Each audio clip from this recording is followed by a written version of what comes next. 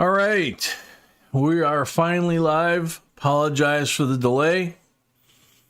Get it right out of the way here because I know there's a lot of y'all that are here. I haven't said hi to anybody yet. I will do that like I normally do. I was doing stuff around the house today, and I guess I overdid it or did something wrong and really aggravated the back injury. About a half hour ago when we should have started, I was pretty much face down, and B was feeding me pain meds and giving me a rub down with the lidocaine stuff. And I'm okay now. The meds have kicked in. I should be fine. And I apologize for being late. It just, it just happens. Yeah. Yeah, the battle between my 26-year-old brain that's inside of my 62-year-old body, So a lot of you can identify with that. You think you can still do stuff, and every once in a while your body tells you So before I'm going to say hello, because it'll be interesting to see as I'm scrolling down. You don't have to show. Oh. Just mention this. Since we're starting late, one of the things I want you to know about is that there's going to be a special giveaway tonight. We were planning on doing it anyway, earlier before I hurt myself.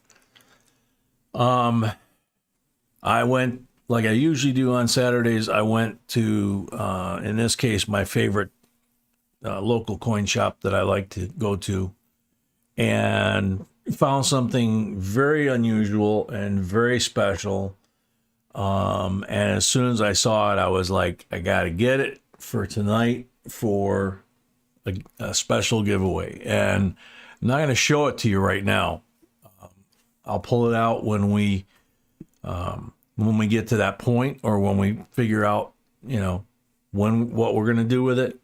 But trust me, it is extremely cool and not a common kind of thing. It's not what we usually give out, but I think everybody's going to get, I hope, really excited when they see what it is.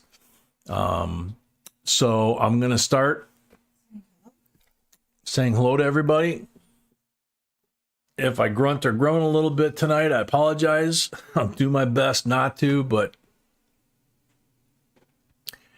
it is what it is. But we're all here, A lot of us are walking wounded, and we're here. So let's do this. Scotty Hall, welcome. Sam Sebi, a member, welcome. Bassman, welcome. Mrs. Yukon Cornelius, a member, welcome. Tina Fackler, a member, welcome. Multi Haystack, a member, welcome. Danyan, a member, welcome. Brett Maxwell, welcome.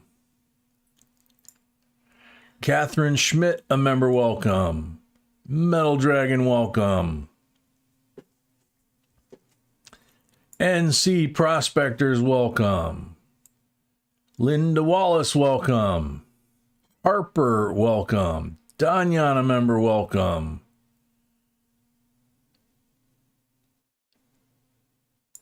Kenneth Preston, welcome.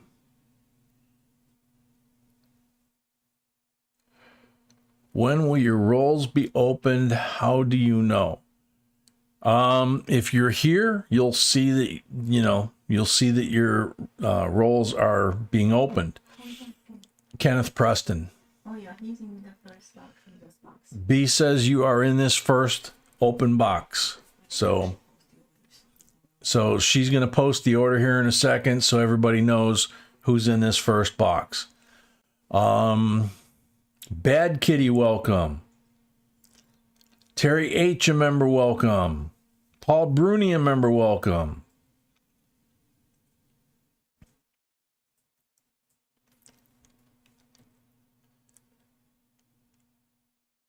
Multi Haystack, a member, welcome. Anna, I'm crazy. Yes, I am. Hannah, I'm crazy. Welcome.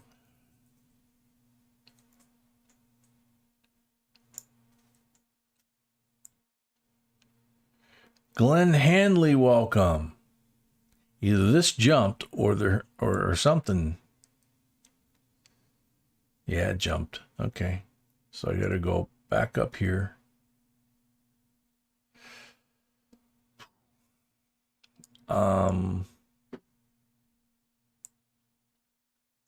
Okay, I think I'm where I should be, but let's see. Bassman, welcome.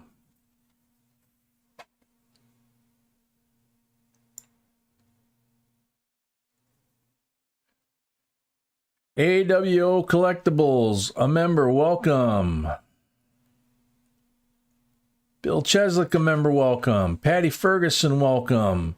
Tiny Numismatics, a member, welcome. And Laura Lella and Zoe. JCDC, a member, welcome.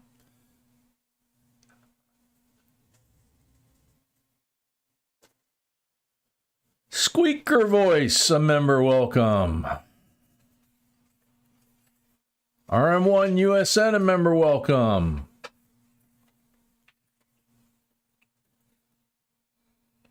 Tiger Terror, welcome. Dude, you got it. You need to hang around more. Your name got called again last night during one of the giveaways. And I mean, we've pulled your name, I think, 3 or 4 times in like the last month. And you're just never here when we pull your name. So, gotta try harder to be here for the giveaways. Brett Maxwell, welcome. Dwayne Pickering, welcome. Barbara R, welcome. Long time no see. Let's see you. Navy Mom, a member, welcome.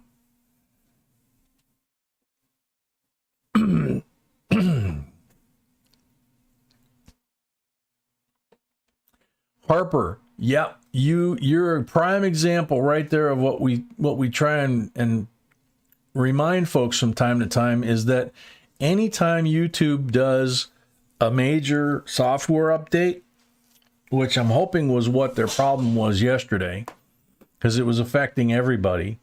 But every time they do any kind of software change or major update, they automatically reset all of our pre-selects, like the notification bell, sometimes subscriptions, things like that.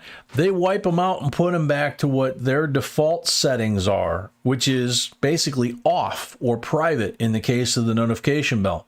So you have to check every once in a while to see if your notification bell's actually turned on. Same thing with your thumbs up. Sometimes you'll do the thumbs up, you check it halfway through the stream, and it's gone. You know, Ruler had that happen one night like 5 or 6 times. He had to keep hitting it. So that's a great reminder. I'm glad you told us about it. Emile Voyer from Connecticut. Yay, one of my favorite names. BA, a member. It's just so much fun to say. It's like RM. RM's name is just very cool. Bill Driscoll, a member, welcome. Thank you, Mrs. Yukon. We feel the same way back to all of you. Seeking Lava, welcome. Catherine Schmidt, a member, welcome. Senla Investments, welcome. CJ Nick, a member, welcome. Daniel D'Ambrosio, welcome. New Miss Canada with Bruce, a member, welcome.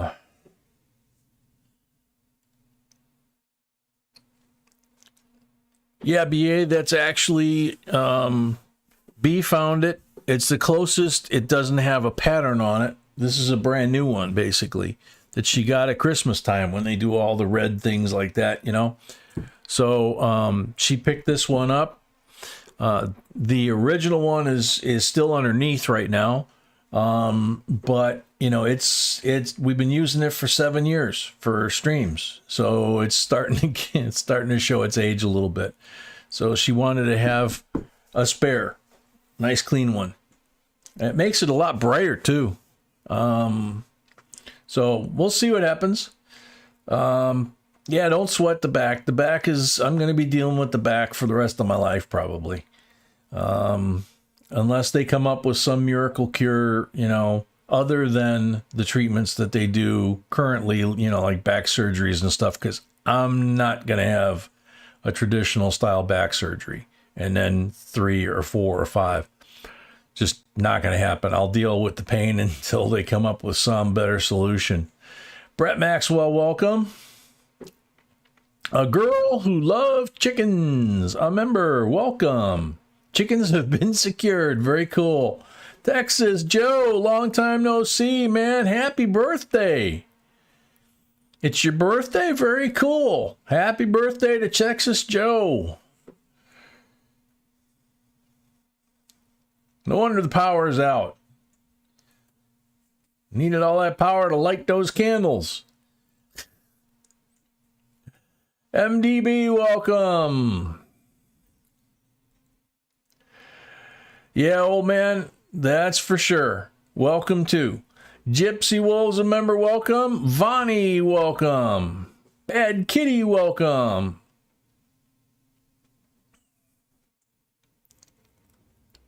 Stan H, welcome. V Rose, welcome. A new subscriber. V Rose, thank you very much.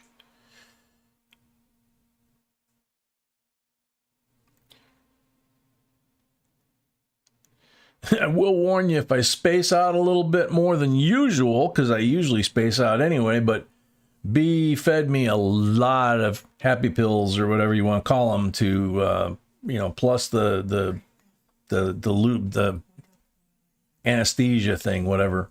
Well, people are asking, so, you know, so yeah, I'm doing okay. It's just, you know, gonna be a little weird.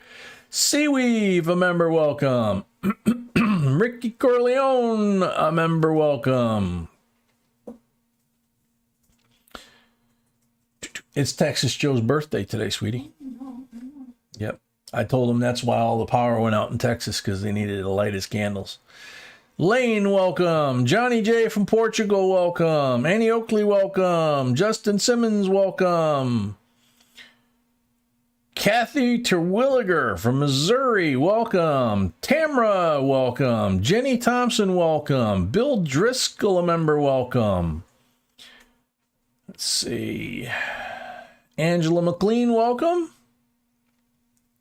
Big Slim 316, welcome.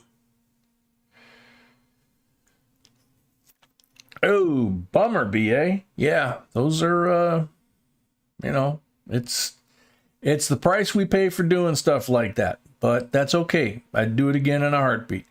Real Ruler, a member, welcome. Long time no see, buddy. Glad you're doing okay.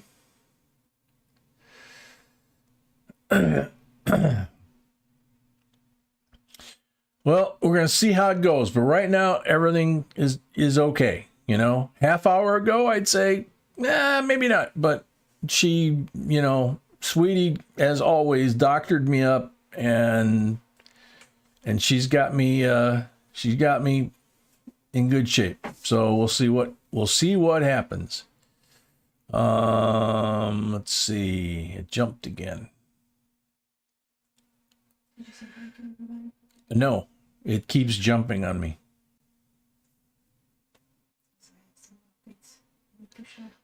You have what? Updates we need to. Okay.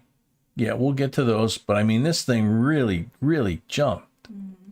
And it's the second time it's done it. Okay, there we go. There's Ruler's comment. That's where it jumped. Angela McLean, your brother loved finding coins. Very cool. Tiny says, I'm back in the driver's seat now. My vision is good enough now where I can make out the chat now. Very cool. Glad to hear it, Tiny. Although we do miss Zoe. You know, she did a great job driving for you.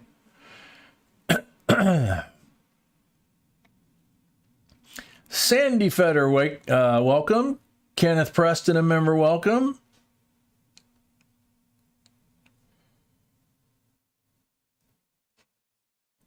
Chuck Freeberger, member, welcome.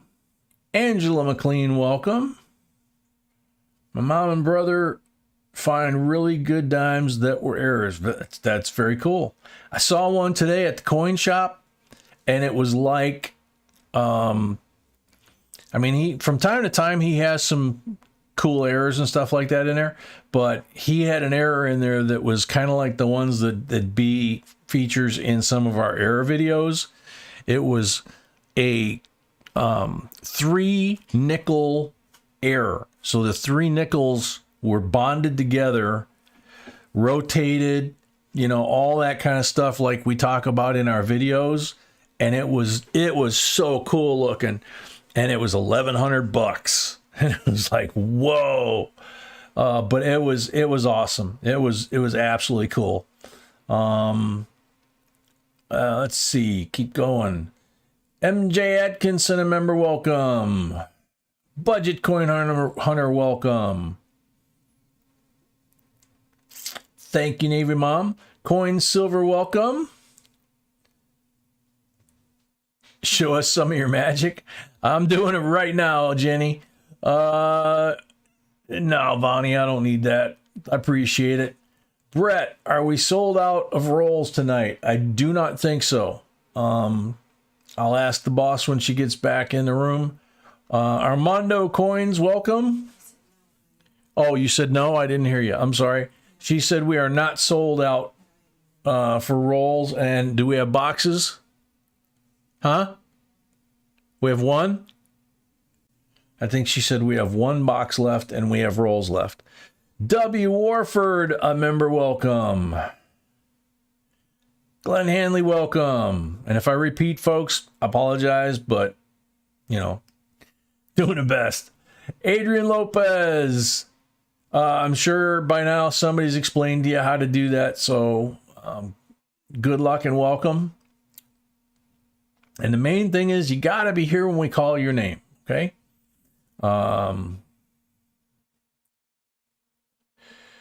Let's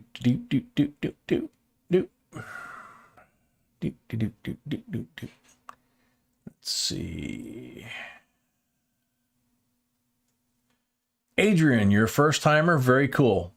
You are going to be extremely surprised how welcoming this family, this group, and this chat is, and how helpful they are. And hopefully once we get started, you're going to have a heck of a lot of fun and maybe learn something along the way. That's kind of how we roll. Denmo, welcome. Colton Naper. I hope I said that right. My son said he hoped you got to feeling better in your back. Yep, I'm doing much better. Thanks for everyone for the warm welcome. See, God bless and happy hunting. So cool.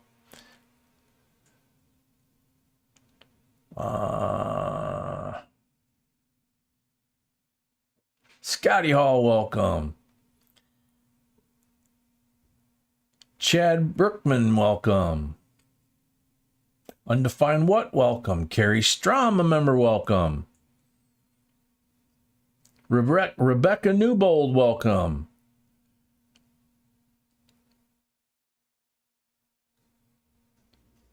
Heather's Chubby Hubby, a member, welcome. Phil Robertson from Nebraska, welcome.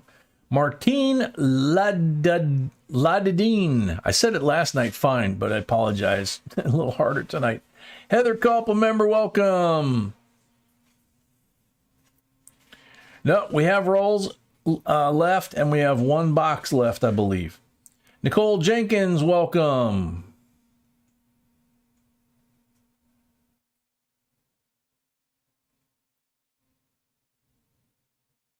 Ruler, I don't remember it, to be honest. I'm sure that I didn't look into it.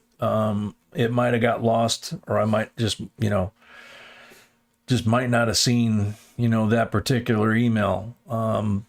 Most of the time when you guys email, B winds up catching those emails. Every once in a while, when I get into the channel, I wind up catching some of the emails.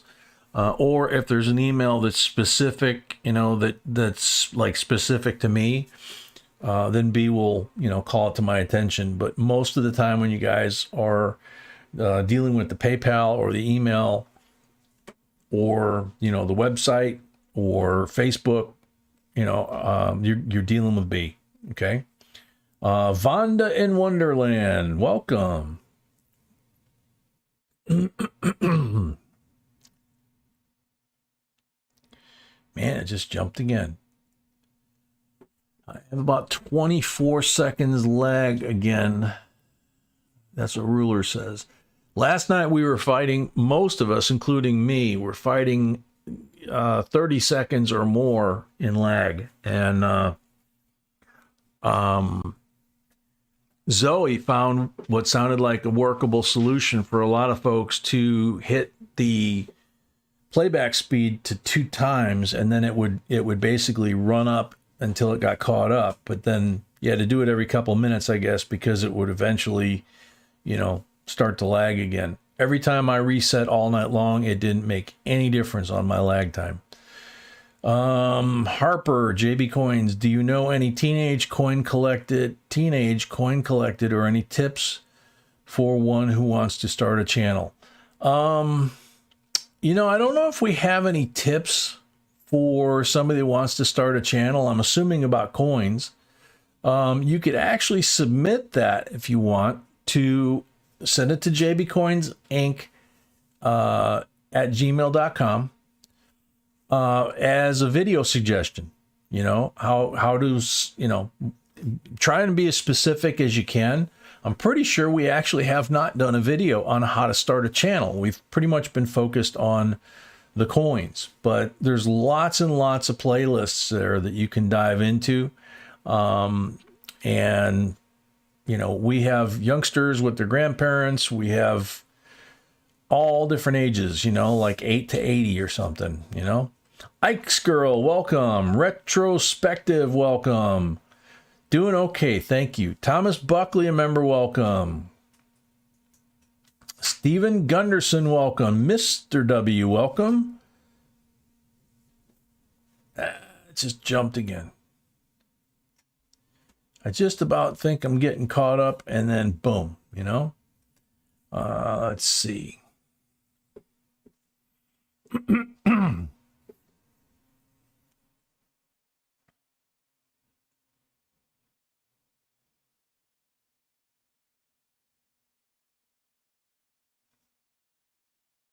Oh, so my voice sounds funny when you go to 2 times? I bet.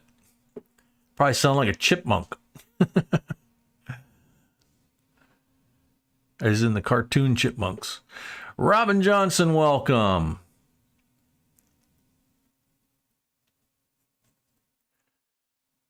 Yeah, that Harper, that really is a pretty cool idea because, like I say, I don't think we've done that, and that's the whole concept behind B's idea of viewer suggested videos, and then doing a giveaway based on that, because, you know, we've got like 2,000 videos and live streams, so, you know, letting us know what we've missed or what you'd like to see or see again or updated or whatever, those kinds of things are cool.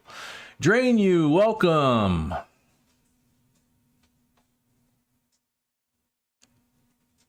Drain You, we started late.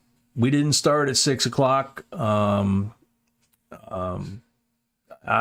jacked my back up, so I've only been on, you know, long enough to say hi to folks, which is something that I do. I say hi to as many folks in the chat as I can before I start opening rolls, because once I do, I miss folks.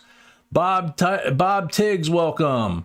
Jack Gallman, welcome. What are the numbers in the top right corner of the screen? That's the live subscriber count. So we're at 197,147. AS, welcome. And I think I'm actually caught up. Paula Costa Jr., welcome. All righty. Looks like I got caught up. So that's very cool.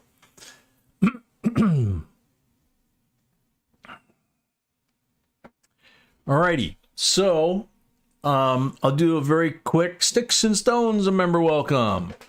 I'll do a very quick intro here for those of you that are new. Saw a lot of new names, might be, you know, and a lot of you said first live stream. Frank Lisso, welcome. So JB Coins, basically J on JB Coins is me. I'm Jay. It's not my name. It's just an initial of my name. B is my gorgeous bride to my left. You call her Mrs. B, Ms. B, something like that. Zoe calls her Aunt B. She's one of the few that gets away with that. And I call her Sweetie, and sometimes I call her B. And I'm the only one that gets away with that. So, but, you know, she is the amazing person that created, you know, the scripts for the videos. She edits them after we shoot them. She comes up with an idea of what to shoot. She switched us from XSplit software to OBS that you see before you, with all of that stuff. Everything that you see on that screen is like an overlay. So it's like laying cards on top of each other, and each one has a different image, and you got to move them around. And I watched her work on it for a little bit, and I was just stunned by what she was creating. So yeah, she is an awesome lady in every respect, but you know, watching her create this thing for you guys, and for us, you know, to make things easier. It's just it's what we wanted to do when we upgraded to all this equipment, and we still got stuff that we got to bring online. So very cool. Steve Gunderson, yeah, there is a comment video. It's Jedi Joe's birthday today too. Wow. We had happy birthday to Jedi Joe. We had two last night, I think. We had Auntie Stacia, and we had gosh, I can't remember who the other one was now. Shoot, I'm sorry. So anyway, oh yeah, Jenny, I've already had a couple pieces of that. She made sure that I ate some of that after she gave me all the other stuff. So gonna explain for those that are new. So you kind of have an understanding of what's here.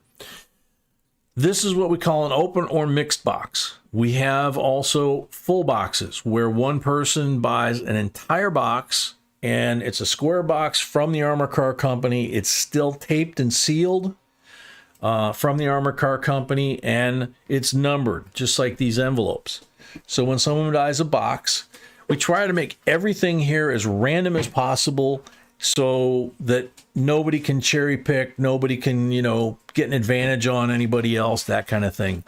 Over the years, we've had different people that kind of figured out how things worked, and so we made it as random as possible so that they couldn't do it anymore. And once they couldn't do it anymore, a couple of them left because they were just doing it to beat the system. So every box that we do, this box is what started it basically, is the open boxes. We put 5 marked rolls that we mark with a magic marker on the paper, and then B flips them over and hides them in the box. So even if there's silver enders down there, or decam proofs, or anything else that would be interesting, you know, that we would consider an ender down there, she also mixes in those 5 guaranteed coins. So every single box we do, whether it's an open box like this or a full box, is guaranteed to have 5 coins. 3 rolls are marked black, and they represent BU 40%er, something like that. And 1 green one, which I don't see a Benji. I'm missing my Benjis and my ladies. Thank you, sweetie. That's my real lady right there. So the green marked roll is a BU Benji. Okay, like that. And then we have the last but not least, we have a red marked roll, and that's a Walking Liberty 90%er. And they're going to vary. They're going to vary from toned to shiny, but they're going to always be the best quality that we can find at any given time. Okay. A lot of times they are AU, which is, you know, well, the Walking Liberty, an AU is pretty high. Jedi Joe, happy birthday. Welcome. So that happens in every box. If you buy rolls, minimum's 5 rolls, you get 3 pulls from the silver bag. If you buy a whole box, you get 25 pulls from the silver bag, and you get to pick one of these numbered envelopes. Each one of these envelopes has an MS-70 Silver Eagle in it. They're all different mint marks. They're all different values. They're all valuable, but they're all different values. And same thing, we number them so that somebody that has a first full box, for example, doesn't say, "Ooh, I want that one because I know that one's the rarest." It eliminates that, okay? This bag was handmade by my sweetie. And you can see we've been using it for the live streams for a while. It's getting a little threadbare. She made it custom made just to fit my big old hairy hand. So I can't see what I'm pulling in there because the chips are way down here. These are just plain old wooden chips from Hobby Lobby.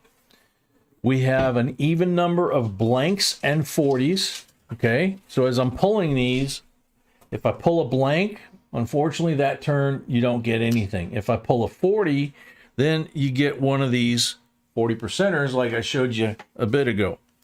There's 190 in here. It's the only one. And it's a 64 single year of issue, 90% Kennedy BU condition. And some folks last night were getting 3 and 4 of these during their turn. And that's not entirely unusual. You know, we go through at least a dozen of those every night, sometimes more. So, and we try to keep everything still in the camera shot so that you can see everything that's going on. Let's see. Oh, we do giveaways at the end of every box. So for example, tonight we have Friday and Saturday nights, we have 6 boxes scheduled. Wednesday nights, the members only live stream, we do 3 boxes because it's a work night. But there's a giveaway at the end of every box, and there's a giveaway every 100 likes, starting with 100 likes, which we've already passed. And we do that, you know, 100, 200, 300, 400, 500, that kind of thing. We also, if there's more than one box, that full box that people buy, then we have what's called a box battle, and they battle it out with between each other, and it's based on how much silver they find in the rolls, not the guaranteed silver they get, and not the pulls that I do, but in the rolls, how many silvers do they find? So the one that gets the most silvers wins. If there's a tie, we have a tiebreaker software on the computer. And the winner of the box battle gets a bonus coin. And we do surprise giveaways from time to time too. So the whole idea is Glenn Hanley, a new J&B member. Yay. Thank you very much. Welcome to the family. We consider y'all family anyway, but if you become a JB Coins family member, depending on what level you come in at, you get perks and you get things like, huh? Oh, I missed your dancing pig. I'm sorry. Hardcore Copper, welcome. AS, welcome. A full box is $350. But everything that we find of value inside that box belongs to the person that buys the box. You're not getting $500 worth of face value coins for $350. You know, nor are you getting $50 worth of face value for $35. What you're getting is what we sort and find: error coins, gold coins, silver coins, any kind of collectible or cool coin, commemorative coins, you know, and we tell you what to look for, you know. So it's we try to make it as fun as possible. That's the whole thing. The only real rules we have here, we're very different from other channels. The chat, you'll see, we talk about everything. We talk about all kinds of stuff. Yeah, we talk about coins, but sometimes we talk about music. We talk about our kids. We talk about, you know, all kinds of stuff. And just like a family, You know, people will tease each other, you know, that kind of thing. But there's a line that's kind of an invisible line that we don't cross. We don't disrespect each other. Okay. We treat each other with respect, even when we're teasing each other. We don't cuss, and no politics. That's it. That's pretty much it. If you can do that and act like a grown-up, or not so much act like a grown-up, because I'm not even grown-up. I'm old, but I'm not grown-up. But, you know, don't be an idiot. Don't come on here for shock value. You'll be designated a troll, and the moderators love whacking trolls. So that's where those thumbs downs come from, for example. Heather Mendez, welcome. So, let's see. Did I cover everything? Mm-hmm. Okay, cool. So, First question, Kevin asked if he's in, if not, I'll change the order. the what? Kevin S. Kevin S. Make sure that he's in, if not, I'll change the order. The box.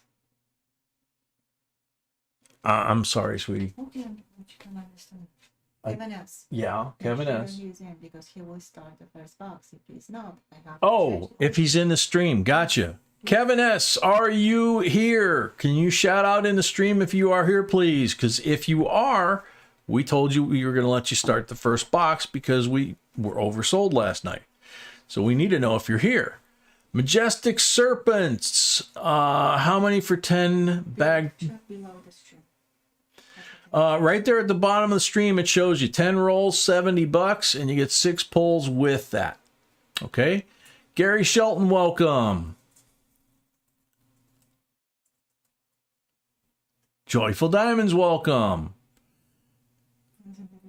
Okay, so let's start with the giveaway, and if it's not in. Okay, so we're going to do the giveaway first. There he is, Kevin S. Okay, so can I wait?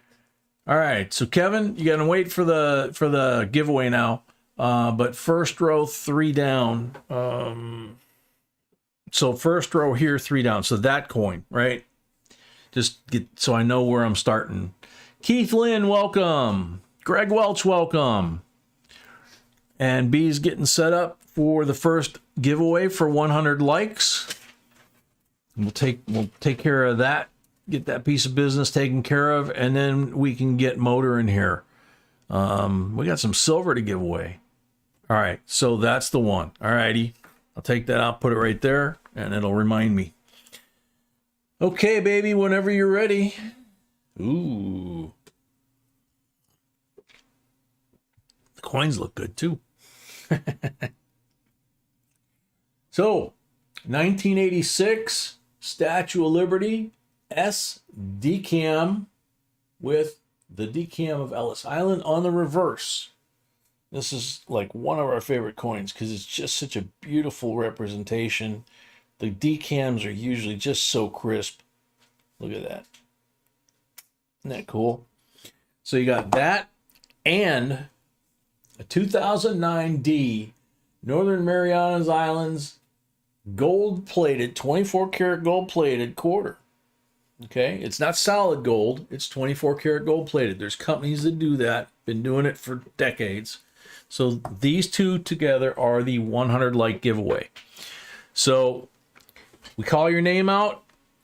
You're going to have 30 seconds to shout out in the stream that you're here and claim your prize. If not, we'll call next and we'll move on. Retrospective, welcome. Frank Lisso, welcome. Mark Martin, welcome. If I missed anybody, I apologize. From this point going forward in the stream, there's a likelihood that since I'm facing that way and the computer's over there, that I may miss folks when they come in. I'm not being snobby or stuck up or ignoring you. It's just, I can't be looking both ways at the same time because Marty Feldman didn't tell me how to do that. Okay. Let's see. Good one, Paul. Silver and gold, silver and gold. There's some in them boxes my body has told. Sorry, the voice is not normal tonight. Fran Gatto from Vegas. Welcome, Fran. Getting there, baby? Yeah, it looks like it. Software's starting to work. And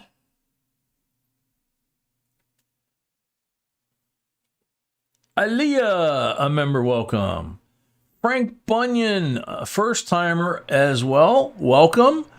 You're gonna get a quick crash lesson, and you picked perfect time because we're doing our first giveaway, and we got a full an open or mixed box. So Christian has a concussion. Oh man, Catherine.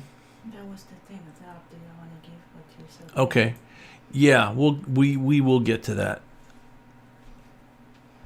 Okay, so Ricky Corleone. I can't see the comment. Is the comment qualified? Yes, I have. Okay. I just got a fake one. Yeah. All right. B says it's a qualified answer. I can't see her screen very well tonight. Dan Thiemann, welcome. So Ricky is on the time. So, Ricky Corleone, you are on the timer.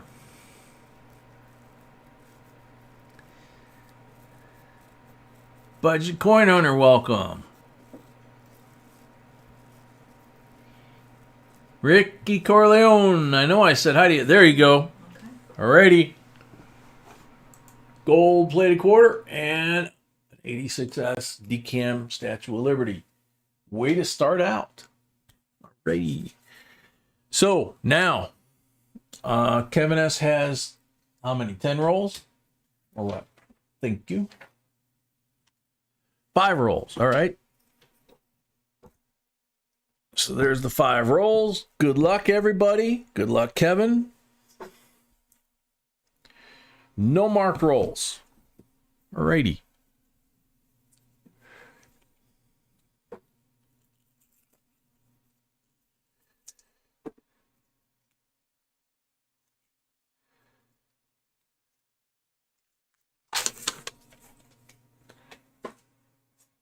Yeah, Ruler, I was thinking about you last night during the stream when I was counting the pulls, because I couldn't cheat and look at the screen to see what the moderators were coming up with for the count, because they all had severe lag like I did, and they were all different lags, so they weren't coming in the same order, and it was just confusing the heck out of me. So I just waited and counted till the end of the polls and then stopped, waited for everybody to catch up, and then we checked it. Clink, clink time, according to Zoe. Yep. Zoe, you did an awesome job last night. I'm sorry I didn't notice when you guys shut down for the night. I don't think I said good night. Nicole Cruz, a member, welcome.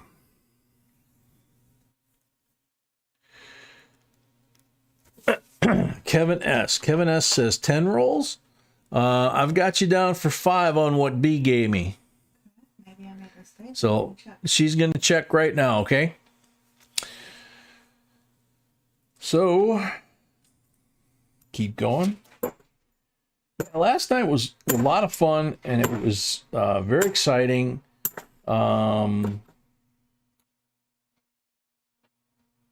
Miss Fix It was the last of 4 boxes. We had a 4-way box battle for those that weren't here.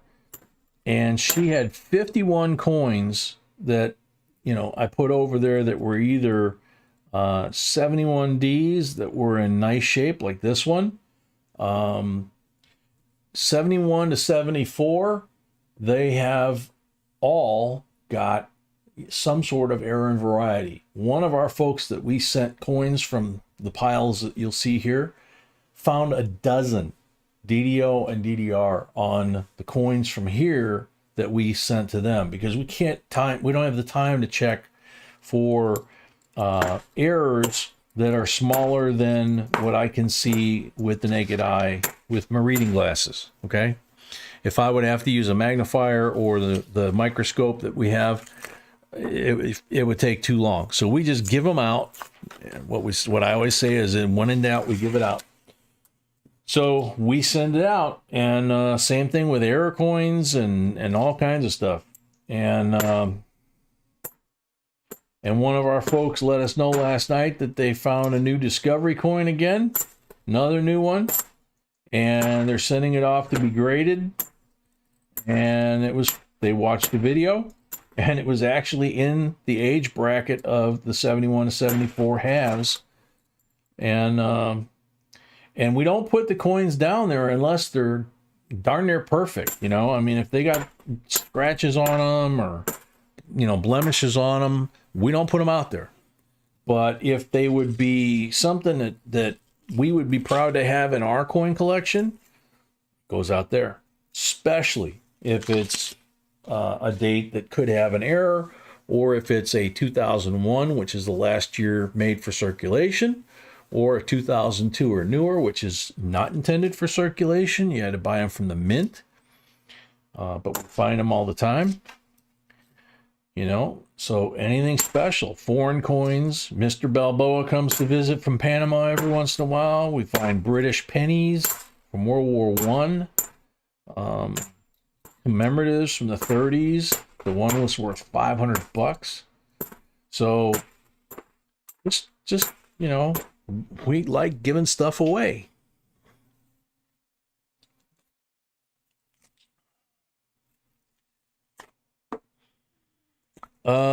Yeah, ruler's got a point there.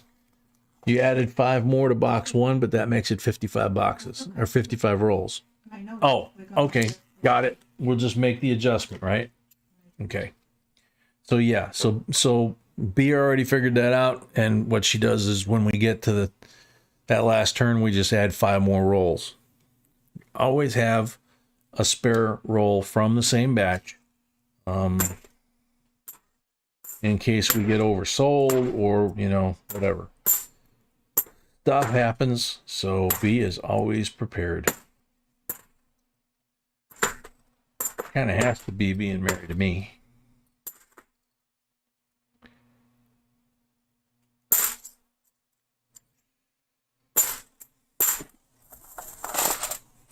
So, only one good keeper in the box, but we got 3 pulls, so let's see if we can't get some silver on the table. Harley Welch, welcome.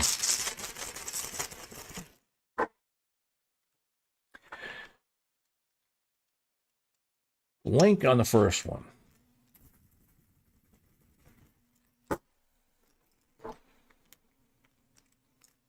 $40 on the second one.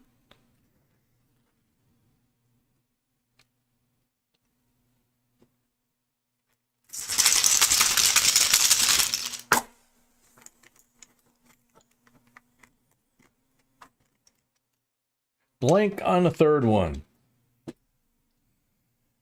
40%er and a 1971D.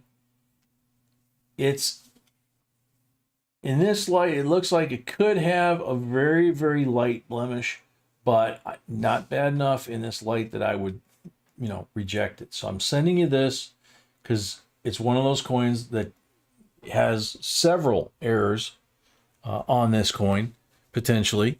And if you can find it, very cool. If it's nicer than what you got, then it can go in your collection. Okay, so he has 5 more rolls, right? Yes. Okay. I post sold out. Sign. Yeah. If somebody would like a box, it's okay, but we're not going into selling the last 6 boxes and mix boxes. If that makes sense. We usually try and 3 and 3. Okay, gotcha. So, So we're sold out of mixed boxes like this. She's got the sold out sign up. If someone would like a full box, we do have a full box available. that would be the 6 box. And that would be the 6th box for the night, which, you know, if not, we'll finish after 5 boxes. Let's see. Yeah, he did buy 10. B corrected it on the list. I didn't go back in here and pull the other 5. So we'll make that adjustment. Black marked roll. Sue.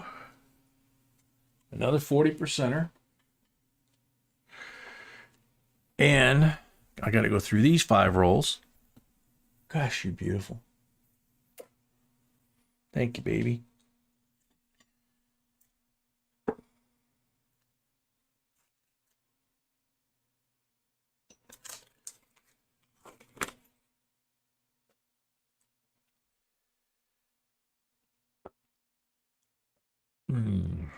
Hey,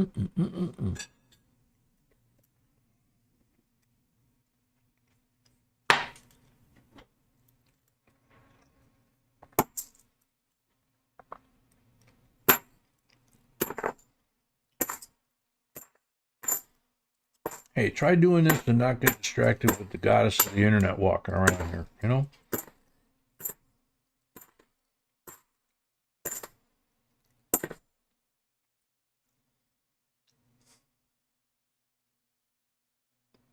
Nice 72. Again, another year. In fact, I think it was the 72 that had the discovery on it. Take that back. It was not a new discovery. It was, watched the video about what to look for, found the error, submitted it, and it came back 1.5 grade higher than the highest known prior to that coin. So he now has a coin that is the only coin in that grade at the maximum grade for that coin with that error. So the numbers that he was finding of potential value, they all had 3 zeros in them. So he was going to look into putting that in the auction house and keep us posted. 71.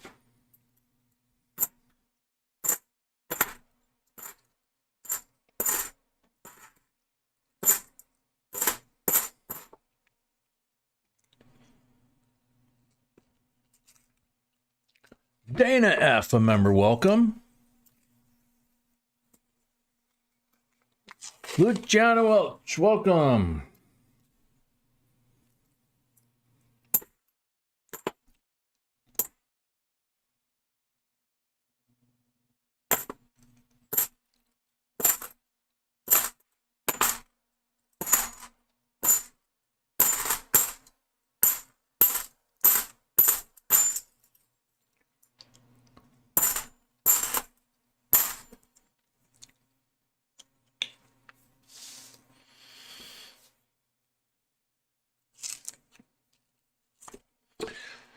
So that's the number, 67 boxes in a row with silver. At least one silver in each box. Some quite a bit of silver. Bassman is the official keeper of the count for that, by the way.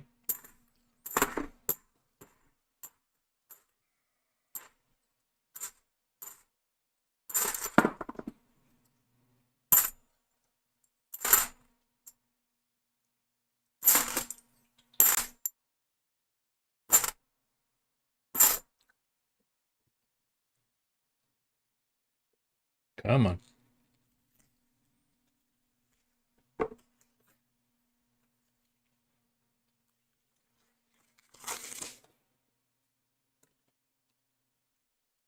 Donations for those.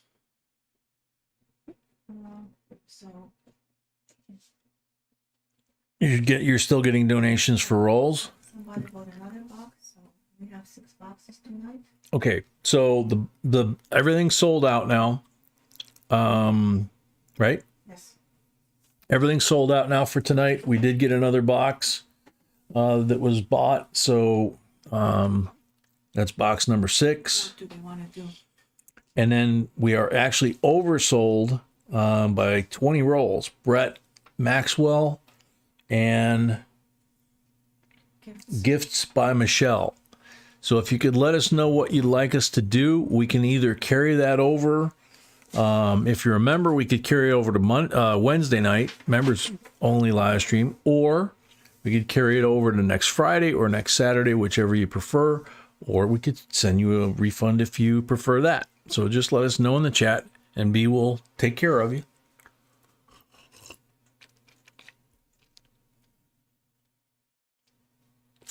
Okay.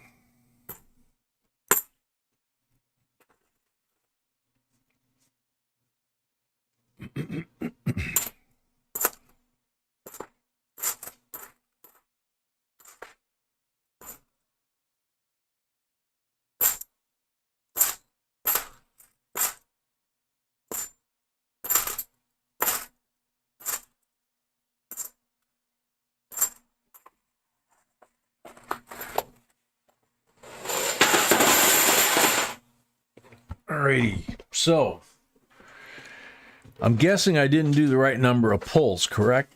So I still have to pull 3 more pulls. Yeah.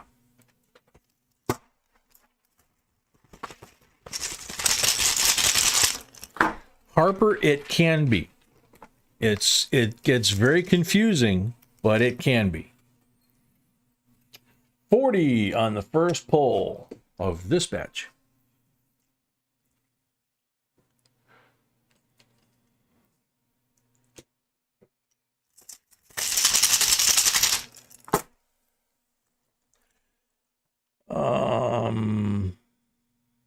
Gifts by Michelle said next Friday is fine. Thank you, Gifts by Michelle.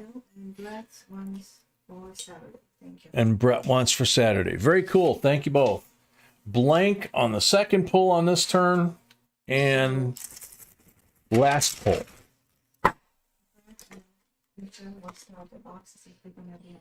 Okay. Brad and Michelle, if y'all are here when we are prepared to start, you'll each start a box. You're on different nights, so you can each start the night off. Officer Stompaho, welcome. Blank on the last pull. Alrighty, so we had 2 more 40s and 2 more possible error coins to Kevin S.'s haul. Thank you, Kevin. Now, Navy Mom. Navy Mom went big and bought half a box. So basically these 2 rows here and 5 rolls from this roll here. But first we'll do the first 15 and then we'll come down and snag 5 out of that next set.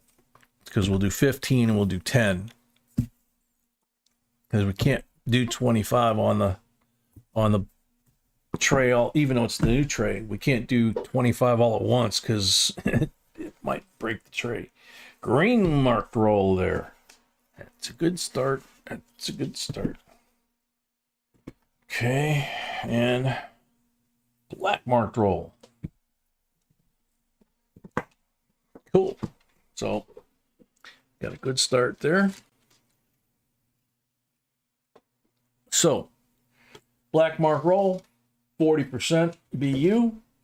Green mark roll, BU Benji, 63. Nice detail on the back of the bell. There they go. And we start. And then once we finish these, we'll do her next 10. And then we'll do all her pulls all at once. Okay?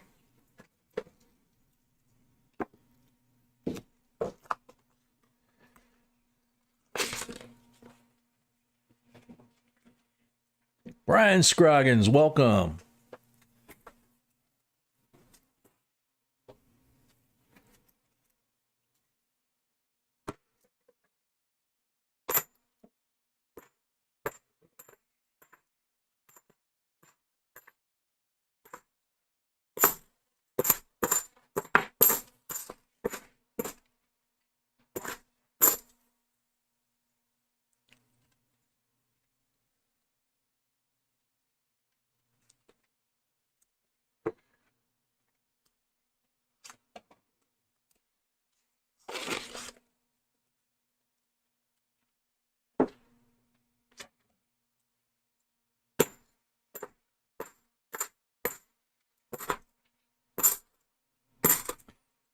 Realized that I forgot to put my little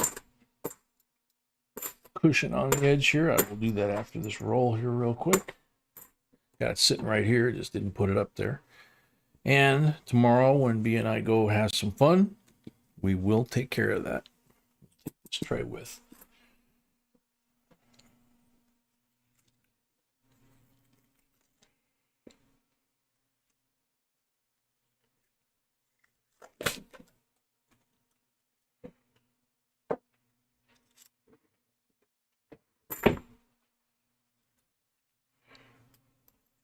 Whoopsie, whoopsie, whoopsie. Bad 97. Bad bicentennial. Okay.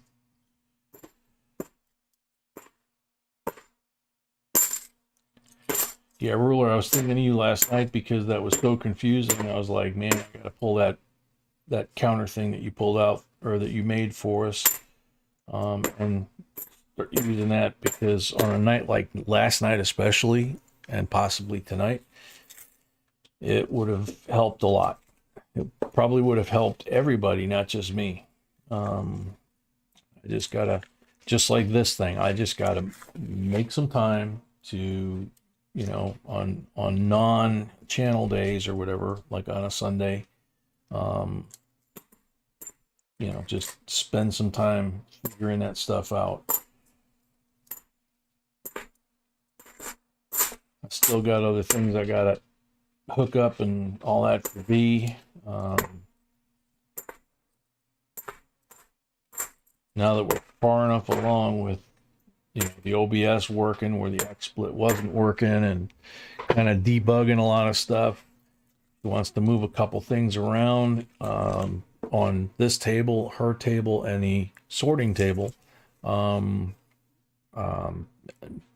call it a sorting table. It's actually the mailing table. It's where all your guys' stuff goes.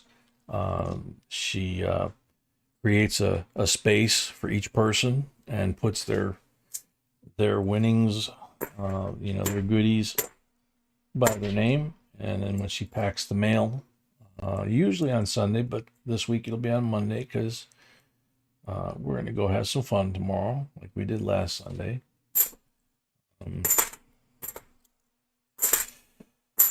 But she keeps it organized that way, and then she packs from there. So we got the new printer that goes with that.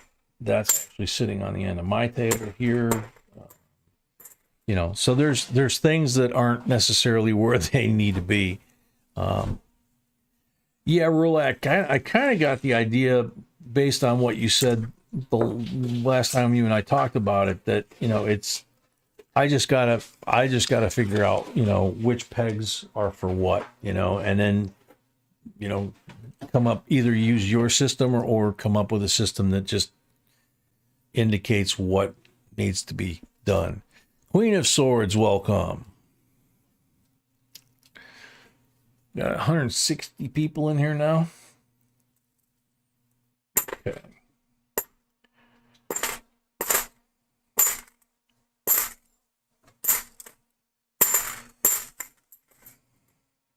Nice 71. Still got the flow lines and the luster from the mint on that coin. If it's got the DDO or the DDR or one of about 8 or 10 different possible errors or varieties, here's another one in nice shape. You know, depending on which one it is, it could be worth some decent money, because those are in basically AU condition or better. So, you know, you can put the nicest one in your coin collection if you don't find an error. If you find the error, you can put that in your coin collection. And if it's an error that has value like the one found the other day, obviously cashing it in for $3 to $5 grand or more, got no issue with that. We'd be doing the same thing. 81 in nice shape. When we give you coins like this, it's basically, we know that in 1 to 2 years, the mint has scheduled a new $50 to come out circulating. So we suspect that these are going to go away. So what we've decided to do is, BNI, is we want to give you guys any coin that we find, you know, like that one. Here's one that I'm examining. It's nothing special. No, it doesn't make the cut.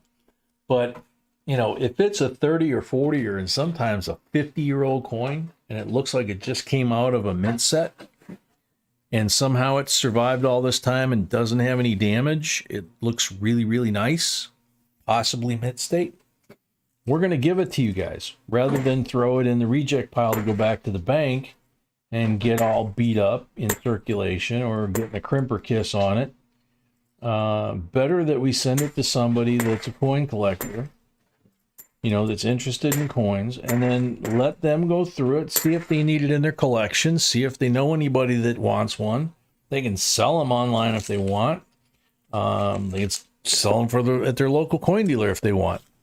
So there's all kinds of, basically is we want to get the good coins out of here and into people's hands that will appreciate them. Because if they take these out of service and out of circulation and melt them down or whatever they're going to do with them, like silver dollars, peace dollars, a lot of other coins before them, Indian pennies, things like that.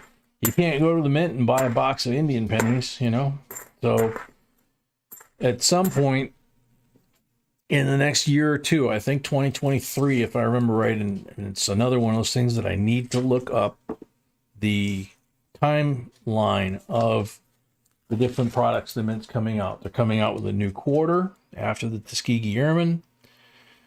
It will have different designs. It will be different from the quarters we're used to. The half dollars will be different than the half dollars that we are used to. And possibly even new materials. So let's get as many of these that are good quality coins. People like Tiny and ourselves and a lot of other folks that love bicentennials have been pulling bicentennials out of circulation for 5-10 years. Have a pretty good pile of them that are in BU condition. For the longest time, I wasn't doing anything with Ike dollars, but I found out that my favorite coin dealer, one of my favorite coin dealers, the one I was at today, I mentioned Ike dollars, and he said, I've got a drawer with like 750 of them in there. And he let me cherry pick through the drawer. And then another time I went in there and he had a whole bunch of these on the shelf. And I saw all these nice, beautiful pink edges. And I said, what are those? And he said, bicentennials. I said, yeah, give me some of that. So, it's sometimes you throw coins back and then a few years later you sit there and go, oh man, why did I throw that back? And we're getting to a point where they're starting to push electronic banking on us. Cashless society, like some of the European countries have gone to. Some with a certain amount of success, but they still have cash in circulation as well, like we do. One that went all electronic and it lasted about 6 months, and then they started begging the U.S. Mint for coin, any kind of coin from any country, because it failed miserably in that country. So last year's COVID situation, as you know, and the so-called coin shortage on top of it, you had to give exact change or you had to use a credit card. Well, the next step from that, now that they got a whole bunch of people trained and they're giving a debit card instead of a check for the incentive money that they're sending out, stimulus money, they're trying to push us all to use plastic because they don't have to make these, number one. And number two, more importantly, they can track every single dime you spend. They almost can now anyway, even with regular money. But cash transactions are a lot harder to track as long as they're not too large or in a pattern. But you take out $500 a day, for example, which is not a big enough number to normally trigger any kind of notification to the Fed from your bank. But if you take out $500 every time you go in the bank every day, Monday through Friday, for like a month, it's an unusual pattern. And the bank is required to turn you into the Fed and give them a list of your transactions. The folks that were in D.C. At the Capitol building, a lot of them were found because their banks gave their banking information to the feds. There's another one of those engravers that you can see at least 3 rows, maybe 4, where the guy or girl went back and forth. So there's a book out, and I've been trying to get a copy. I know about it. I know about a lot of the content that's in there and what they're talking about. It's called The War on Money. And if you can get your hands on a copy, or if we can get a copy, that we can start putting out specifics for you, it'll curl your hair. It's actually worse than the cameras that are all over the place that mail you a speeding ticket or mail you a ticket for your front wheels being, just a little bit over that white line where you stop. Or now I just saw an article here that one of the local towns is putting people on notice that the speed cameras that they have all through town, mounted the light poles and all that kind of stuff. No warning. There's not like the ones that have the speed limit and then it flashes at you like on the highway. It's just a camera on a black light pole. And if you are going 6 miles an hour or more over the speed limit, they will mail you a speeding ticket with a picture from the camera, and they start at $100. And they go up from there, of course. So I don't think they should be able to do that. I don't think that remote policing with robots and cameras and all that is the right way to go about doing things like that. Shortage of manpower, safety of the officers, whatever.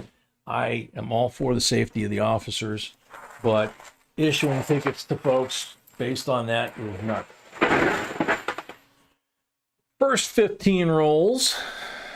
Now we get the next 10, and that'll be half the box. And then we'll, like I said, after we do these, then we will do the pulls for all of hers.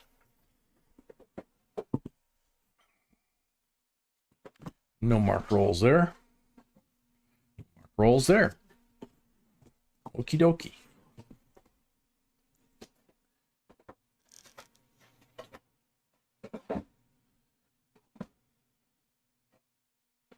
Nicole Cruz, my banker husband said they can also take negative interest from your money you have in the bank to pay off the national debt. This has happened in other countries, basically taxing money already taxed. Unreal. I'm always talking about taking the physical silver. If you're buying physical, if you're buying silver or gold, do not buy ETFs, do not buy SLV or GLD, stuff like that. Buy the metal and don't put it in your bank, in your safe deposit box or whatever. Have it somewhere you can get it in an emergency, because that's why you're buying it. Why let somebody else hold it in their vault? You don't know if they even have it.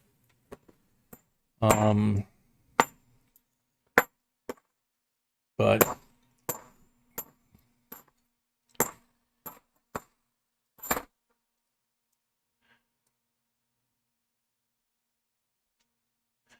ruler, we know. They were not everywhere when we moved to South Carolina 8 years ago. South Carolina didn't have them. I don't remember ever seeing one in South Carolina, except maybe in the construction zone on an interstate.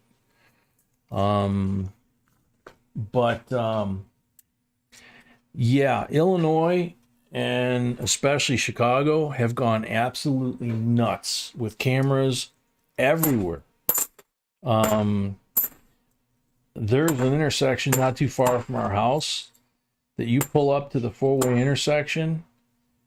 There's a bank on one corner, a 7-Eleven on the other corner, a fast food joint on the other corner, and the other corner is a vacant lot.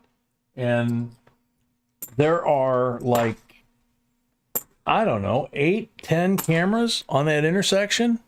It's like, seriously? But You know, so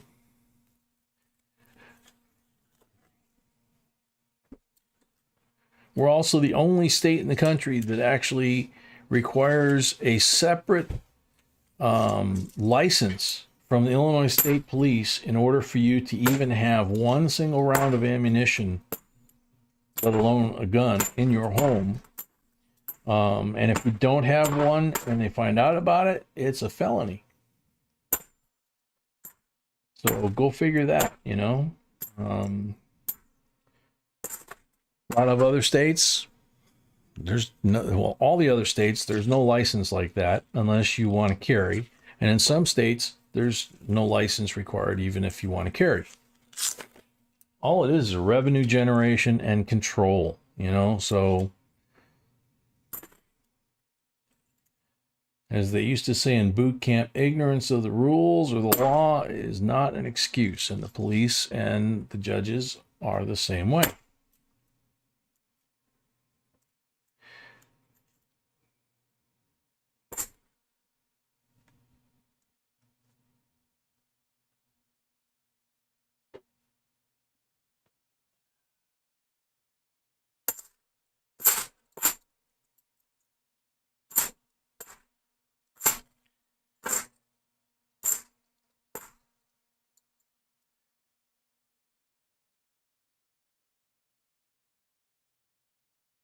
Right. 71, I thought it was going to make the cut, but he's got a whole bunch of those little teeny tiny, what I call micro scratches. And it makes the coin look shiny because there's lots of little surfaces for the light to reflect off of.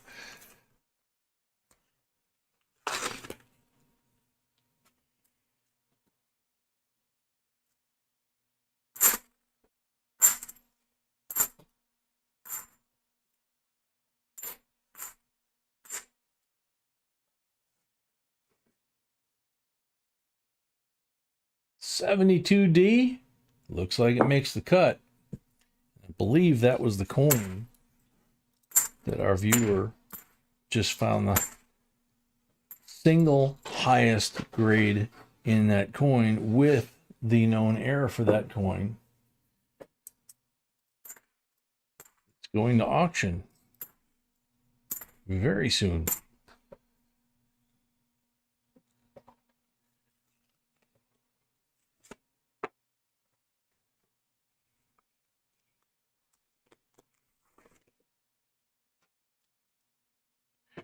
Very thick, bright, shiny one. Whoa, don't drop it. 1980. No, 1990. This one looks like it makes the cut. 30-year-old coin. Actually, 31 now. Looks like it just came out of a roll or possibly a mint set or a collection dump.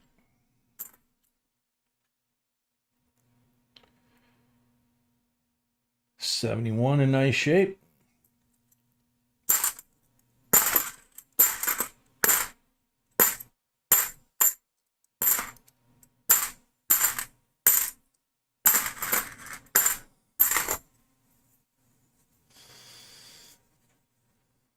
I forgot to put the towel down again. I'm almost done with.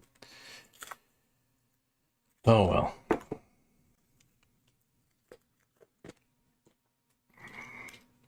Oh. 67.40%. Silver. First one of the box.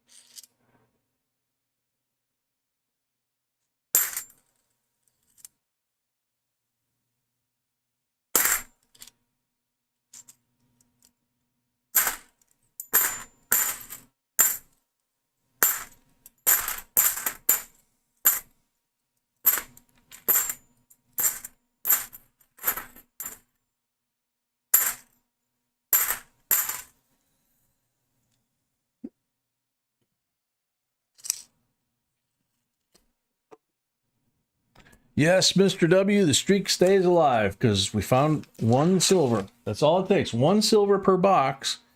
And you have, 65 or 66 boxes in a row with at least one silver. Last night we were pulling, mostly like 3, and I think the 4 in the box battle was like 3 and 2 with 4, and I don't remember what the 4th one was. It might have been 4 as well. Silvers. But that was the one that had 51 of those. So, and ended up with a total of 23 silvers, I think, in that box. So 23 silvers and 51 of those.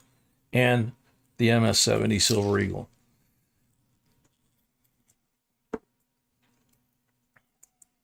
Mossman, welcome. D.A. Smith, welcome.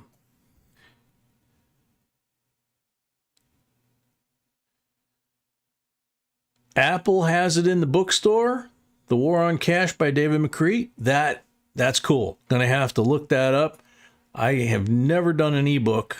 Gotta fess up. I've never done an ebook. I like the old-fashioned books, but I really enjoyed kicking back and turning the pages. Plus, I'm a speed reader still. But if I can get it on Apple at a fair price, I might just do that, because then I have an electronic copy of it. 71 in nice shape.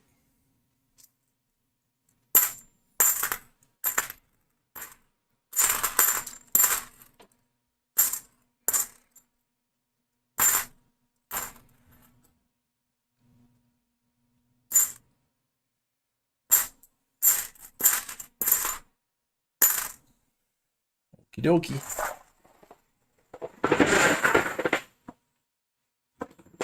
There we go. A couple of Klingons there. So, we're going to have 15 polls for Navy Mom. Milton Torres, welcome. Jim Davis, must be in house. Welcome. Hope you're feeling better. Blank on the first poll.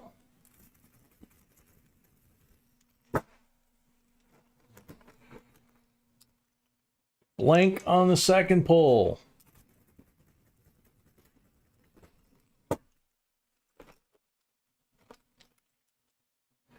Blank on the third poll. Gonna go lefty. Lefty no look.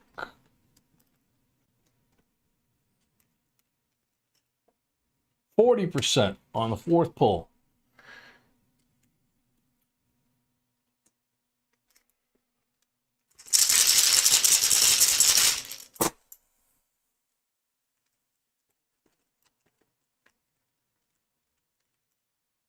Blank on the fifth poll.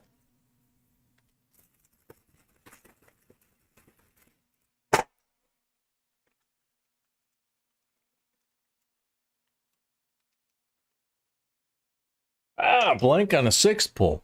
It's not mattering.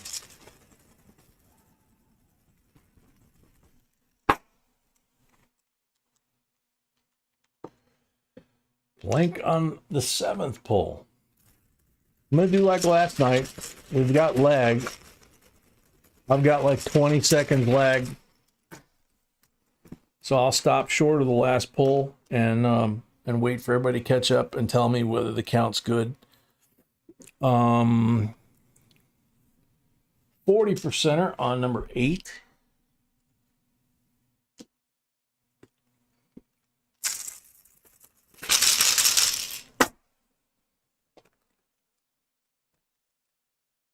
Blank on number 9.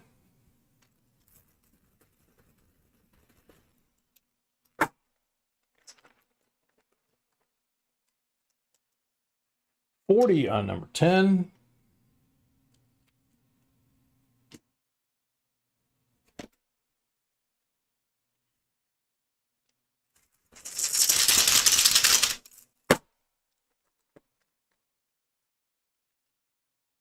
$40 on number 11.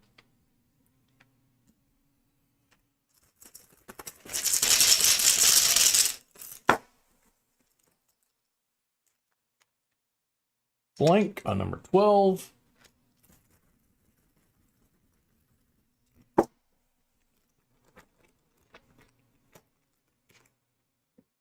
$40 on number 13.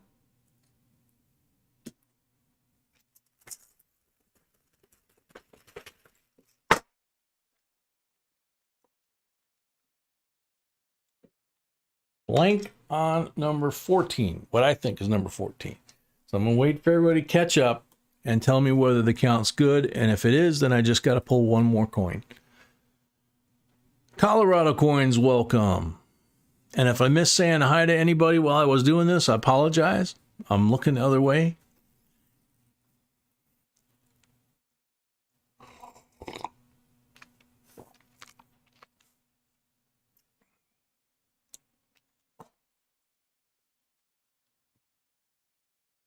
So GNP and Tiny both are saying 14, which is what I had it at. So count is good. One more pull. Come on. Ah, that wasn't what I meant. All right, Navy Mom. So you got 63 BU Benji, 90%er. You've got 6 40%ers, so 7 silvers there, and 1 that counts for the box battle. So that's 8 silvers, and you got 9 of these potential error coins and specimen coins that could be suitable for your collection. So thank you. Whoa, as I drop one. Thank you very much.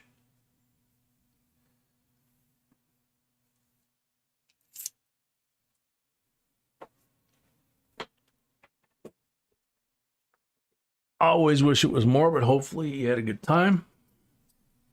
You're very welcome. Thank you. Alrighty. Next up, Kenneth Preston has 5 rolls, and there's 5 sitting there just pretty as can be, waiting to be picked up. Black marked roll. 40%er.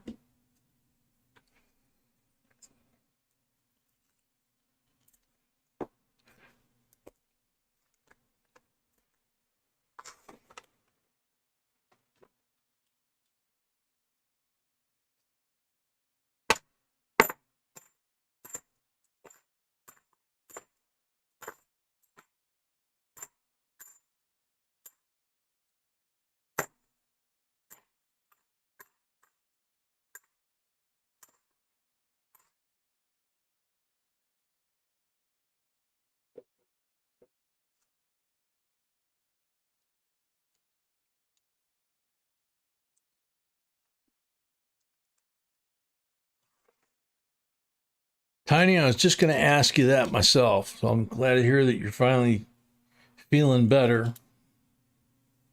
Like I said, Zoe did one heck of a job last night. Of course, we knew she would, right? That little girl is something else.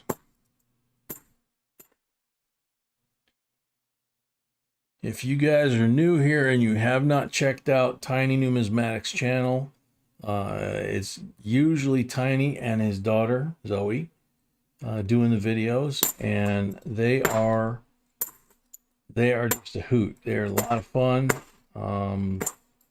very knowledgeable, very polite, and they just make really nice videos. So, and they're sweet people. So if you get a chance, go check them out. Maybe leave them a subscription or and or a thumbs up or something like that.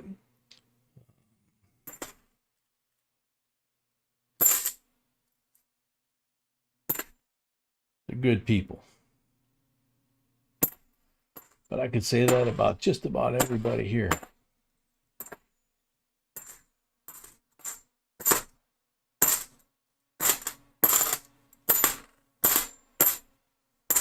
Hardcore Copper also has a very good channel. Hardcore Copper also has a very good channel, B says, which is true.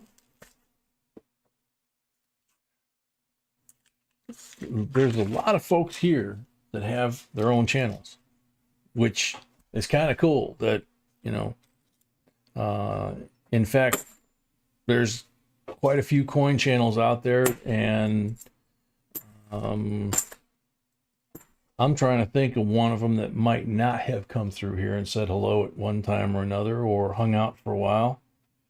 1971 in nice shape. Pretty much all of them did, you know.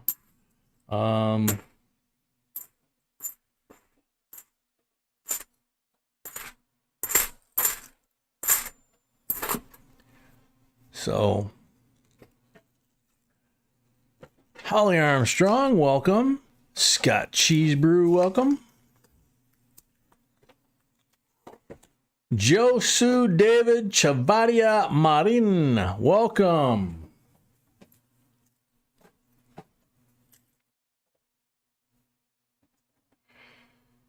Josu, I want a winning lottery ticket so I can buy all the silver and collectible coins I want. I can spoil my bride, and I'll be glad to swap that with you for a peace dollar any day. You know, when you find the winning lottery number ticket, you know, just send that my way and I'll send you 2 peace dollars. 71 in nice shape.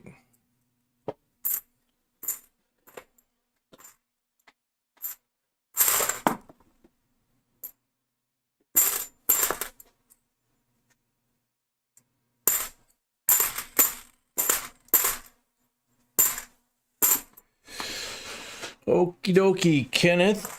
Watch yours, baby.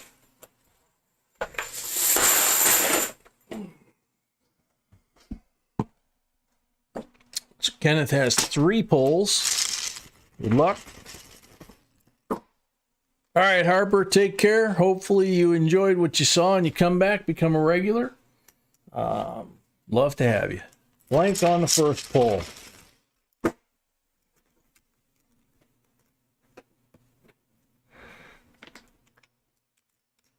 40 on the second pull.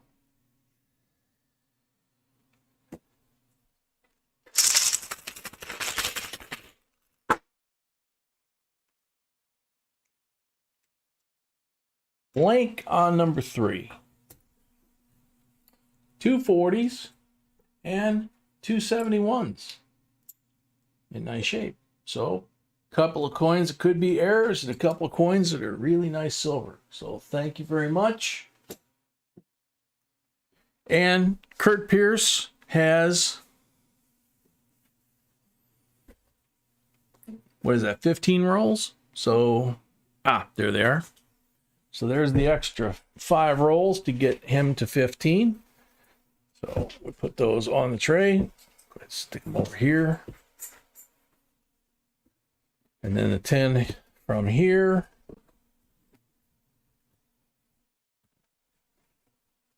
That'll finish out this first box.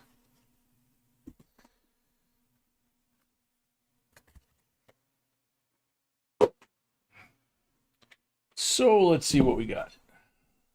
Red marked roll. I forgot we didn't give a lady away yet.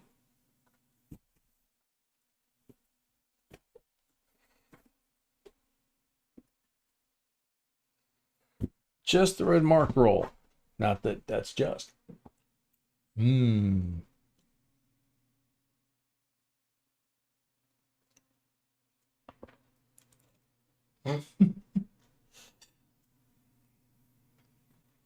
Very biffy.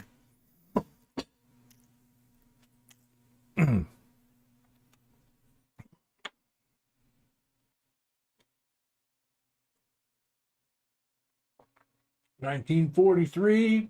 Real nice patina on that one. 90%. Walk of Liberty for the red mark rolls. Sorry about the full amount.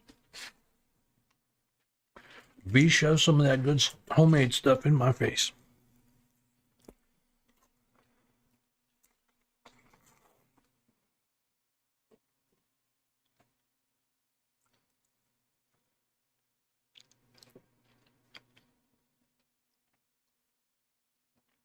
Mossman, you're all good now? Awesome. Put a little cushion down here.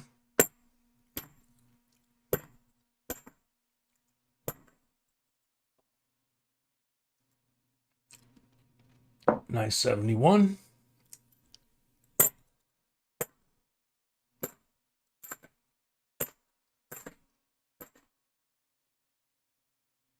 Another nice 71. Still got the halo from the flow lines, and then the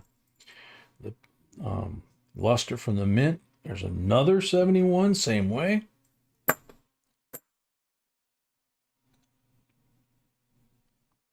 Old Bell, welcome.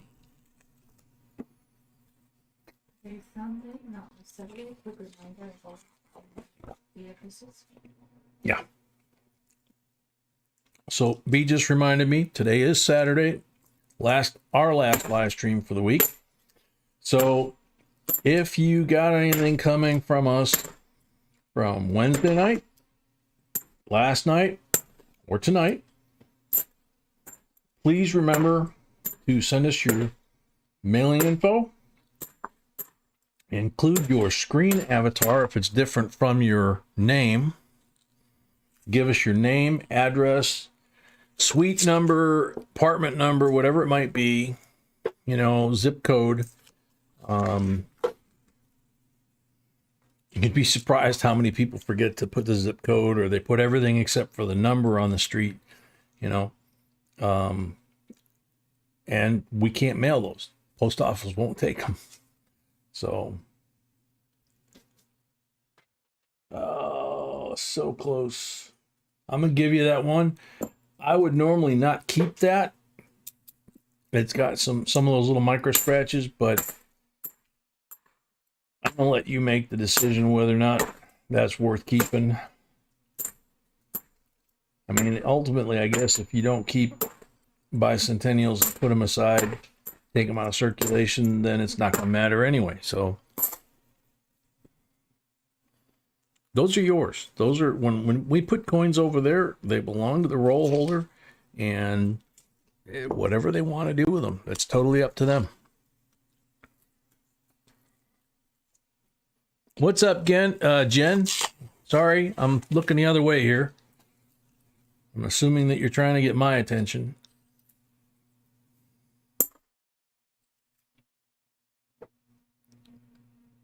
Pretty 88.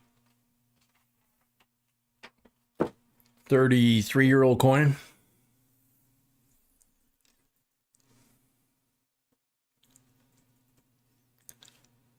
You trying to get my attention to cry?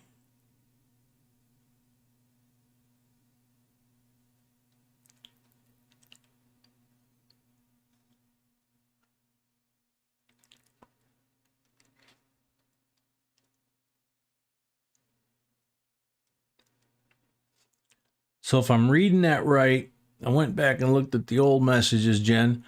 If I'm reading right, what you're trying to tell me is basically puppy is feeling better. I don't know. So I'm back to the coins.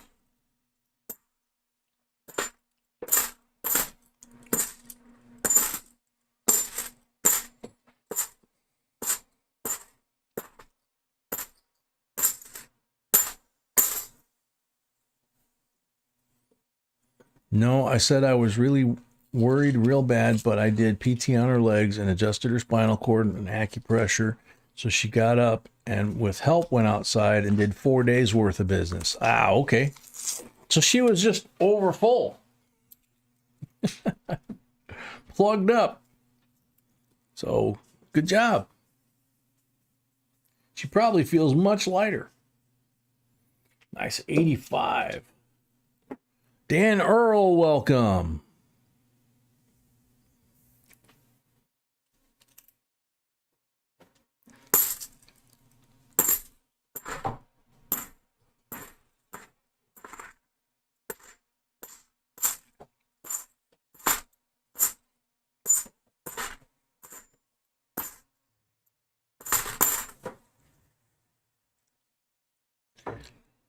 Very cool, Jen. Keep it up. You'll get her back. You'll get her back. motoring around. You keep paying her that much attention and getting her, to unload and then, walk around and stuff, she'll start motoring around probably.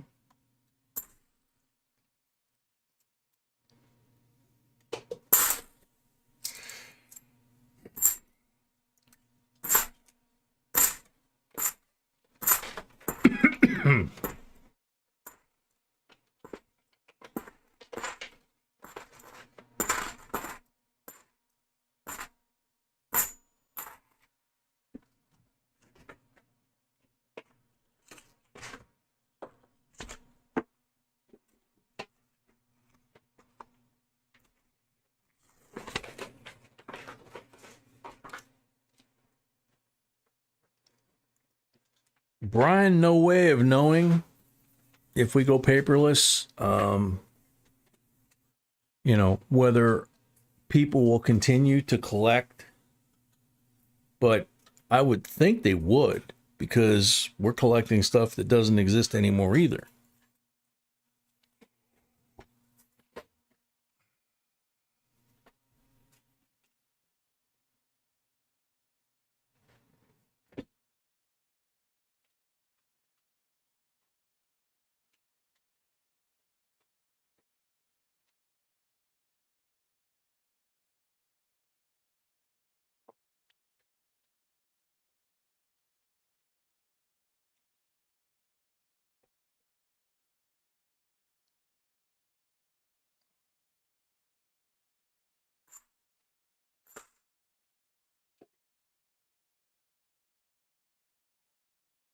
'71 in nice shape.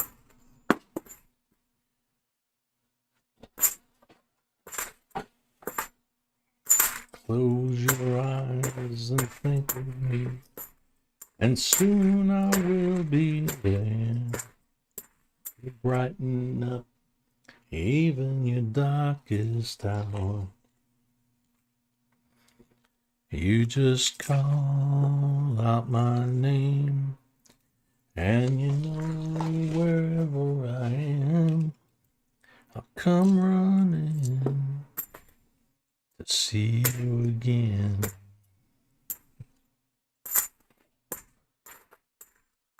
How'd you like that one, baby?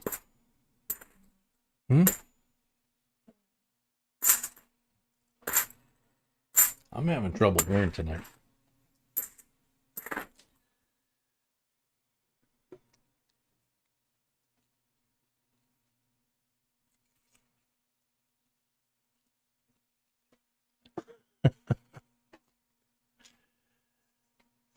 Lori, actually, I was singing the James Taylor version of that.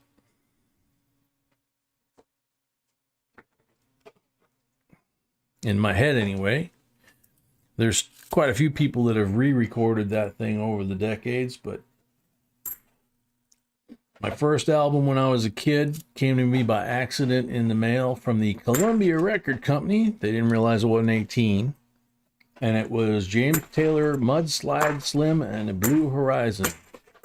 And that was one of the songs, if I remember right, was on that album.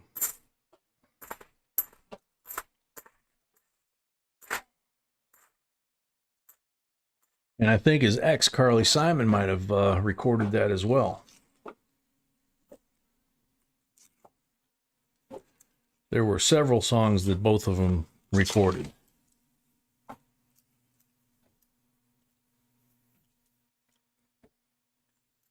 That's a real crooked coin. It's a 71, but it took a hit right across the face and the coin's bent like crazy.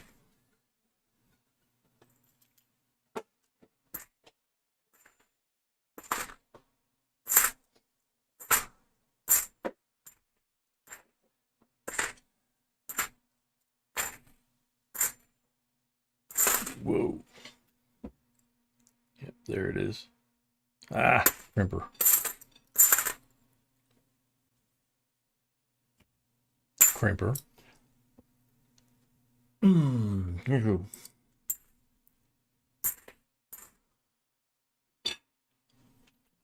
Night, Tiny and Zoe.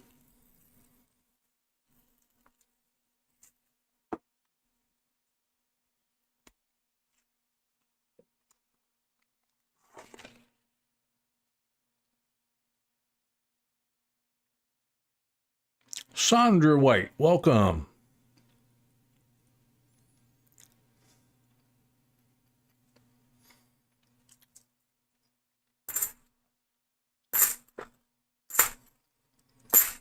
Sandra, it depends on the coin.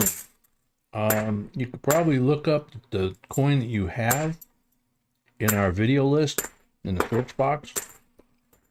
More than likely, we have a video or two about that coin. You can check it out. See if you know what things to look for on that coin.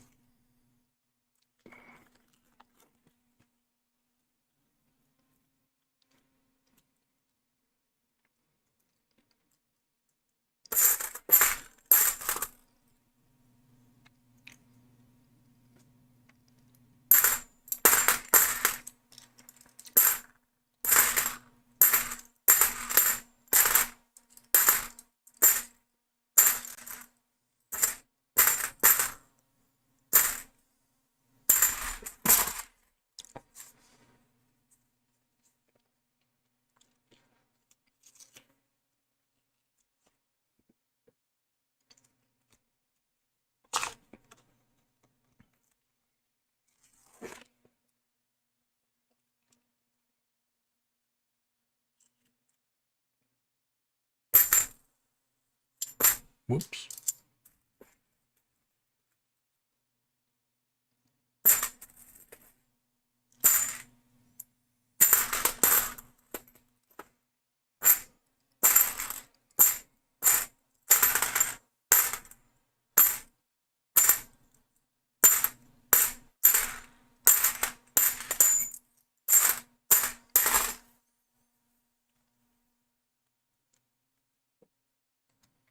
Oh, nice to hear that, Sandra. I will let B know when she gets back in the room. She comes up with the idea for them. She researches them. She writes them. She edits them. All I do is read the script, shoot it, give it to her on her thumb drive, and the rest is her.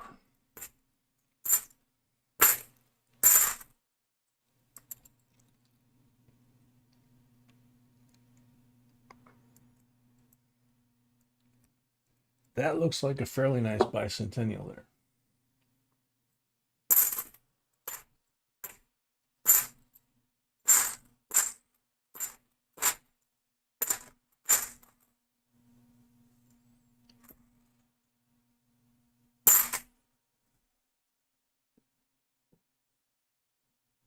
Oh, Sandra, you must not know Scott very well.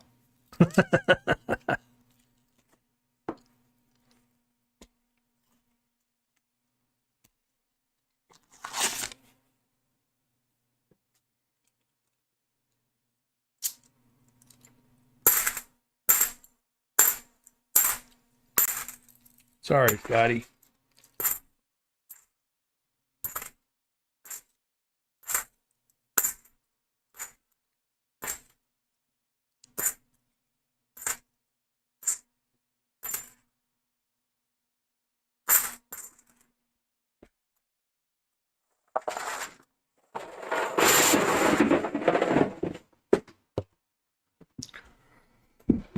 Okay, so Brian, no, only bicentennials that have no flaws. So, basically AU, BU, MS, mint state, that kind of thing. If it's got scratches on it or the normal wear marks on his jaw or whatever, no, we don't keep those because they've already been damaged. But if we find one that hasn't gotten damaged yet, that's in nice shape, we take it out of circulation. Bicentennial halves and quarters. I've been doing that for more than 5 years. Don't know exactly how long.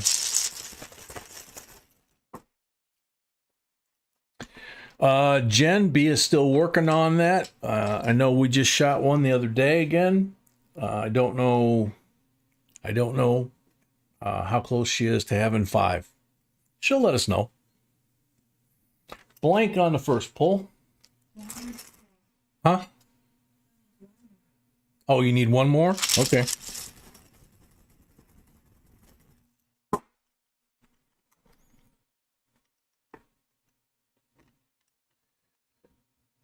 %40 on the second pull.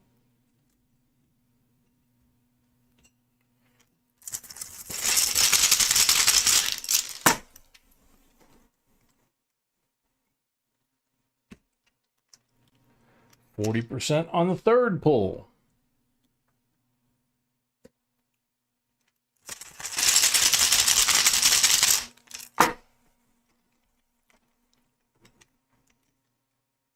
%40 on the fourth pull.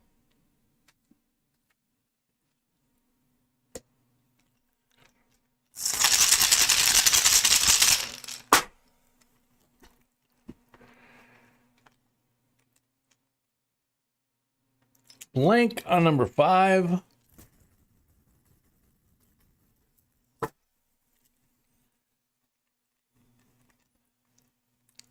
Kayamanan Hunter, welcome. Blank on number 6. Okie dokie. So, Kurt, you got 43 Walking Liberty, 90%er. You got 3 40s. So 4 silvers. And you've got 8 bicentennials and possible error coins. And the bicentennials have potential errors as well. So, got some homework, young man. Thank you very much. Hope you like that. Oh, we hit 200? Yeah, we did. All right, cool. So I'm going to go wash my hands like always. Then I'll come back. And the next box is Nicole Cruz has a full box. We'll find out what box she wants. We'll put it on the table. We'll do the end of box giveaway for the one we just finished and the 200 like giveaway at the same time. So we'll be back in a few.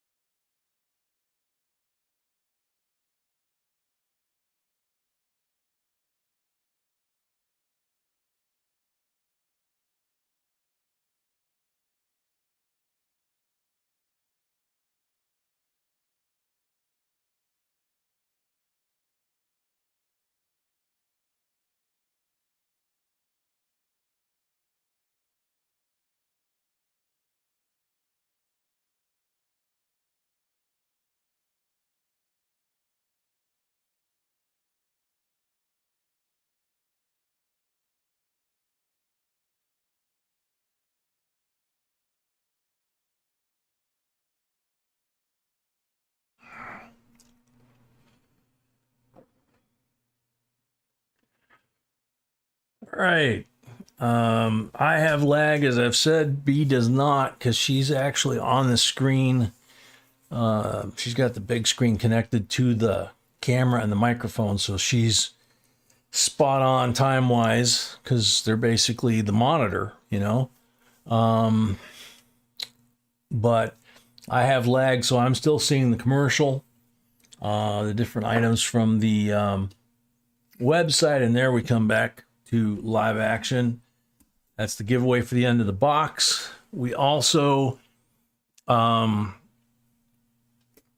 Sandra, yeah, there are videos. We've got tons of videos about pennies and the different coloring. We also have a video about, what was it called? Grading.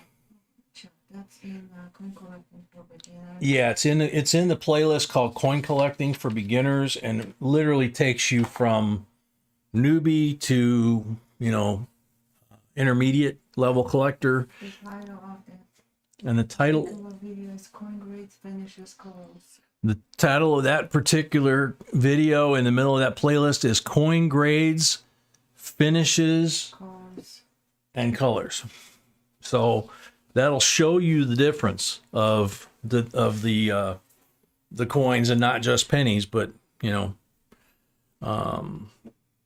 we've got like 2,000 of them there. So if you go to that page and you type in a topic, You have to see it. You cannot describe the penny. yeah, you have to see it to understand the difference. But AT Pro 411, welcome. What I'm saying is, if you go to our page and you type in, you know, red pennies, you're probably gonna come up with a bunch of videos, you know. So there you go, Scotty. Coin collecting for beginners. Alrighty, so Nicole Cruz, before we do the giveaway, Nicole Cruz has the first full box tonight. You have a choice between 1, 2, 3, and 4, correct? Yes. Yeah.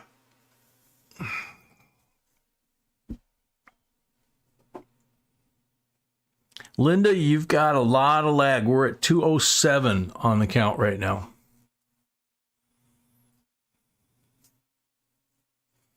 And Ruler just put the link directly to that video about colors and grades and all that. Tom, I couldn't get rid of the lag last night either. What, sweetheart? This is number 2. Oh, she said number 2? Well, I've got lag. You don't. So there it is, number 2. So Nicole's going to have number 2. And I'll put that on the table.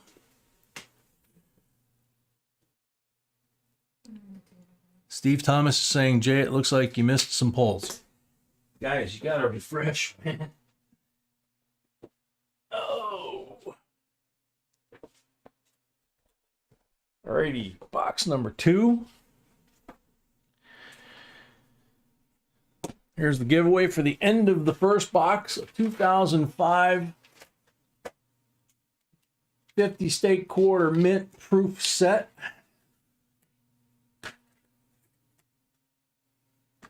California, Minnesota, Oregon, West Virginia, and Kansas. And this is actually a cool set now that I look at it again, because I'm trying to think a little outside of the box to try and help some of you folks. Every one of these coins in circulated condition has errors and varieties. California does, Minnesota does, Oregon does, West Virginia does, and Kansas does. In the proof, I do not remember. I'd have to look at the list.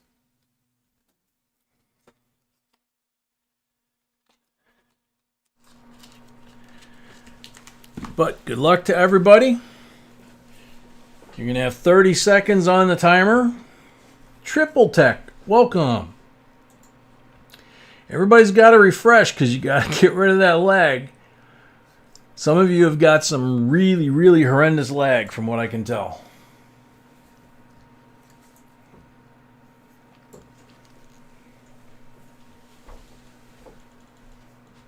Shannon Smith, I do have a fake coin. It's a fake ASE that someone bought for a steal on the internet. When they arrived, he discovered that they were fake. Expensive way to learn a lesson. Yep, it is. Tom's Coin and Adventures, welcome. So, Shannon Smith, you're on the timer. Good luck.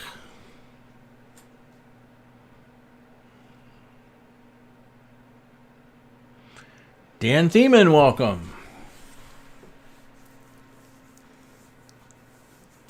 Glenn Hanley, welcome. Starland, welcome.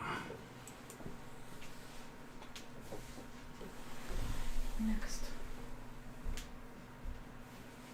Time's up. Next up, good luck. Sorry, Shannon.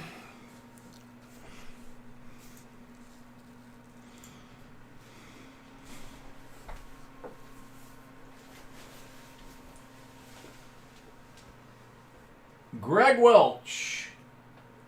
I have never owned a fake coin, and I can't see the rest of the message yet. Duffy for life, welcome. Greg Welch. Dan Earl, welcome. Well, Dan, you want to put that in the comment section underneath the video that you enter for the giveaways, because Greg's here. Because putting it in the chat does not get you entered. So congratulations, Greg. Thank you very much. Now, we got 151-ish people here. We had about 160 a few minutes ago. So I'm going to go ahead before we do Nicole's box, and I'm going to show you the special coin that I picked up today. When I saw it at the coin shop. You want to do it for 200 bucks? Because we're going to do the likes. We could do it for 200 likes. Yeah. Okay. All right. So we're going to do it for the 200 likes. That's a good idea, sweetie. When I can, I like to rummage around coin shops, as you know, because, you know, you go in there for one thing, you might see what they have on display, but sometimes they buy stuff so fast when they're busy like they are now that stuff piles up. And you kind of rummage around and you find stuff that they haven't had a chance to put away yet. And what I found was a modern hobo nickel. Now this is basically a current artist, a new artist that's probably still alive today, making these in the traditional type of one of the designs from back in the 1930s when the hobo nickels were in their heyday. And so this is not an old one or an original one. Those go for pretty good money. This one was not cheap either, but you know, it's a nice example. It wasn't outrageous because it's not an original, but it's really well done. It's really true to the spirit of how and why hobo coins were done back in the day. So if you want to learn more about these, you can go to our nickel playlist. And I think it's video number 6, maybe, is all about hobo coins and how they came to be, who the famous artists from back then were within the hobo coin world. But we've never, ever had one of these to give away. So that's pretty cool for a 200 giveaway. Hopefully, you guys find that cool and exciting. And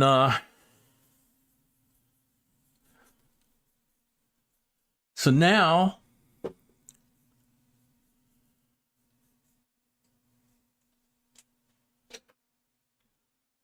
No, we're going to give it away. now we're going to give it away. So good luck, everybody.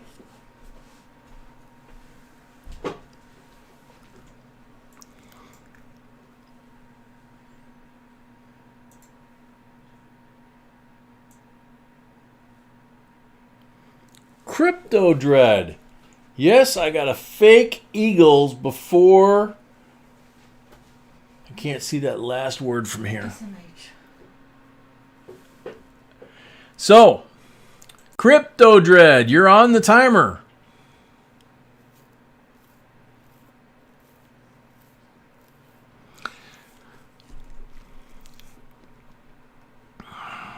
Five Dimes, welcome. Yeah, Sam, I love them too. I just, that was a fun video to make. And Crypto Dread is here. Congratulations, Crypto. You get our first ever Hobo Coin giveaway. And like I say, this is a very, I mean, there were several different designs that this guy made that were kind of like tributes to the old ones. But, you know, like anybody else, some were pretty good, some were not so good. But this one was like straight up, like just like they used to do. And he even preserved the date of the Buffalo nickel that he used, which on a lot of them they don't nowadays. But back then they tried very hard to preserve the date on the Buffalo nickel that they used as their canvas. So check out the video. It's a lot of fun. And when we did the video, almost nobody knew what they were either. Graydon Johnson, welcome. Alrighty, so Nicole, full box. And we got a three-way box battle tonight.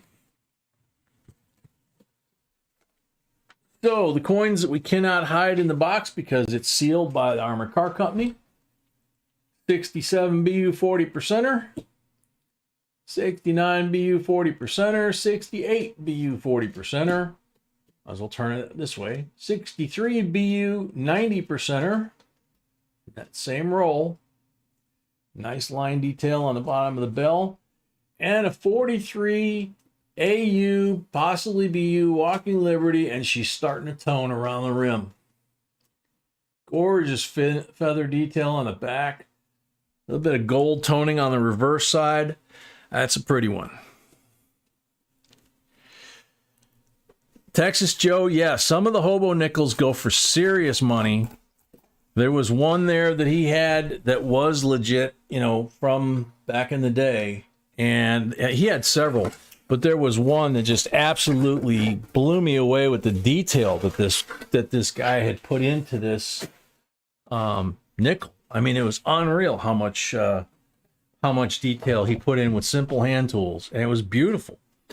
But it was over $100, and I didn't have my bride with me. I wasn't gonna just buy one like that and spring it on her.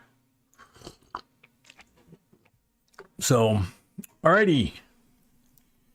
Good luck, Nicole.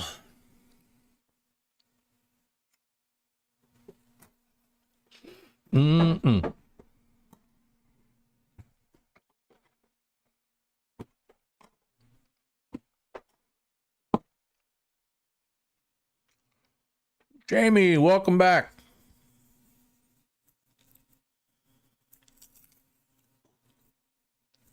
Night, Moss Man.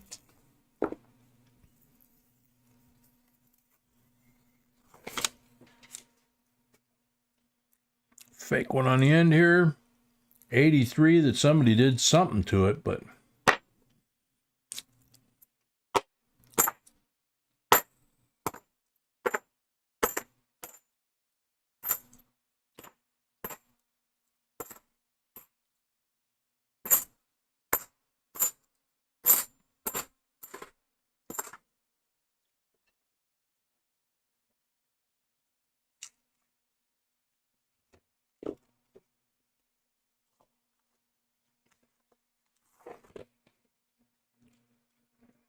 uh-oh. Second roll in, 67, 40%. Silva.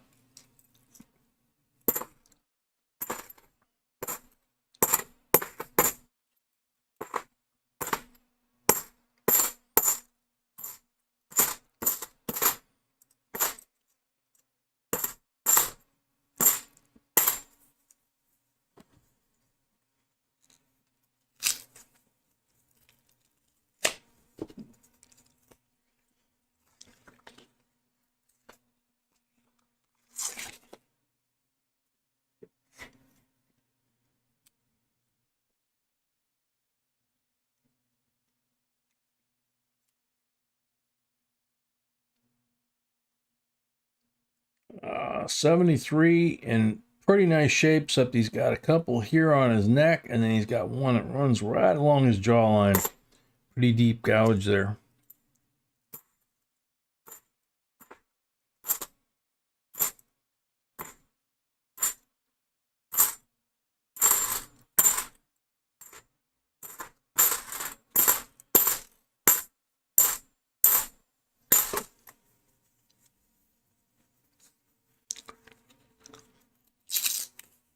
All right, Dana, you take care. Enjoy that video if you do watch it, because that was a blast making it and doing the research on these guys and stuff. And truth be told, I would love, there is a new artist that's doing it, and he's got YouTube videos up there showing how he does them. I would love to learn how to do that.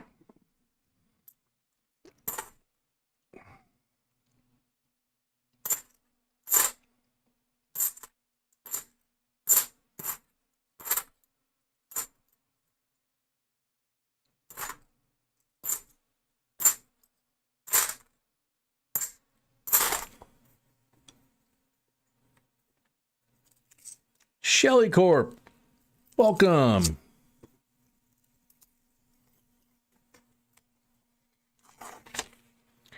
Shelly Corp, that's been a problem. That's always been a problem, even before the so-called coin shortage. But we've always been able to get halves. We've always been able to pretty much order anything we want. It's all about relationship building, and the only way you can build a relationship is if you can find two bankers, not just one, but two, that can give you what you need. And the first one, obviously, is you got to find a banker that is willing to order boxes for you from time to time.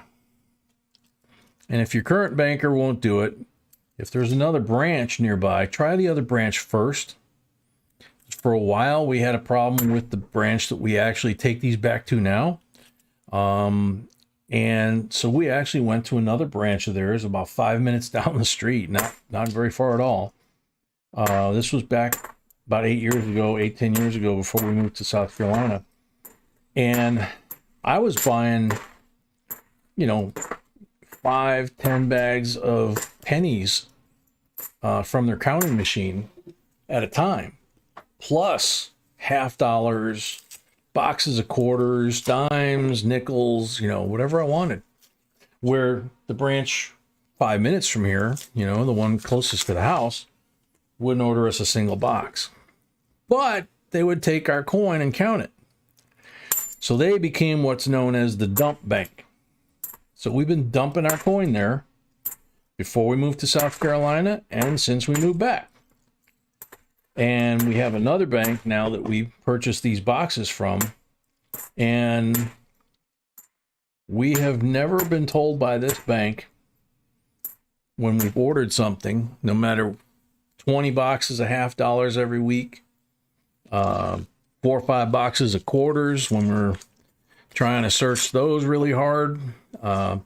They overfilled the locker with pennies. The Armor Car Company gave them too many boxes of pennies, and we were picking these up, and she said, "Hey, you don't need pennies, do you?" And I said, "Yeah, I could take some pennies." 2008 Nifty.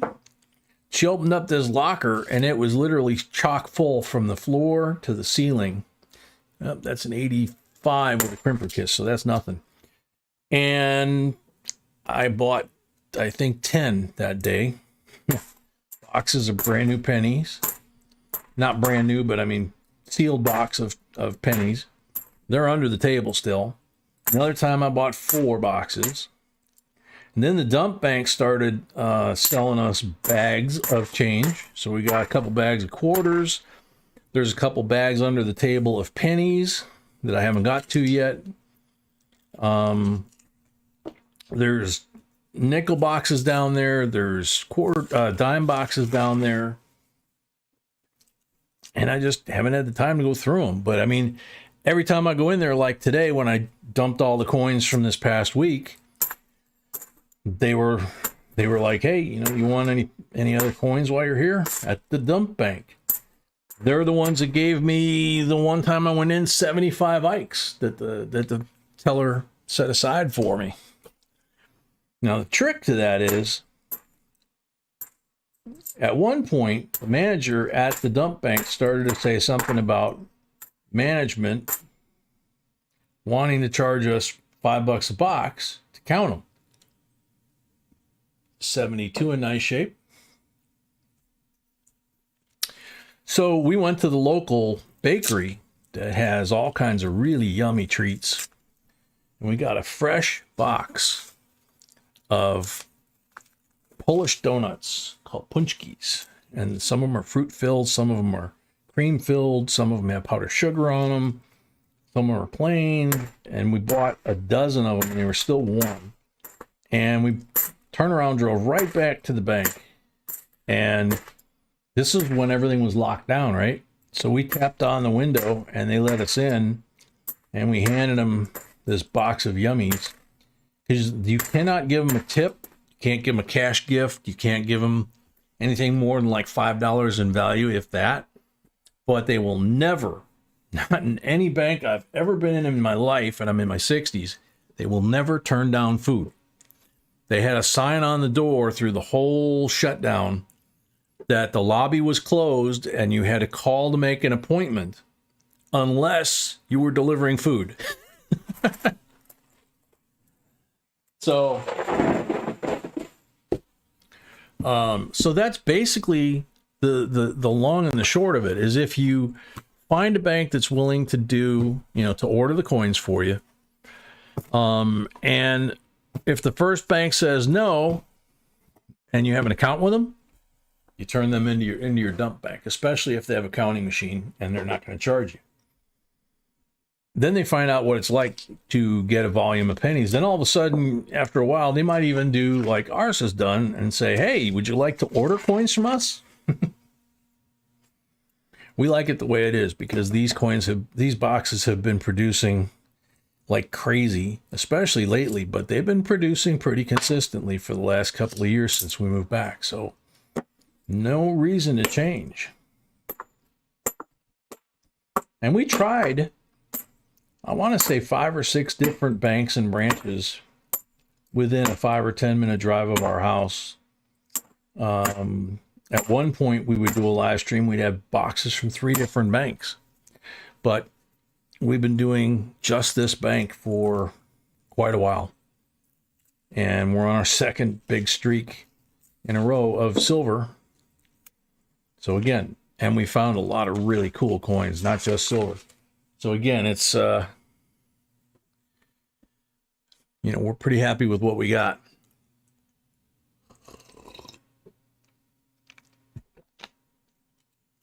Thank you, Shelly Corp. Keeps my head from floating off my shoulders. So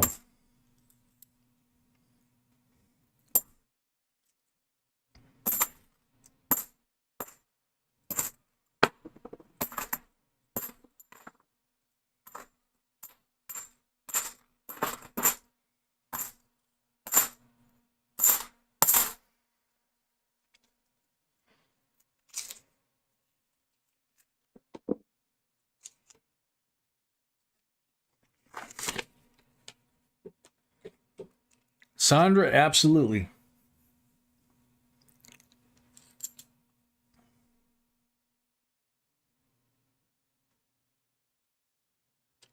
Man, that is so close, but yeah, I'm going to give that to you. That's one of those when in doubt, give it out.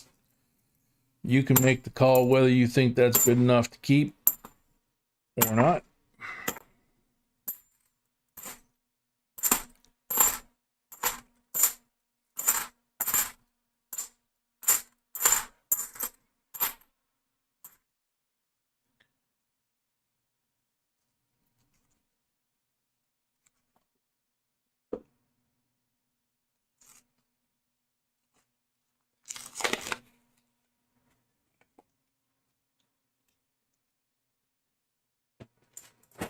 Oopsie.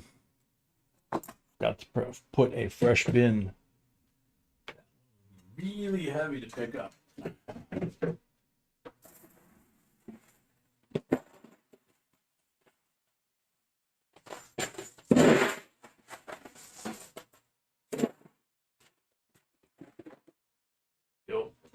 maybe get a little bit back to what it should have been. Brad, I'm going to try really hard here, bud.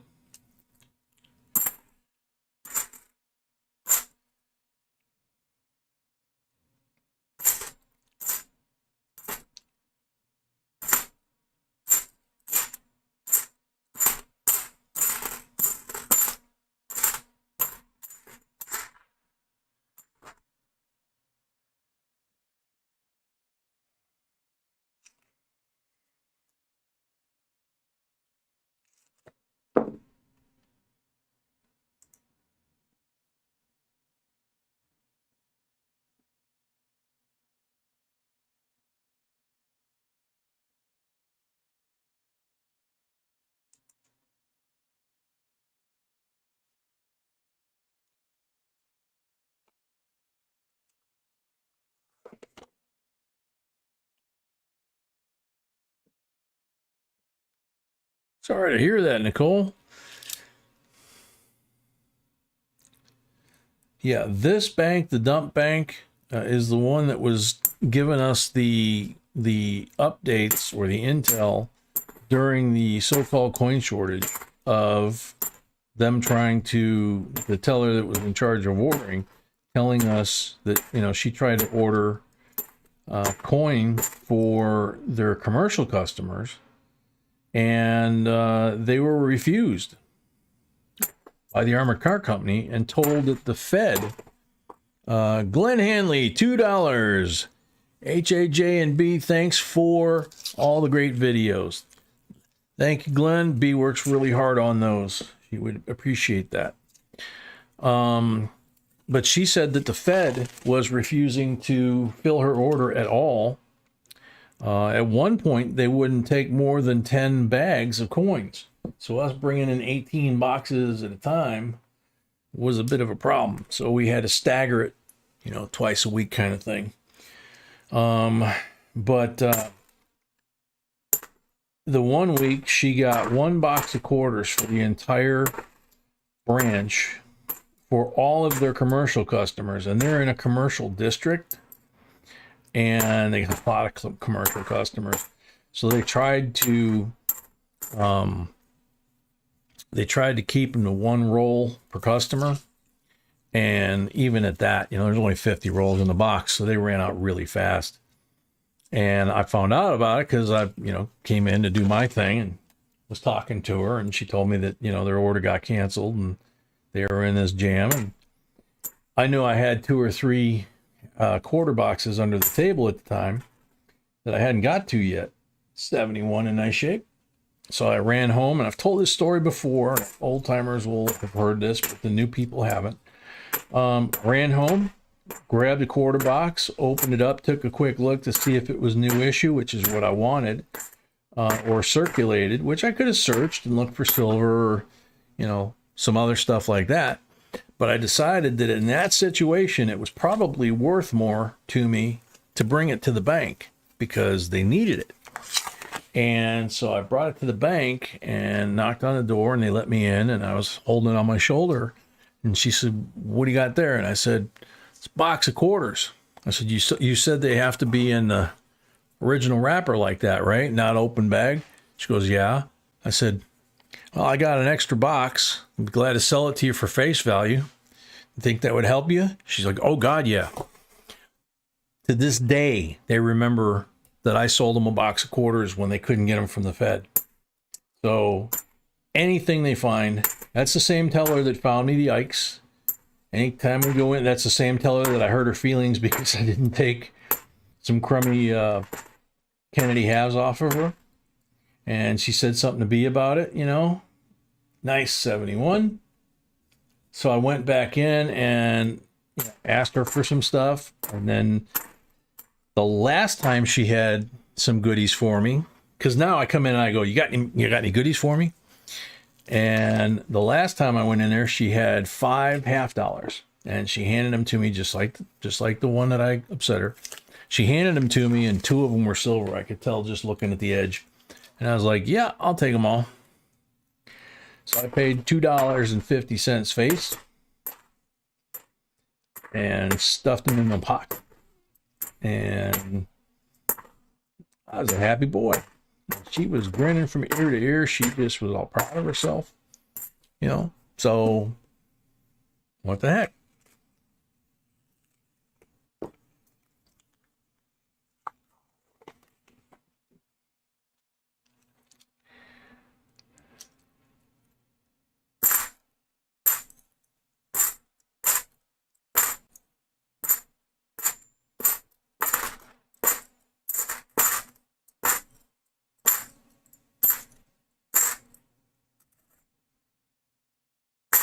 Somebody mark that one.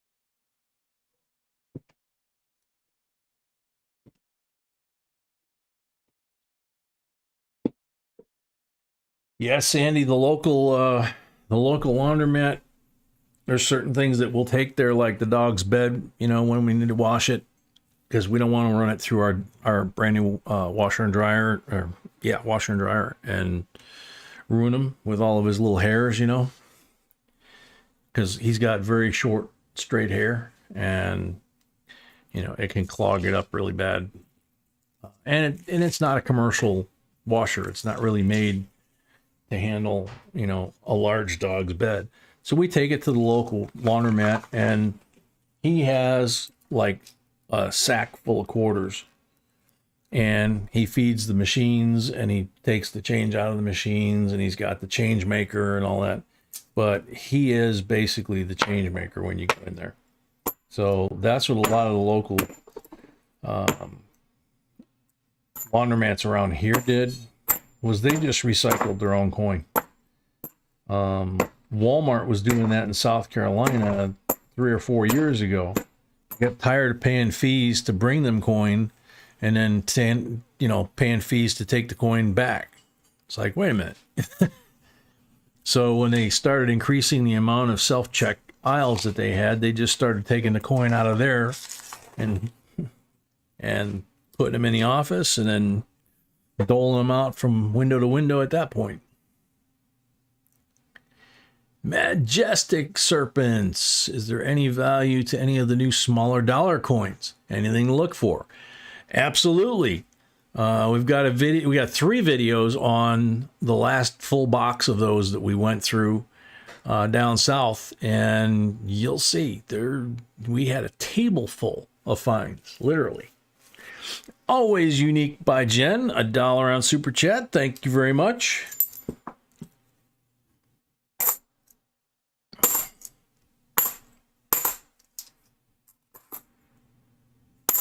$79 had a little bit of black stuff on it, right on the tail of the 9. I thought it was a 70 when I threw it down.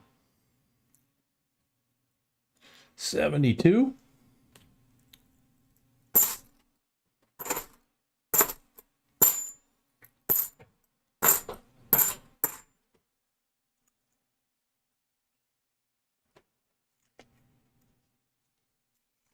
See, Heather, that is a good bank, is when they will try and help.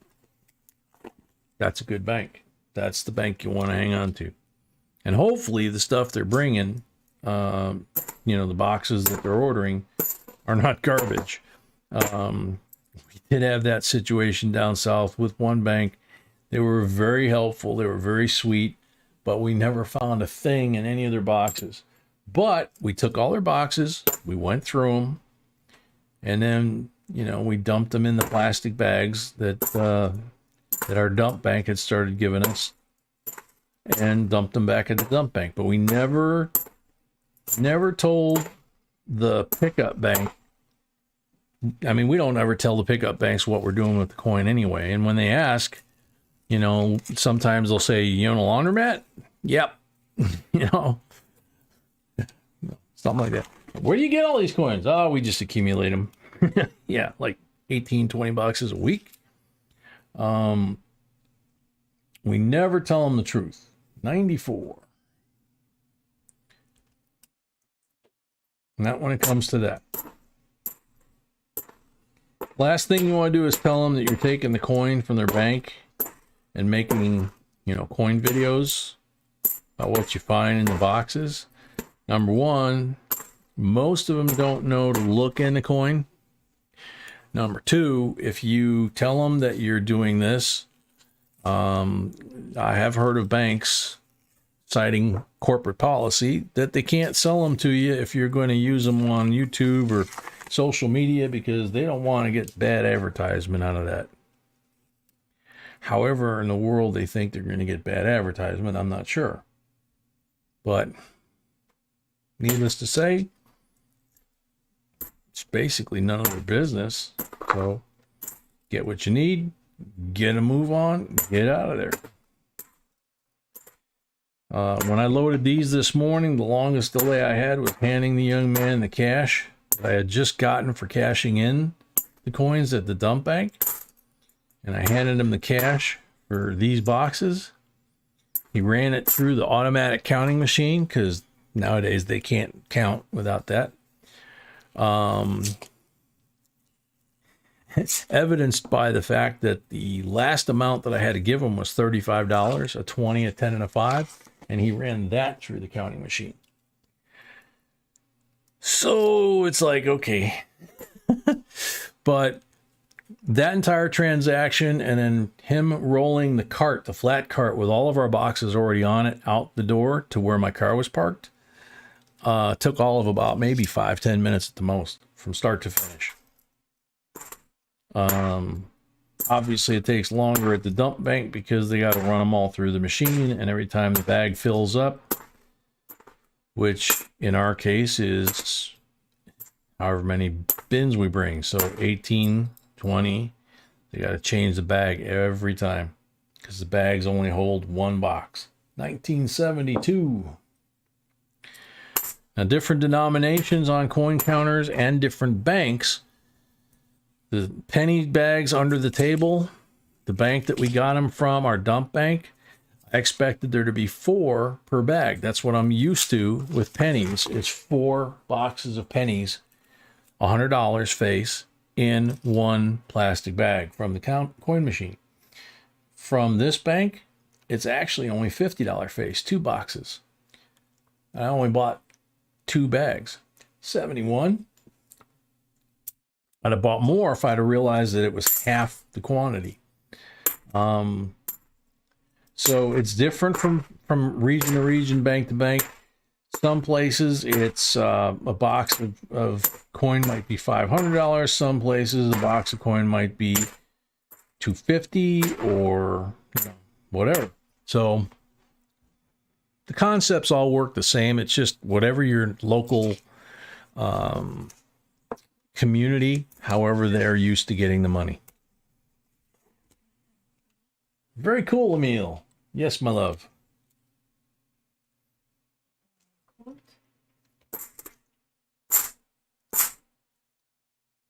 Yes. Yeah.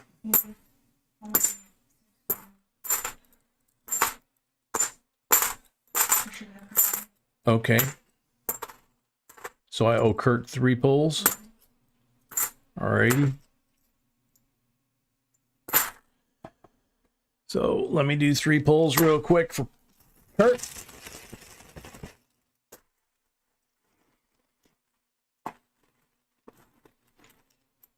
Link on the first pull.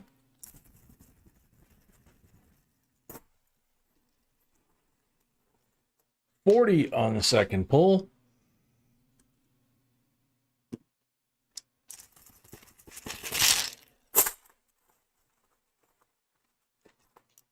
$90 on the third pull, which is actually the 9th pull. So you got that, and you got a BU64 to add to the ones that I had earlier for the 3 that I missed. Thank you very much. Thank you for the catch, folks. Heather's Chubby Hubby. No, this is actually behind the counter The tellers actually run the bins through the machine. It's an old school type coin counter before Coinstar ever existed. 2018 NIFC. Nice one. We've got videos on how to use Coinstar to your advantage as well and not have to pay fees. We've also found a lot of really cool coins in a Coinstar machine.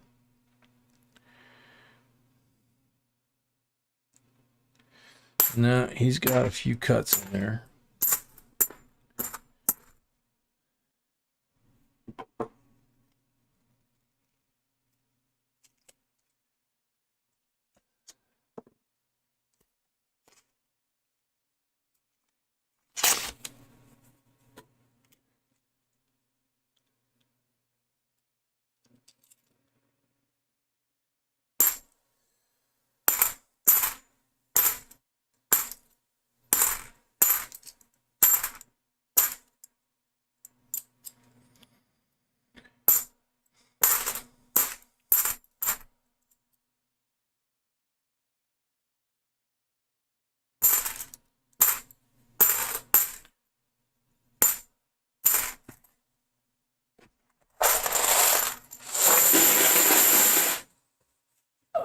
Down to the last 20. This is where the twins and the triplets have been showing up.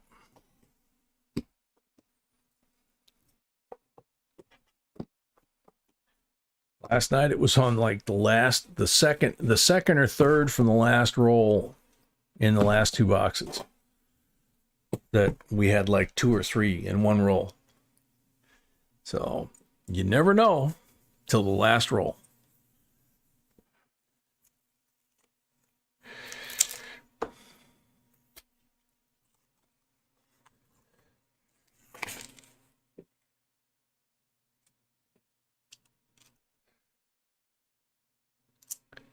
Oh, keep your eyes peeled too when you go to the store on the coin counting machines, like in the grocery stores, because Coinstar has come out with yet again another version. 71 in nice shape. They came out with the original Coinstar, then they came out with the Coinstar that takes dollar bills. Then they came out with the Coinstar that takes dollar bills and you can buy Bitcoin. And now they have Coinstar machines that are actually low and fat, just like the blue ones that they used to have or still have in stores like Publix and that type of thing. Now Coinstar has a low profile machine. 67. Got a little molasses baked on it there, I think. 67, 40%. Silver, that's 2. Got a penicillin coin here. Wow. Penicillin coin turns out to be a 65, 40% silver. Twins, right? Or, yeah, twins. See what I mean? So went from 1 to 3 in one roll. Last box last night went from 1 to 4 in one roll.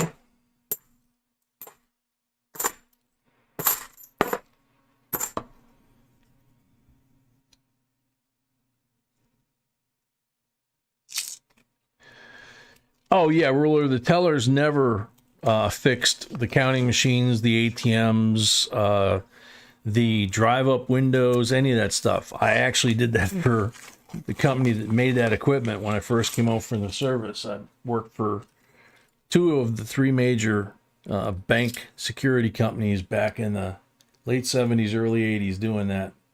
2001, last year of coin mintage for circulation, and it's in pretty nice shape.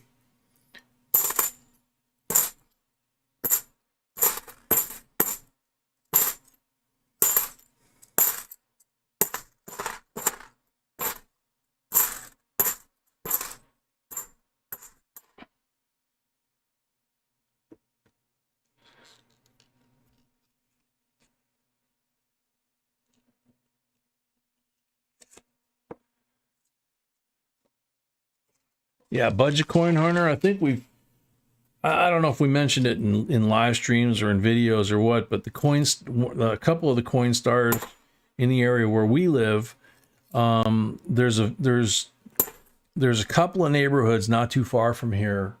I mean, B and I will go like tomorrow, an hour from home, sometimes to go shopping at a specialty store that we like to go hang out in and stuff. And can't remember if they had a coin star last week or not. 71, another one. But near here, there's a couple of big stores. We have a super Walmart that kind of serves a huge area around here, not just our town, but 4 or 5 towns. And there's another store, and I'm trying to think of where it is, but it's same kind of general area. We have a very large Hindu population here in the area, very concentrated. Kind of their own little neighborhood thing that they've done. And then there's also a mosque.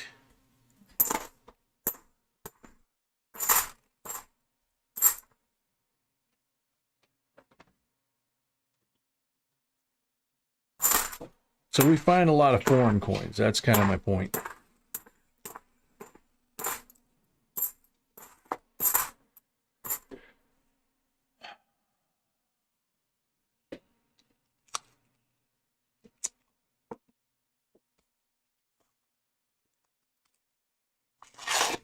Kenneth, yeah, when I get a coin that I pull out and it's all green like that, this one here, kind of all green and nasty looking, got stuff growing on it.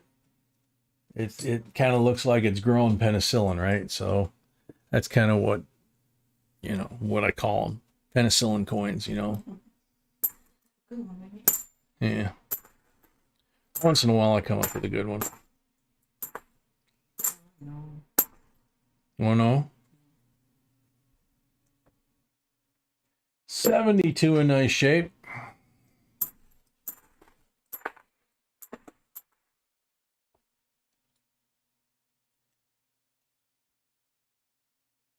Hmm.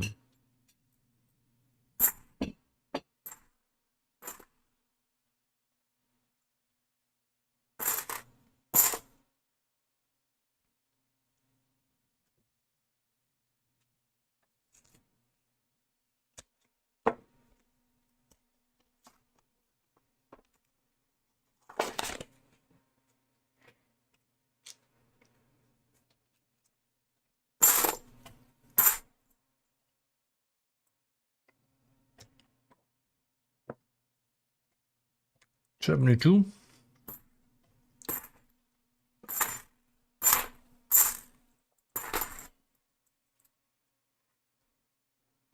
$71.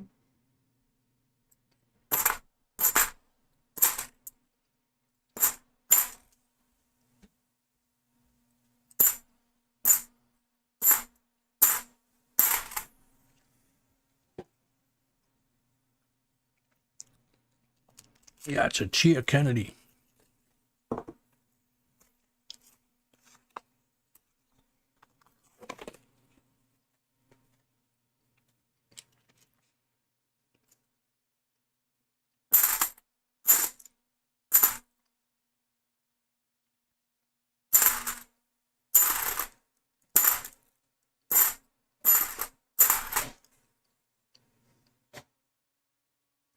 $71.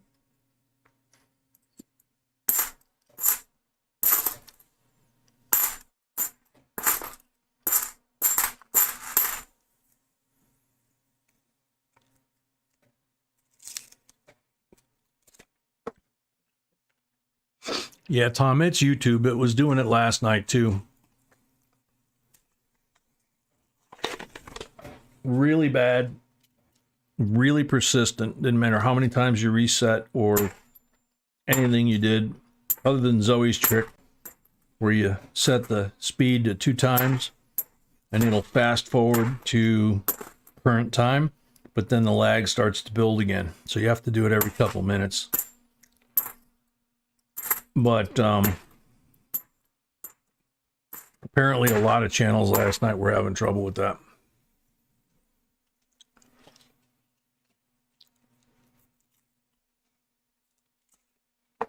Budget Coin Hunter, we've seen lots of weird stuff going on at Coinstars.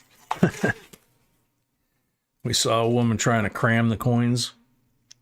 They weren't going down fast enough, and she was literally trying to like beat the coins to go down in the machine, so she jammed it up really good.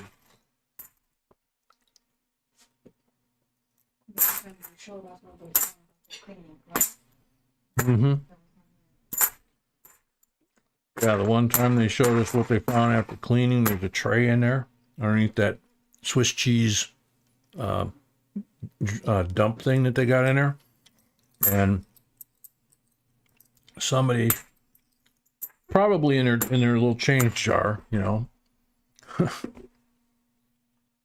they had about a half a dozen 22 short bullets in there. Which, for those of you that don't know, they're what are called rim fire. So any impact on the rim anywhere on that base of that coin sets it off. And these were 6 live 22 caliber bullets that were inside the Coinstar tray inside the machine, which means they made it through the mechanism. We did a video. I think we titled it "Please don't put bullets in the Coinstar machine."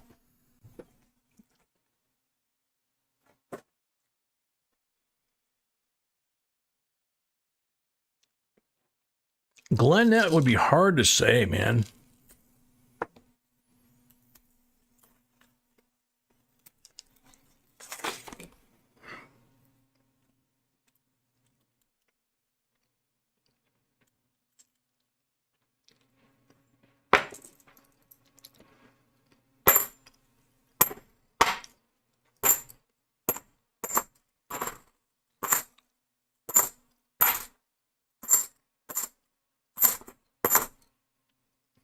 Guitar pick in the box, bullets in the Coinstar machine. Don't know.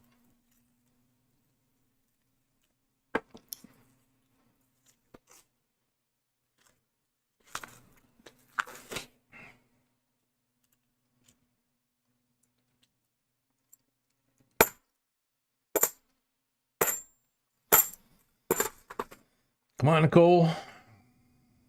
Down to the last 8 or 9 rounds here, or rolls. Got a fair amount on the table there. It looks like 20 of them. That's one whole tube.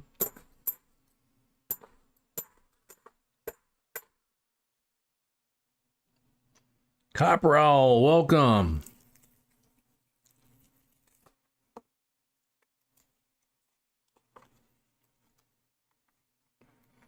Oh, that's rough, Copper. You know, it happens. You know, we've had live streams where we've gotten skunked, and it's just, you know, you just keep doing it, and all of a sudden, bingo, you know.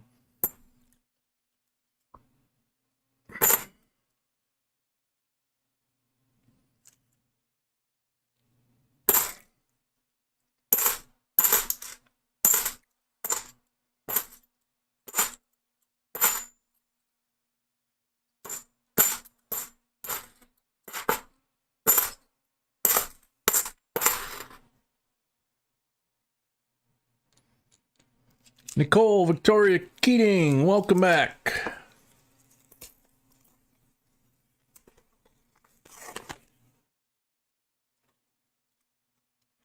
Oh, we found lock washers in quarter rolls, you know, to make the roll look full. 1990. A week or two ago, we found a $50 roll that had a gap like that, and we thought somebody stuck a nickel in there, you know, just to cheat the bank out of 45 cents. And we pulled it apart, and it was an 1850 large cent in a really nice shape.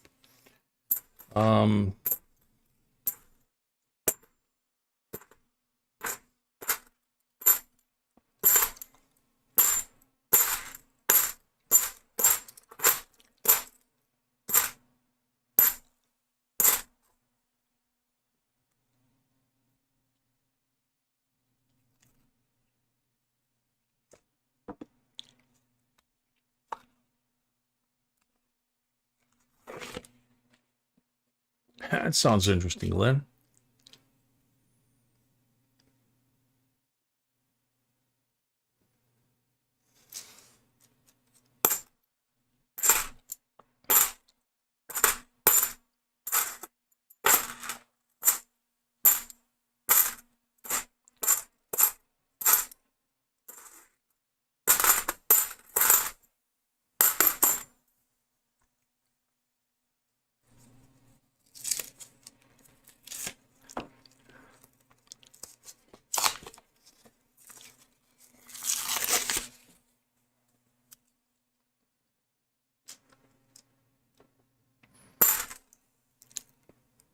I think we heard from Rebecca maybe a week or two ago, something like that. I know in the last month.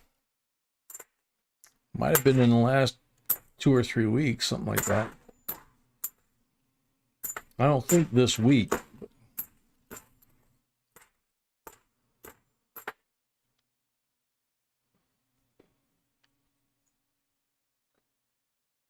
Rick, that wasn't my tip. That was actually from Squeaker, who's a young man that's about, I think, 11 or 12 years old. And he's a member. He's sharp as a tack.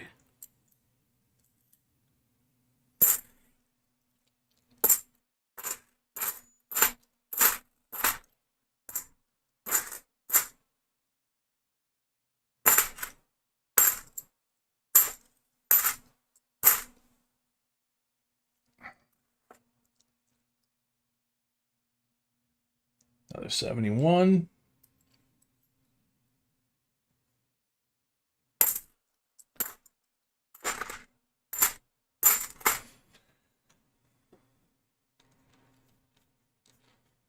Oh man, 9 nickels and 1/4 roll. Yeah, people do goofy stuff, you know. I mean, we found pennies, nickels, dimes, you know, in quarter rolls and half rolls. We found, like I said, a washer. In fact, we found a washer, a large washer in a $50 roll, and we found a small lock washer in, I think, a dime roll.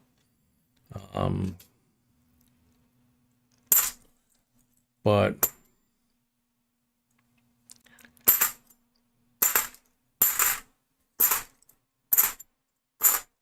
you just don't ever know what you're going to find. You know, that's half the fun. You find something really bizarre, and you either get a really good laugh out of it, you get the giggles, you know, or you get all excited, you know. PR, welcome.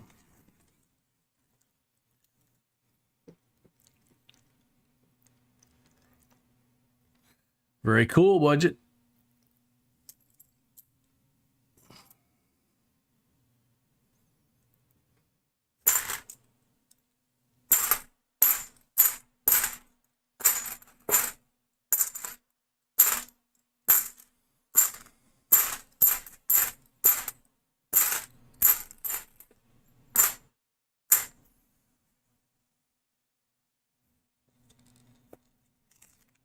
Yeah, BA, I remember that. And when we moved down south, they didn't have the counting machines in most of the banks. There were only a handful of banks down there that had them, and they charged more than the Coinstars did.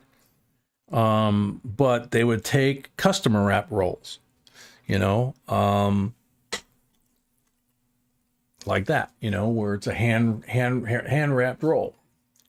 And you turn in a box of those or however many you had, and they would just take them. And I kept expecting them to either put our name on there or have us put our name on there. Never did. Now the plastic bags, when they gave us those, learned another lesson. They actually wondered if they sent them to the armored car company and then they got a count back and then, you know, maybe charge back your account. They actually weigh the bag. They put your name on the bag when you drop it off, but later on they weigh the bag. And from the weight, they can tell whether or not the bag's short. So I learned that trick. So then when I started doing more of our bags, I just started putting them on a scale and filling them up till they were the right weight, calling it a day.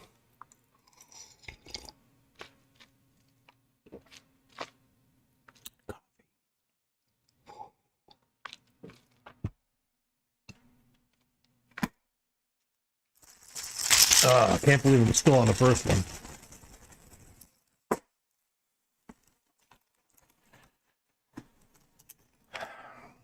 %40 on the first pull.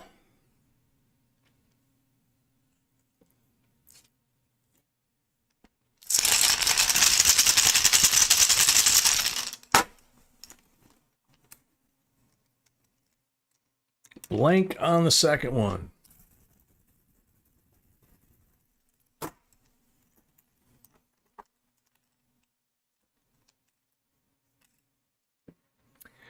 Blank on the third one.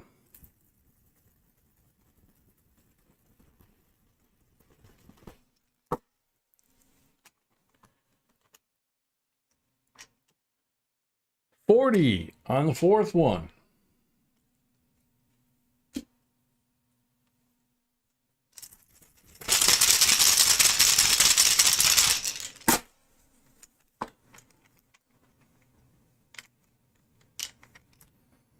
Blank on number 5.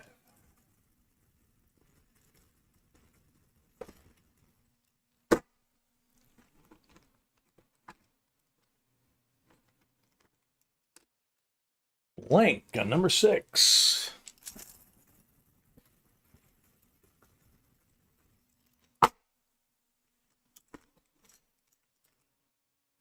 Blank on number 7.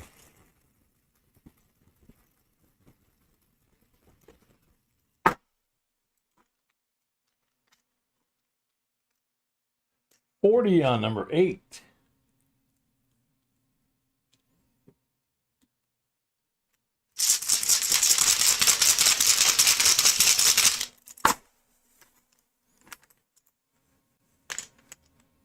$40 on number 9.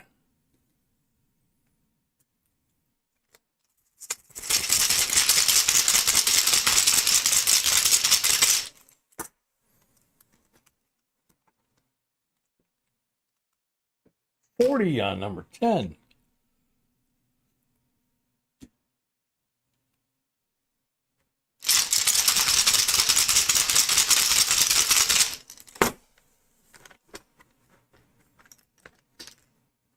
Blank on number 11.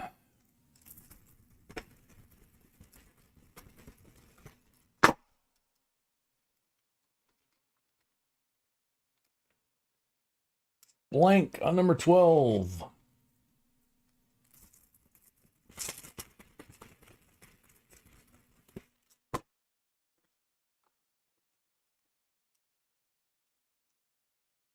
$90 on number 13.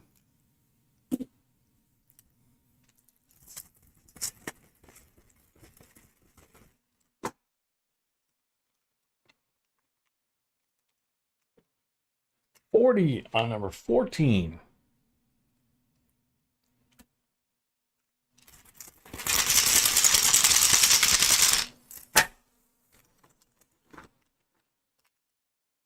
Blank on number 15.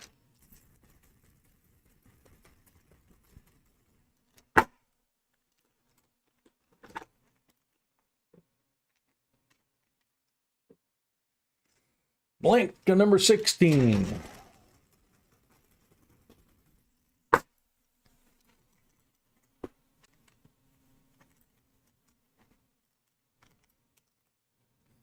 $40 on number 17.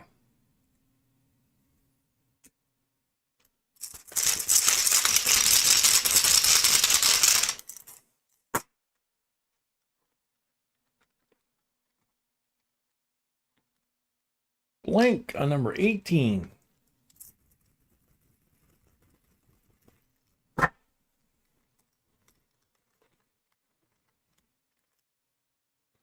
$40 on number 19.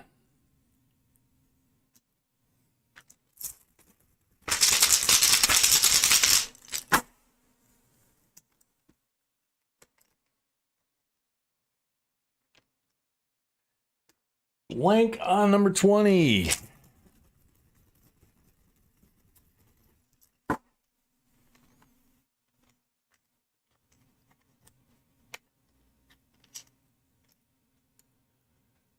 $90 on number 21. Kenneth, we started the stream with the 100 like giveaway. That was a 90, I believe.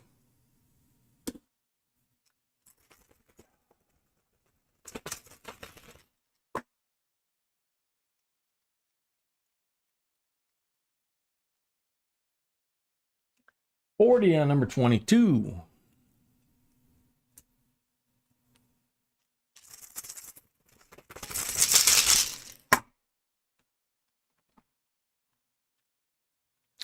$40 on number 23.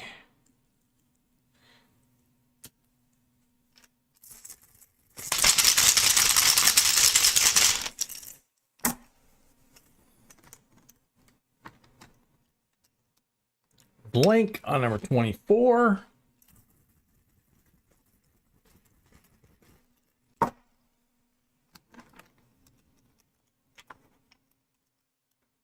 $40 on number 25.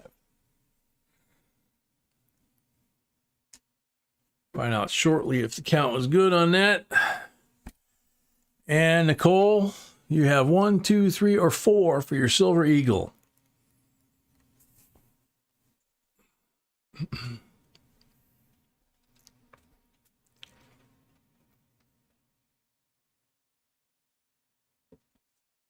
Number 2, she says.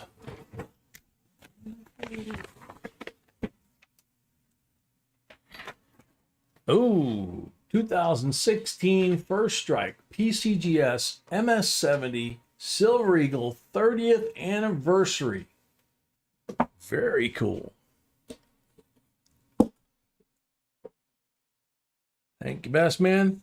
So you got 290 BUs from Bulls. You got the 43 AUBU Walking Liberty that's starting to rainbow up around the perimeter on the front. Got the 63 BU Benji. So there's 5 there. 10, 15, 19, and 3 is 22. 22 silvers and 22 on the table.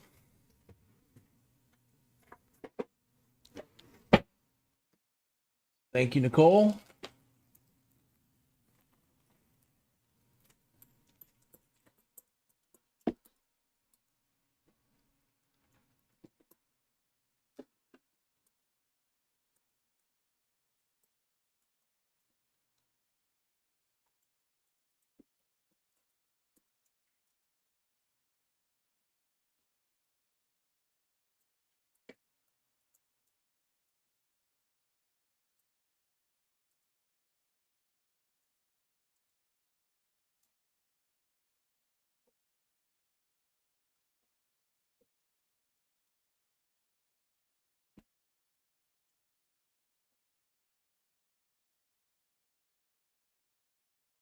Cube of 20 and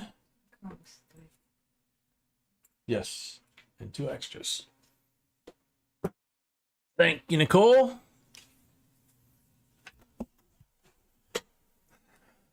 So I'm going to try and refresh before I go wash my hands, but I've been pretty much consistently running like 30 seconds lag last night and tonight.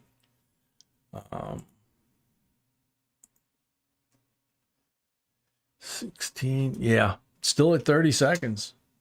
So there's nothing we can do about it.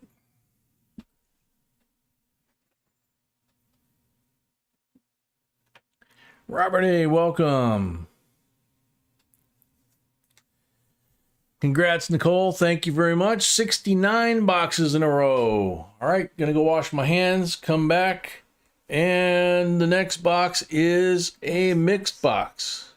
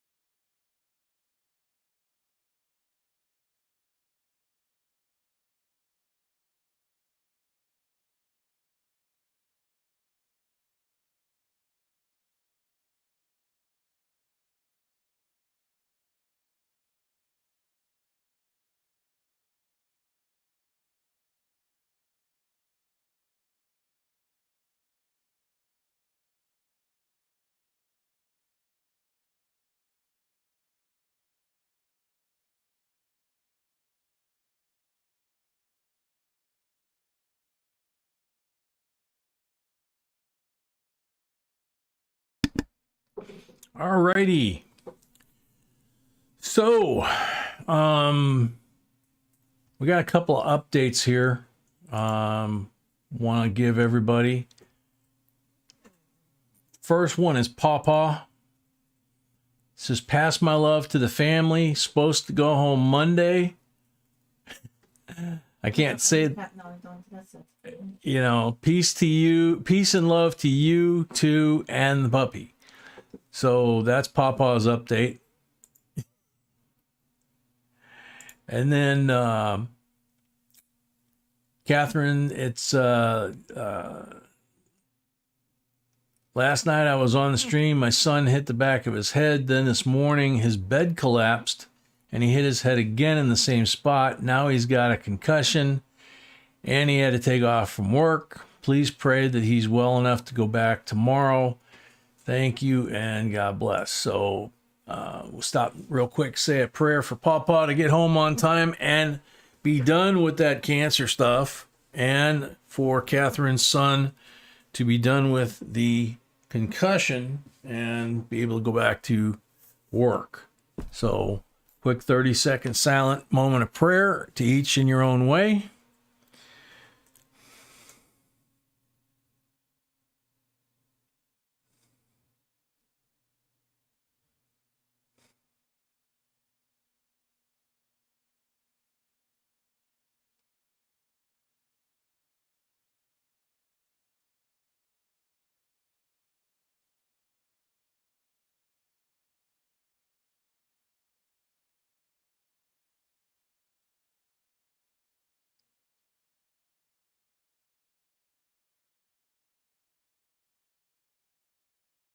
Amen.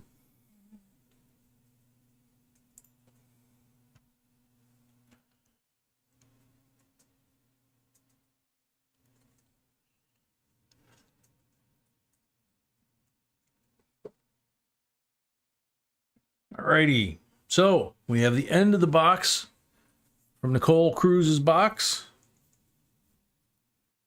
And 2005 Philadelphia U.S. Mint Roll Westward Journey Nickel Series, and it's full of brand new bison. Check them for speared bison. You can check them for the double backbone. So, yep.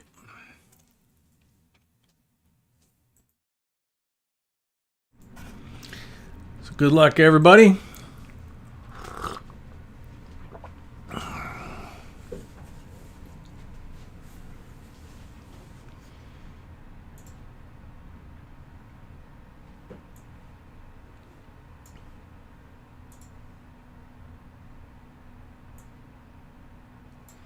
Carly Welch. I haven't had a fake coin that I know of.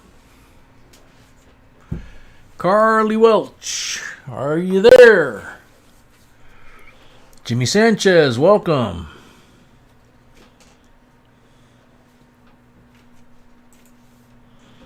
Carly Welch.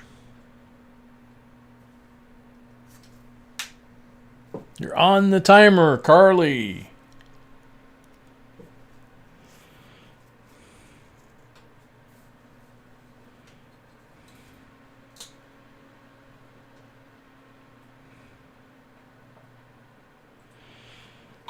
Carly Welch is here. Congratulations. Very cool. Yep. Alrighty. So we have 229 on the thumbs up-o-meter. We are about to start box number 3.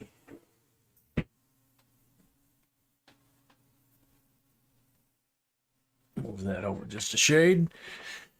So, Dawn Shook, are you here?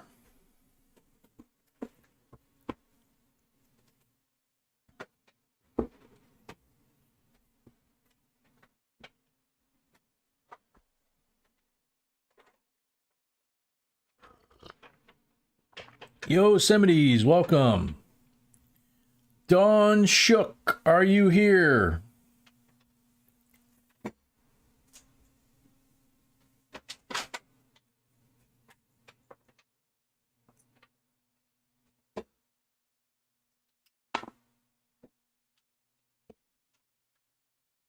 Dawn Shook, last call. Night, Joseph.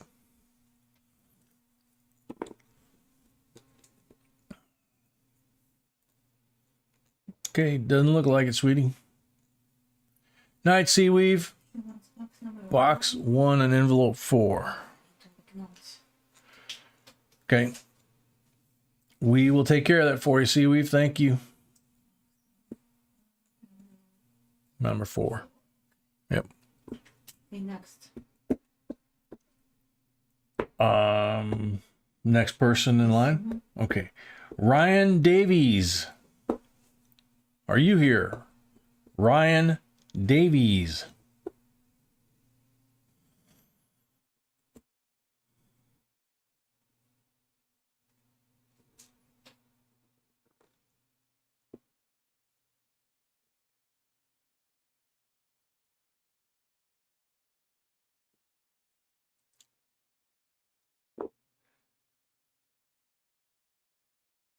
Hey, Taylor. Welcome. Ryan Davies.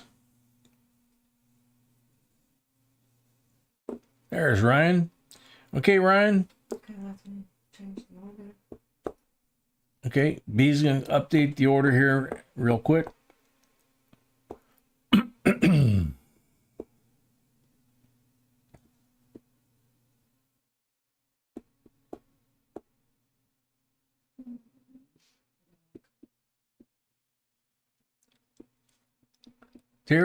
Taylor, it looks like Ryan's going to be first. Dawn is not here. You are in the next box, not here. And Taylor, you are in the next mix box, which is 2 boxes from now, after this one's done. Other people were notes yesterday.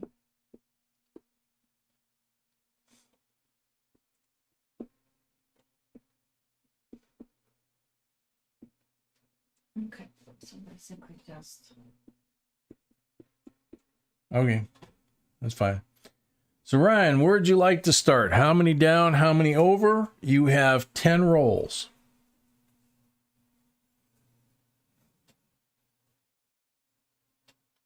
thank you, Paul, and good night. Night, Paul. Thanks for coming.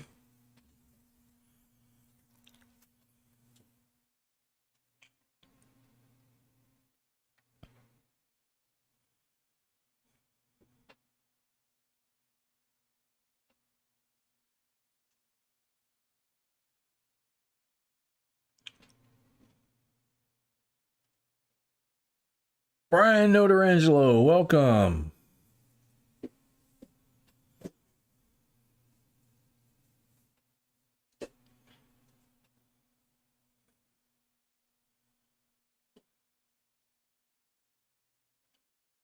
One up from bottom left side.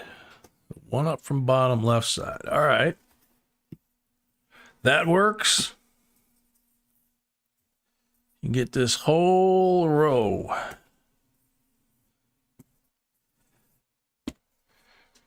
Yep. 10 rolls. So here we go. Check it for marked rolls. Good luck.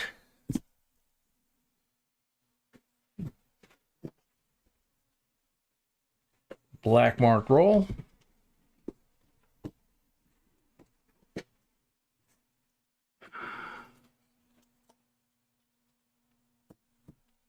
$40 for the black mark roll. Night, RM1. Take care. Thanks for coming.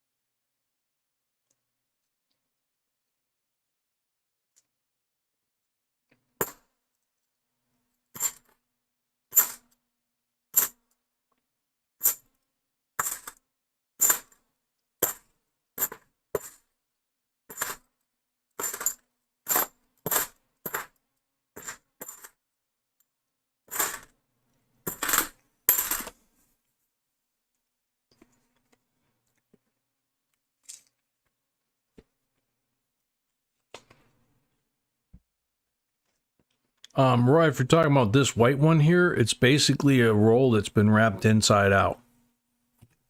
They do that sometimes. The what?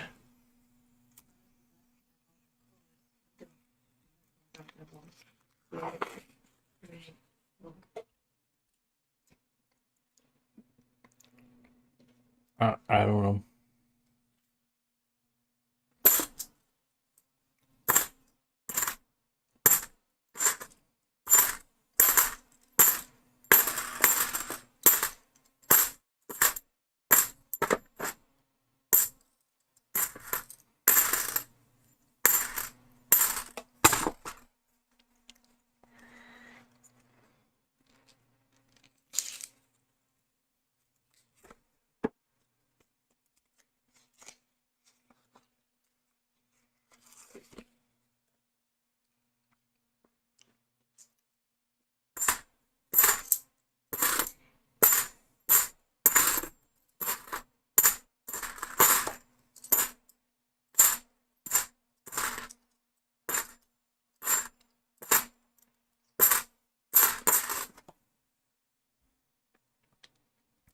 Maurice, welcome.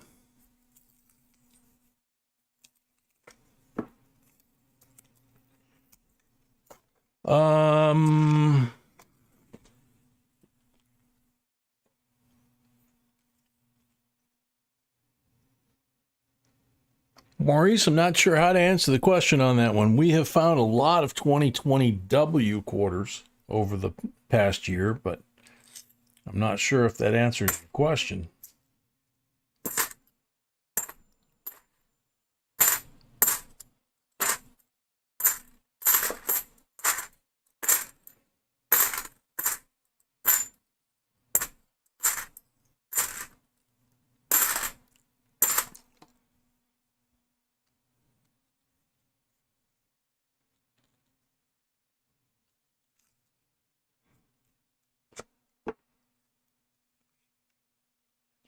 Night, Brad. Take care. Thanks for coming.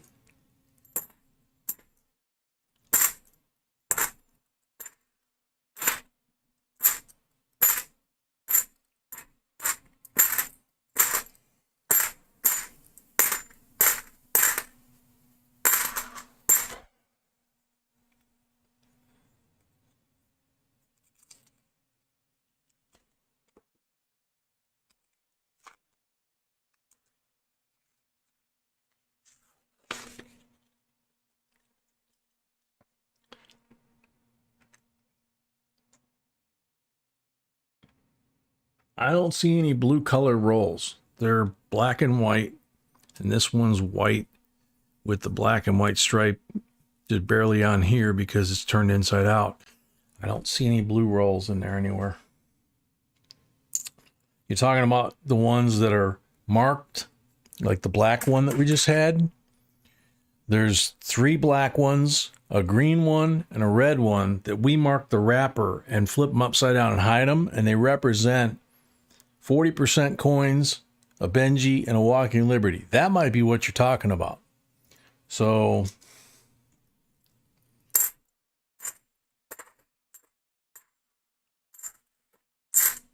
if you're new and you didn't get here, during the intro when we were talking about it, then, that might be what you're talking about. Because there was a black roll, the wrapper, the paper was marked black on the end, not on the sides, but right here on the end. And that is the 40% Kennedy that black marked roll represented. If it was green, they would get a Benji, Ben Franklin half. If it was red, they'd get a Walking Liberty half. You'll see that as we continue through the box. Every box we do, we mark 5 rolls like that. So there's guaranteed to be 5 really nice BU silver coins in each box.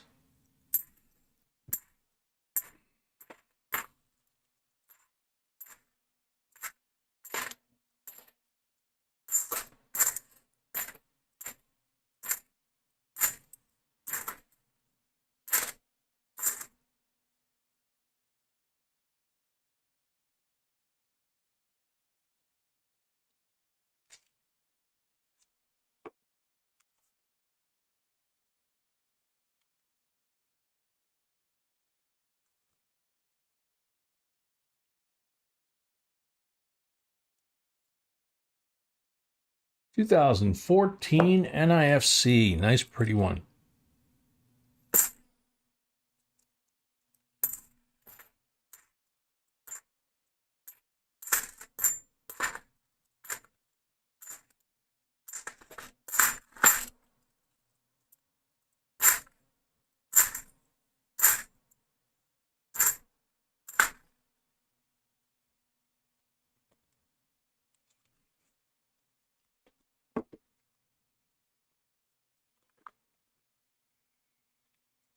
Prone Malone.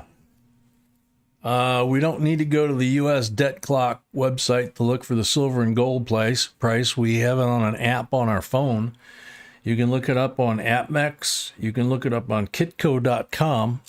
Kitco.com gives you all the metals: gold, silver, platinum, palladium, copper, and we actually have it on our website, so we could actually just go to our own website and look at it there.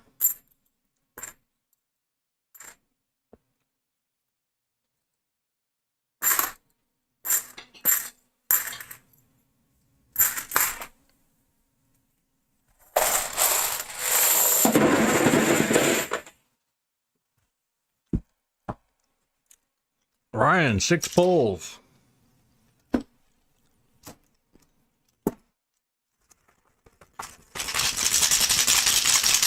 Crypto, you're very welcome.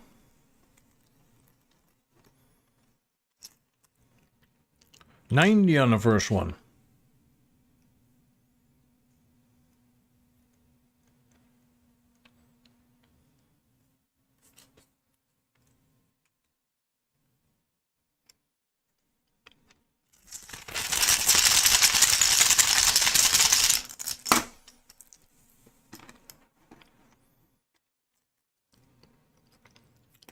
%40 on the second one.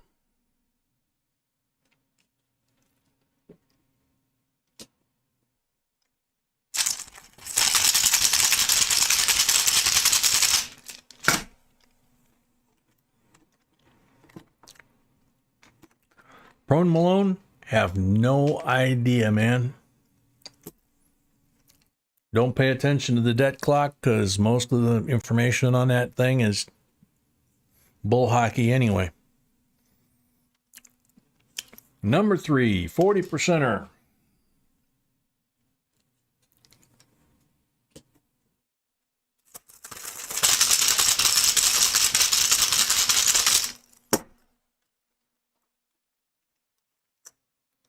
Number 4, 40%er.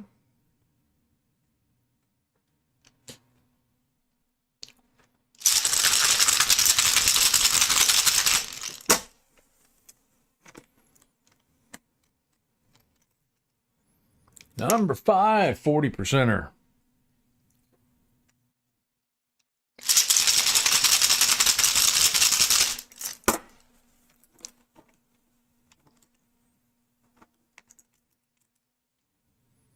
Blank on number 6.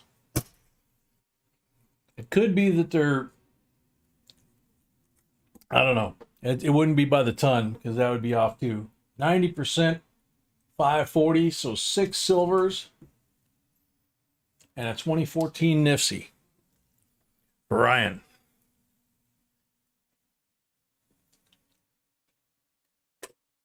Thank you, Ryan. That's Ryan. What was that one? Mine.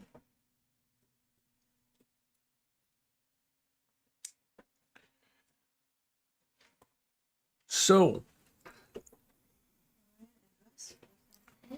yeah, Ryan, don't forget, we need mailing information sent to the email, jbcoinsinc@gmail.com, right under the sold out sign. Not to PayPal, just to the email.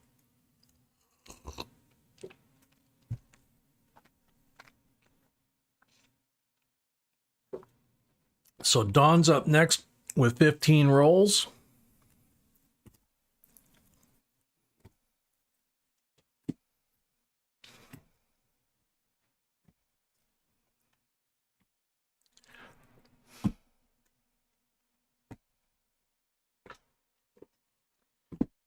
Done. Black mark roll. Green mark roll.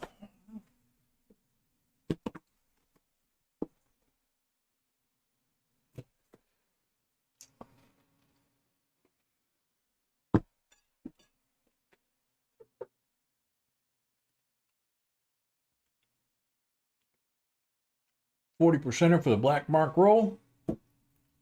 63 BU Benji for the green mark roll.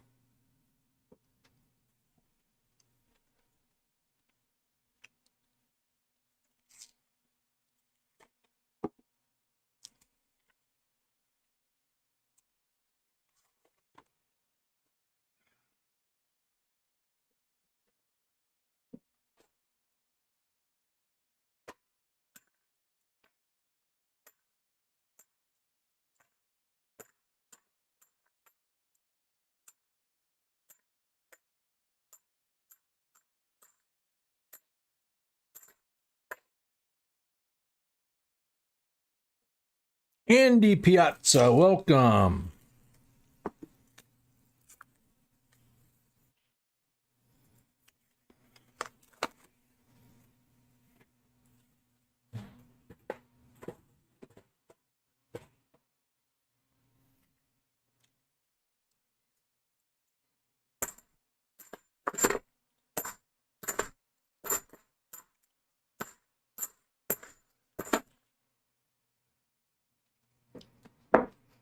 $71.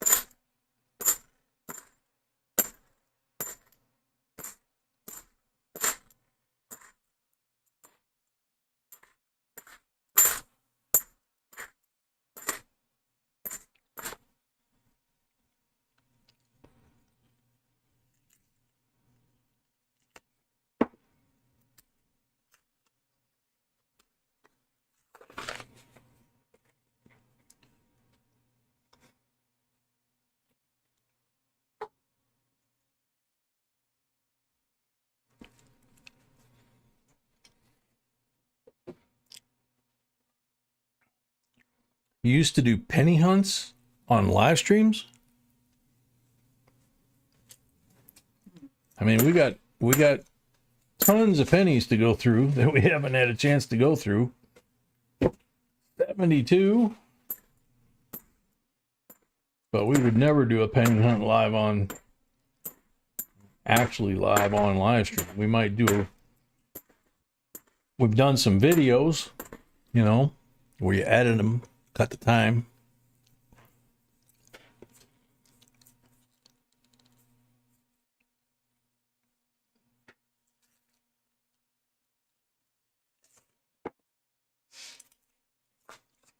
Brandon. Thought we were, bud. What's up?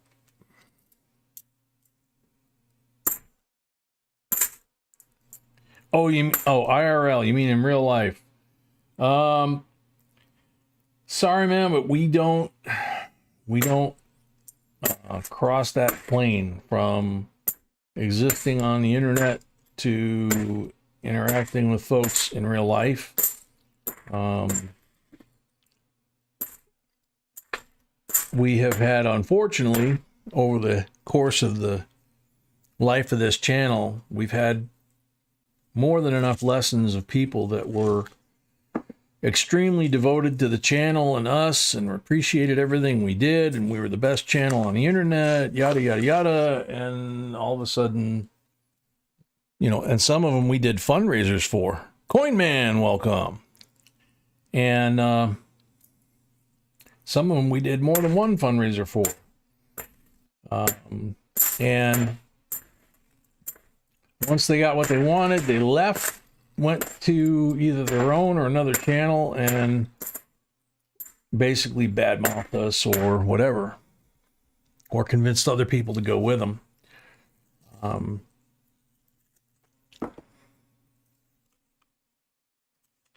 So we put in a ton of hours on the channel, B especially. 68-40% silver. And what little time we have free, we try to spend that as a couple. So, you know, no offense, but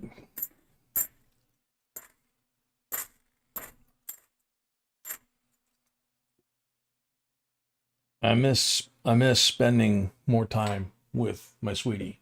71.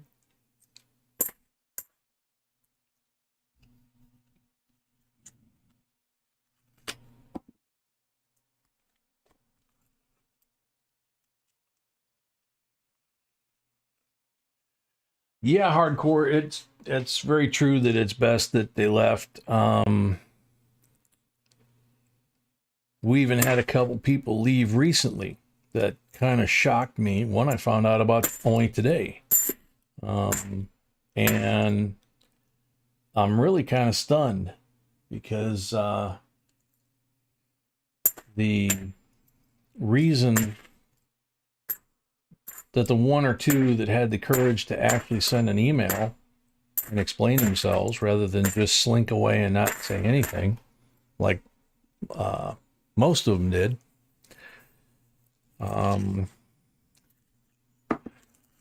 I've actually gotten 2 emails telling me that there's no such thing as PTSD and that soldiers should never lose control of their shit.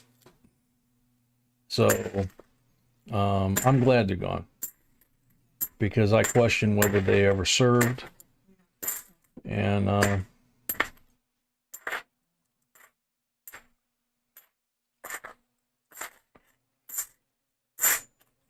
the scammers that we had earlier, same thing. Glad they're gone.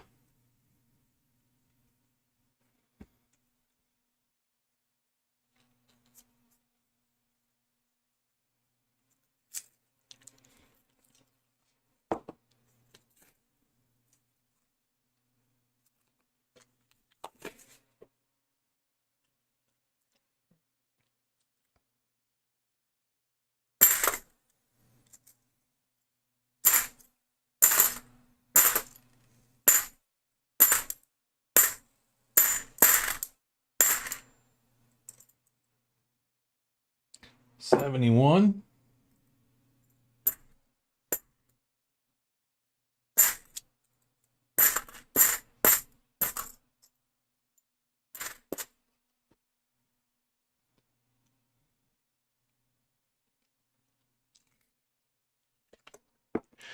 Heather's chubby hubby, absolutely.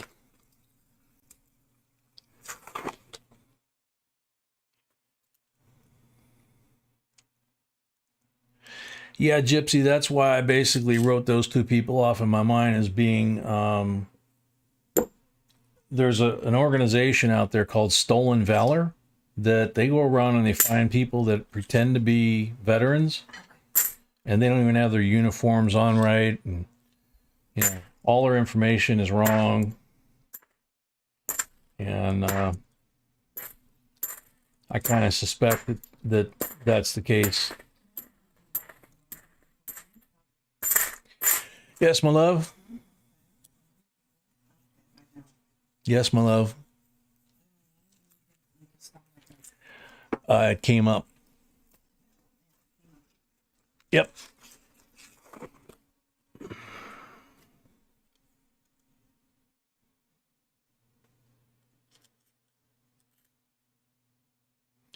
$2014 Nifty, another one.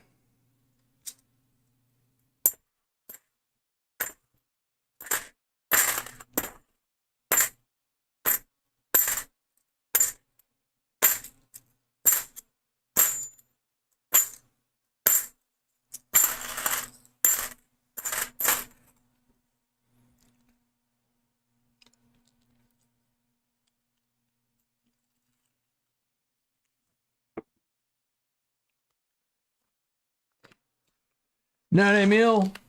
Take care. Thanks for coming as always.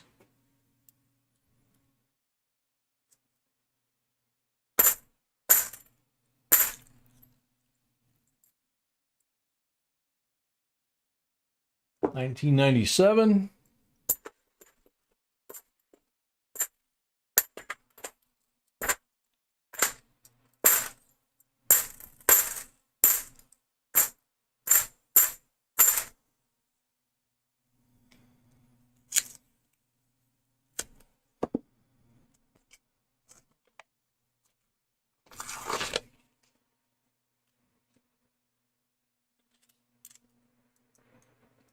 $2,005.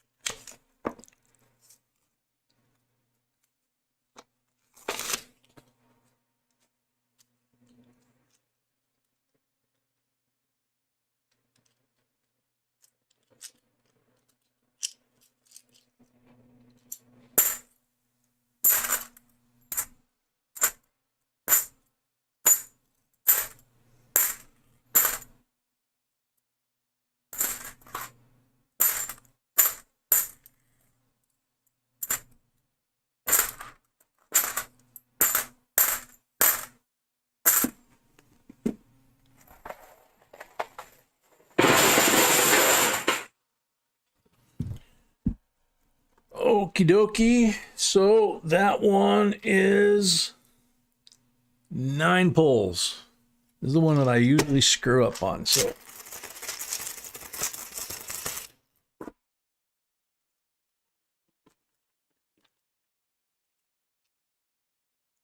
blank on the first pull.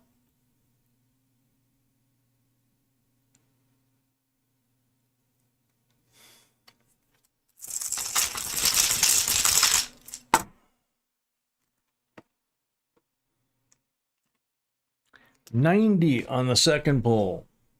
Whoopsie. I gave away all the 90s again. Some more off the table. There we go.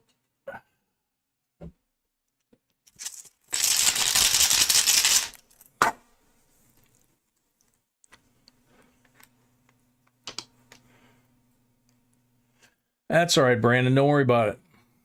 40%er on pull number 3.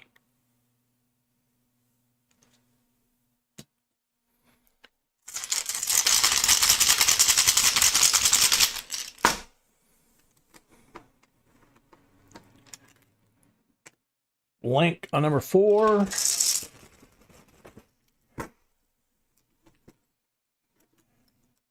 $40 on number 5.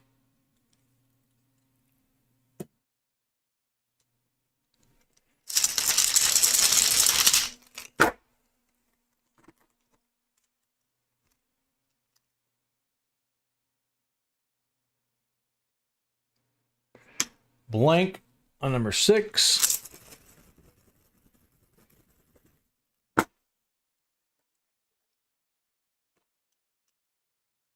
Blank on number 7.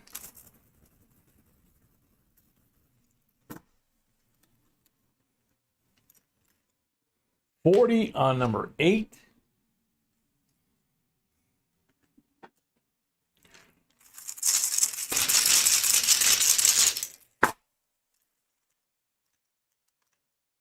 $40 on number 9.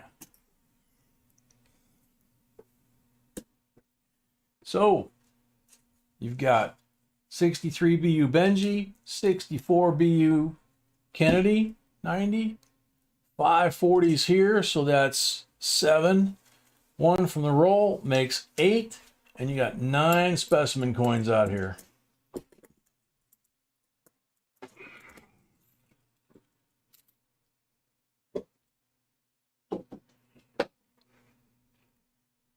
Thank you, Dawn.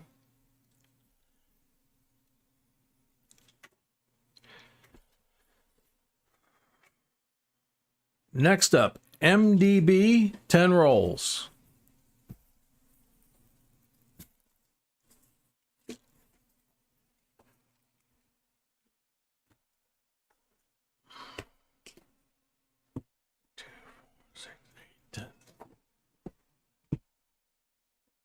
Red mark roll.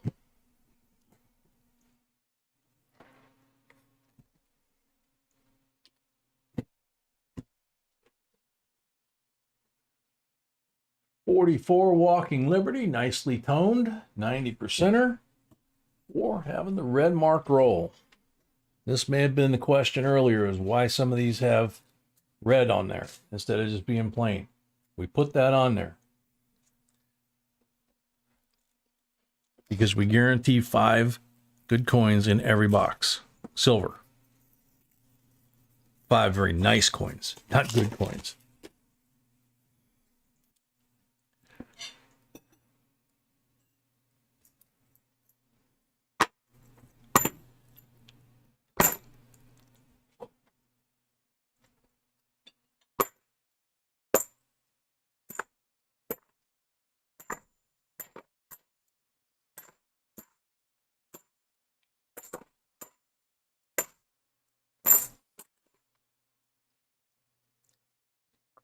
$71.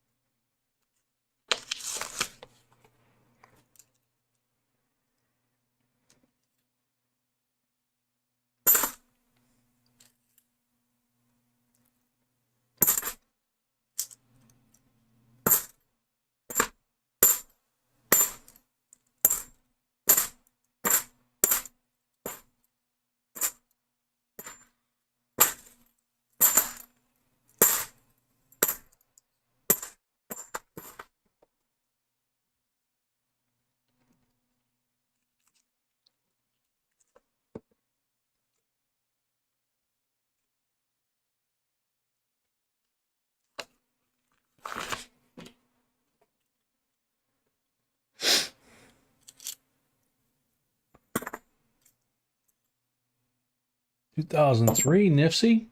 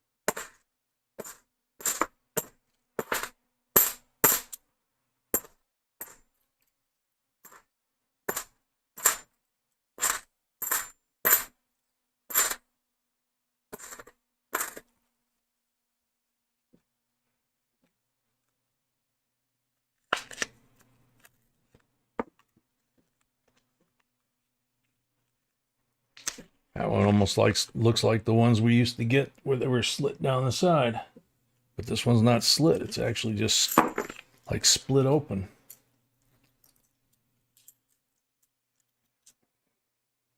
Don't see any silver.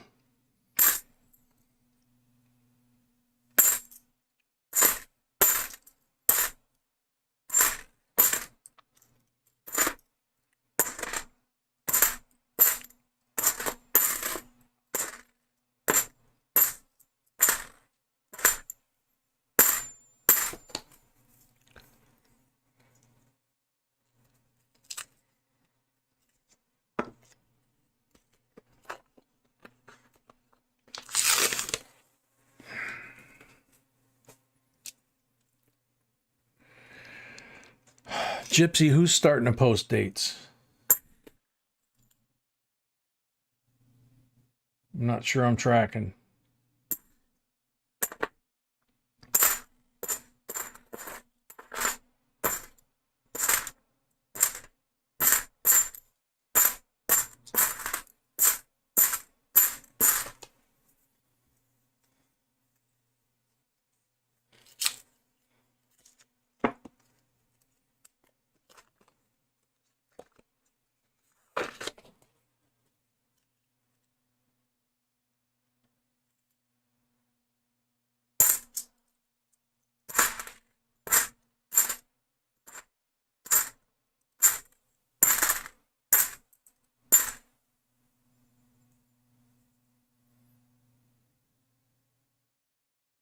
$71.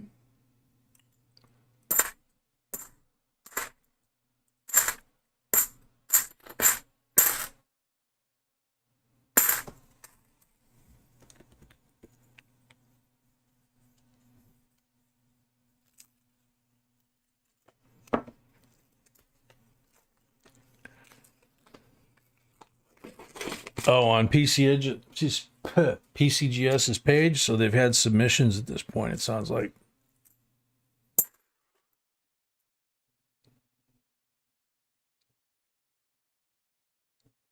There's a 71.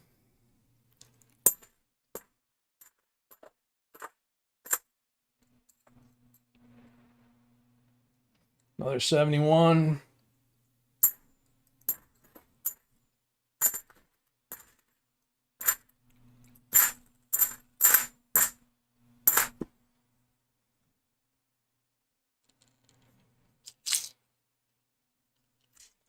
Heather, that's what we talked about doing, was doing a coin exchange here. That if somebody had pennies, nickels, dimes that were either Philly or Denver and were willing to swap 72, like Scotty's saying, then they could let B know. B could keep track of who's got what and organize a swap between them.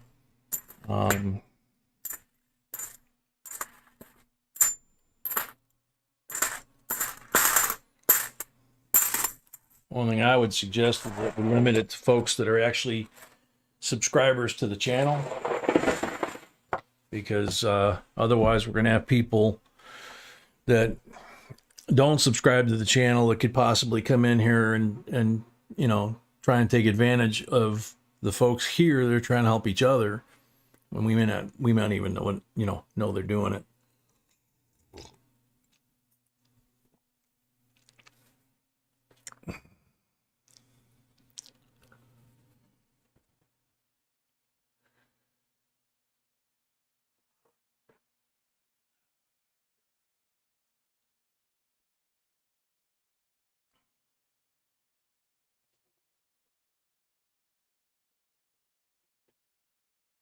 All right, so MDB, you got 6 pulls.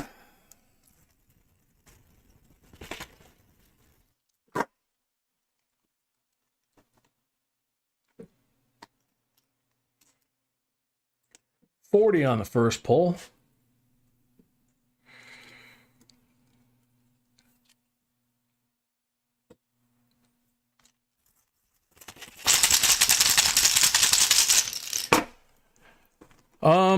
If we had enough folks that were members, I would consider members only, but that would be unfair to the folks that are not members, because we don't have the majority of the channel that are members.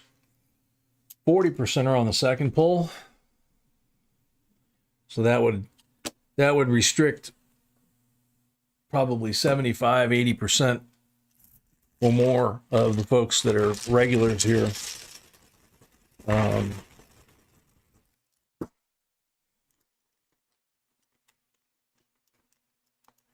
Yeah, Jen, exactly. Blank on number 3.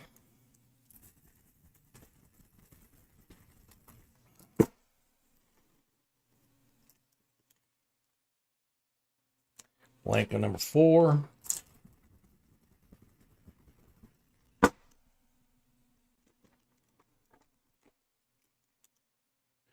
Blank on number 5.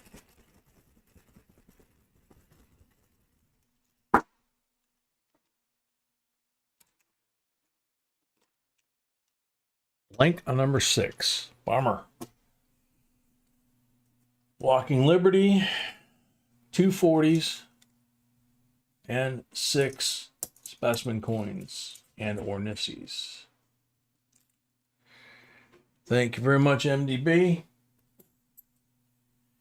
BA, you are up next.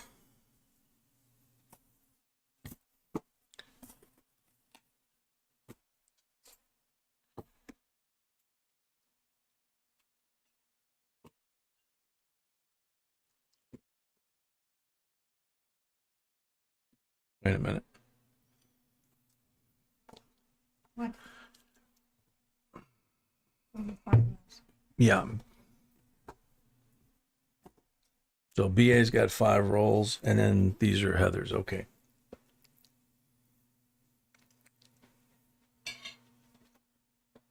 More? No mark rolls.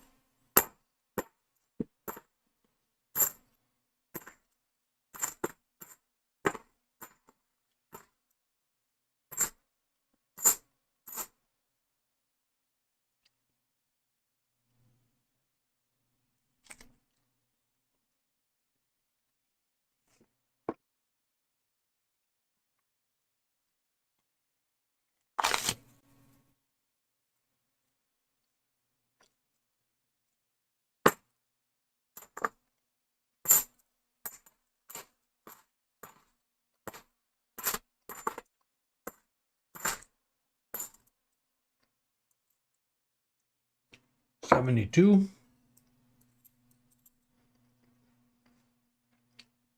72.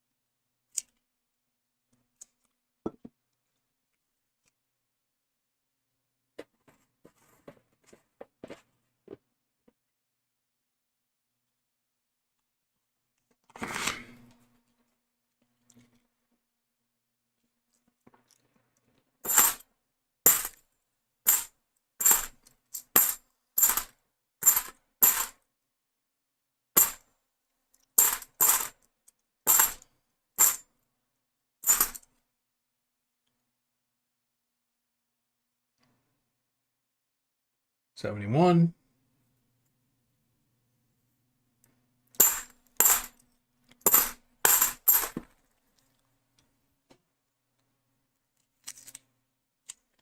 Ramiro Lopez, welcome.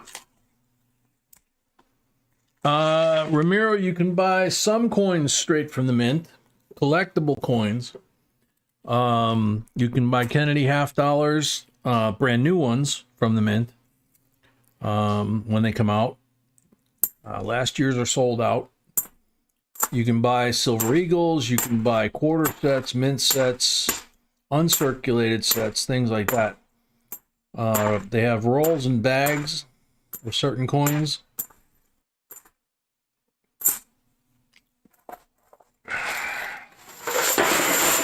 you cannot buy coins like this or coins like you have in your change, with the exception of uncirculated sets. So, BA, 3 pulls.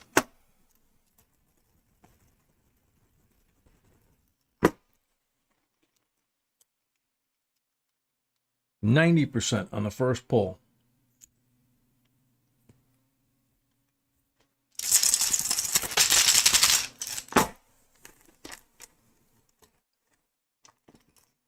$40 on the second pull.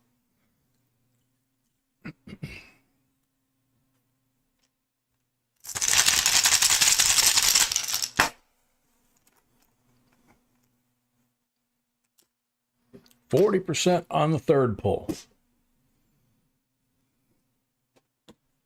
So you got 64 90% BU, 2 BU 40s for a total of 3 silvers, and you got 3 specimen coins here to check for errors. Thank you, BA. Last 10 rolls in the box. Heather Culp. Thank you, BA.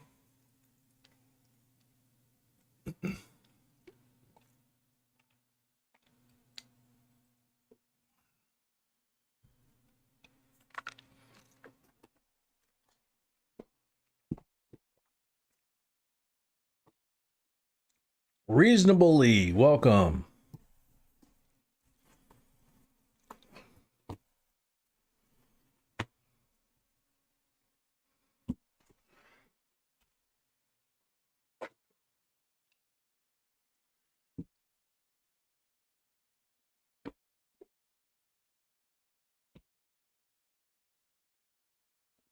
One black mark roll. 40%er. Good luck.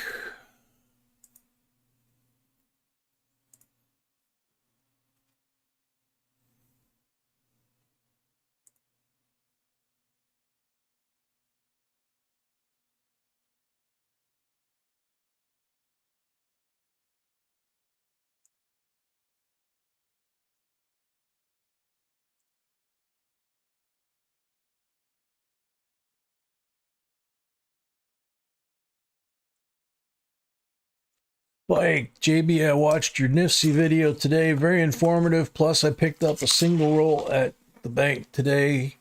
And first one I looked at was a 2017. There you go. Thank B for that one. She does pretty much all of them, but that one's the one that I've said it every time it comes up. Totally blew me away because her research turned up NIFCs that I didn't even have on my radar. So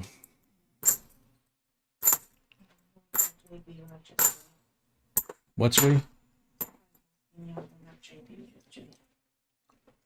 Yeah.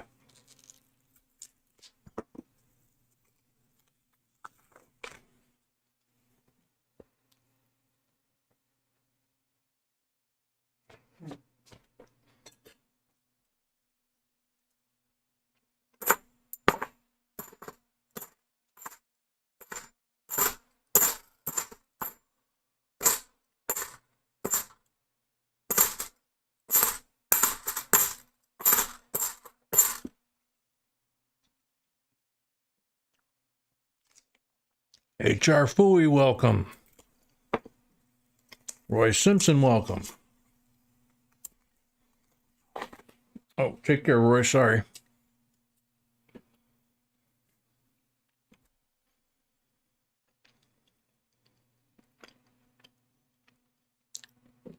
Yeah, Justin, we did. We gave it away for the 200 likes.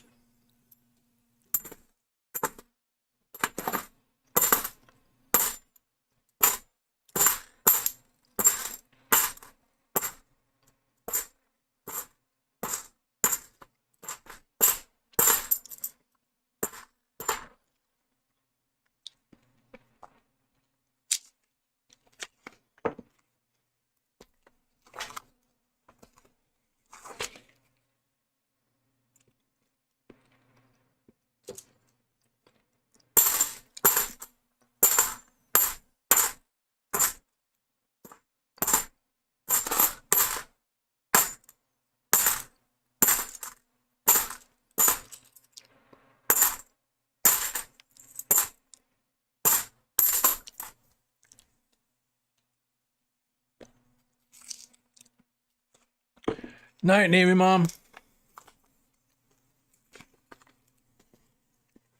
Oh, Batsman. Yeah, go take care of that, man. Obviously, that takes priority. Hopefully, it's nothing serious.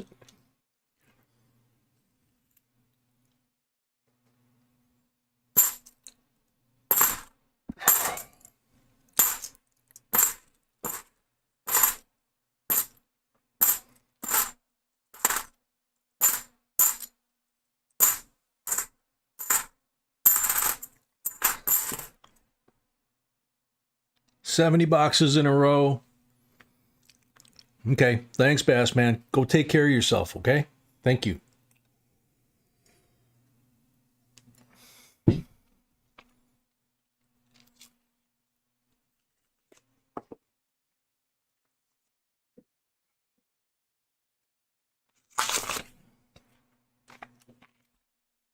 Twins.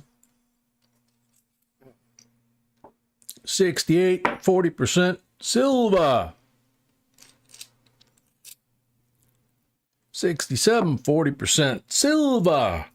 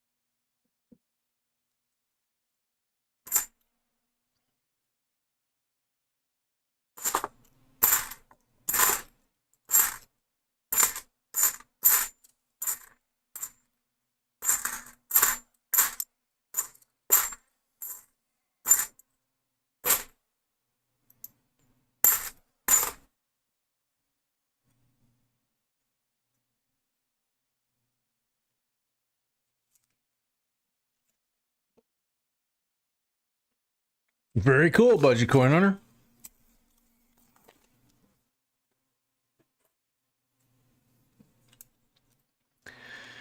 What you'll find is at a shop, especially like that, the more often they see you in the shop, especially if you're on a regular routine, like I am,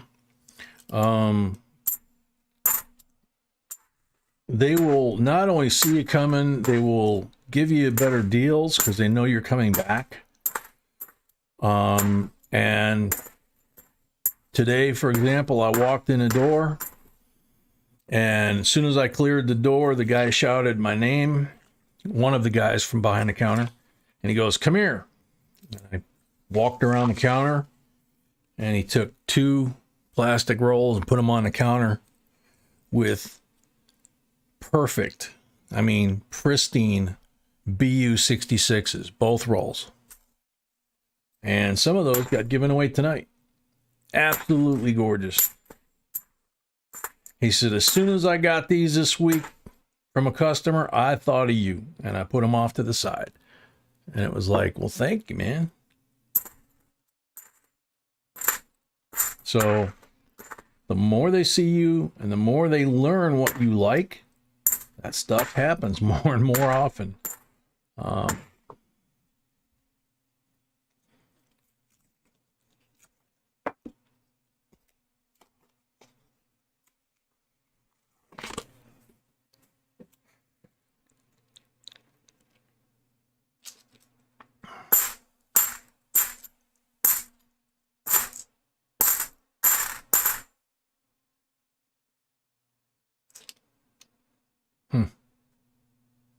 Strange. Kind of a brownish tone on the front. A lot of wear on the face through the toning, which is kind of unusual, but maybe it toned and then got thrown into circulation and got worn. The back looks like a rainbow.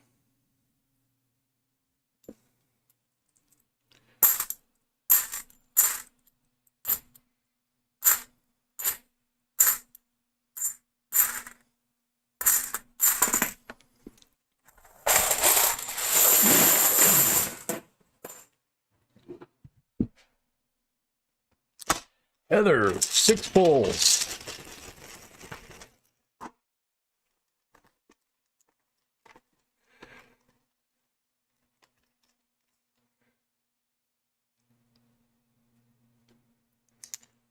Blank on the first pull. Pat Scott, welcome. Blank on the second pull.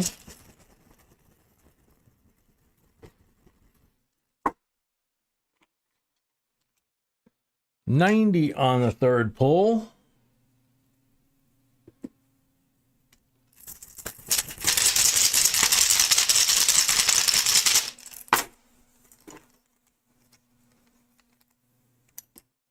$40 on the fourth pull.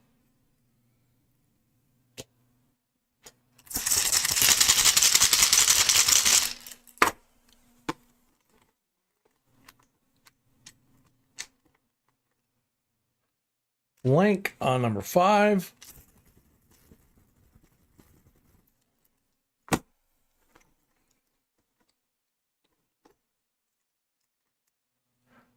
$40 on number 6.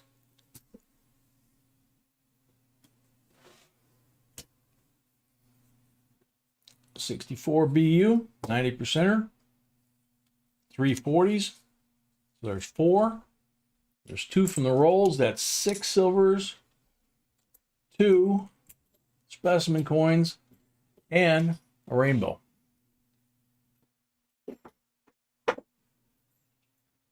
Thank you, Heather. That's the end of that box. Sanford and Sons, welcome. Alrighty, so I'm gonna go wash my hands, come back. We're gonna put Seaweave's box on a table, and we're gonna do the end of box giveaway for the box we just finished. So I'll be back in a second.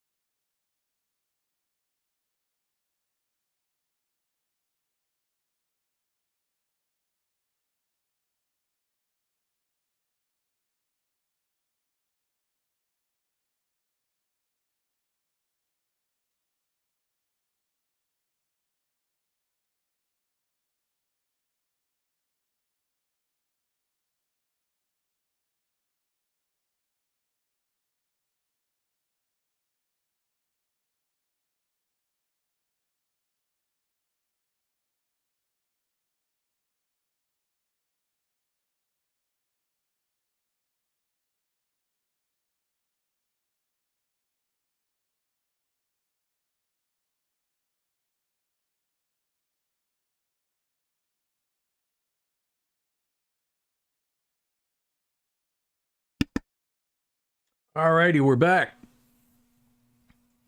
See, we won a box number 1. And the giveaway for the end of the last box is another U.S. Mint Proof set, 1993. Once again, it does not look like it's ever been opened.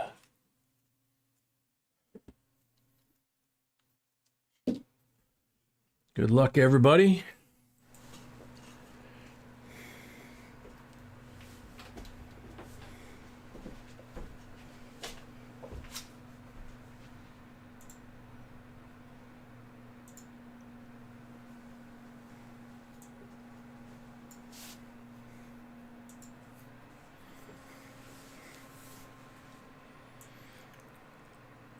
Giovanni Filangieri. There's more fake coins. I can't read it. There's more fake coins out there. One day game or draw. Which one do you have? It's not really, I'm sorry. That's not a qualified answer. Yeah, he's asking us. Actually, it's not what. Okay. So he's asking us a question instead of answering the question. Out there, or maybe in your draw, which one do you have? Yeah, no, that's not a qualified answer. Sorry. Taylor Foster, I have not seen any fake coins, but I think it wouldn't be kind of cool to have one. I agree. Taylor Foster, are you still here?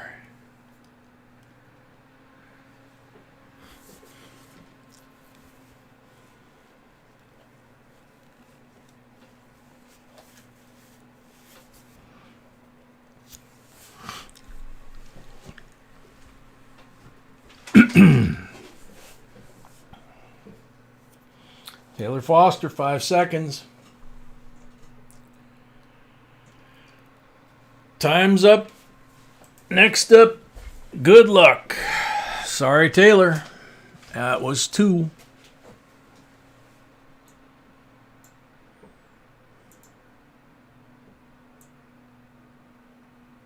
Jack Gallman. No, I don't have any fake coins to know of. Jack Gallman, if you're still here, you're on the timer.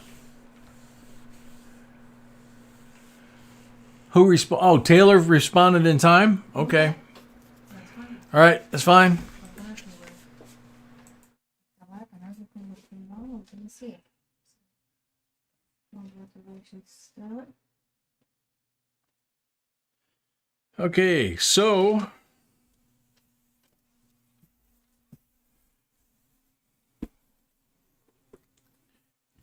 Jack Gallman's here too.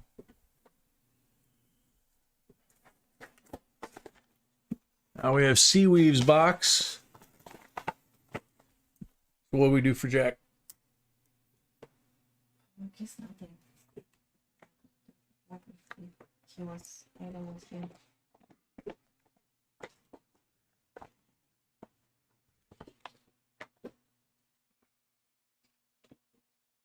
So here's the 5 coins we can't hide in the box. 68 BU 40%er, 69 BU 40%er, 63 BU Benji, 43 AU BU Walker, and 67 BU 40%er. So 3 40s, 2 90s.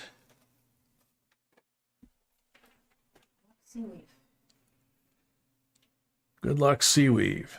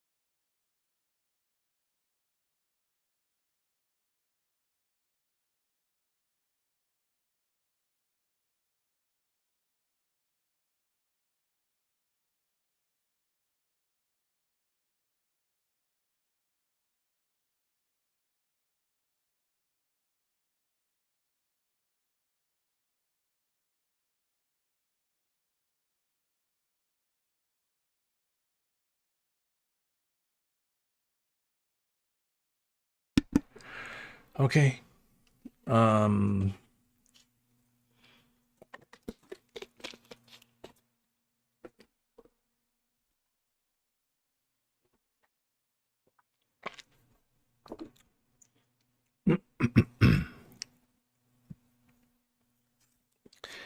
Seaweed, good luck.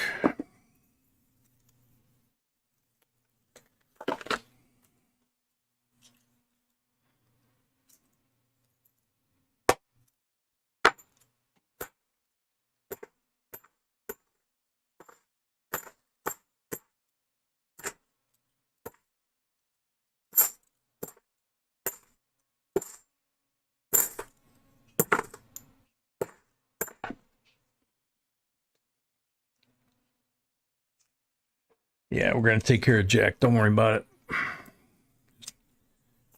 Right now, B's getting me something.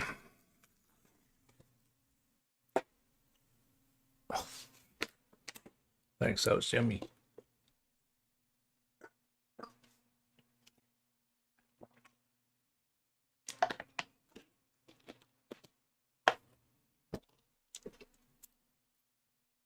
Not always unique with the medium cutter. Just ask Jack to send us his email. I don't know if he. You mean his mailing address? Yeah, Jack, if you could send us your mailing address to our email address that's right below the sold out. Not the PayPal, just the email, jbcoinsinc@gmail.com. We're going to send something to you. And we don't need anybody to send anything. We're going to send something.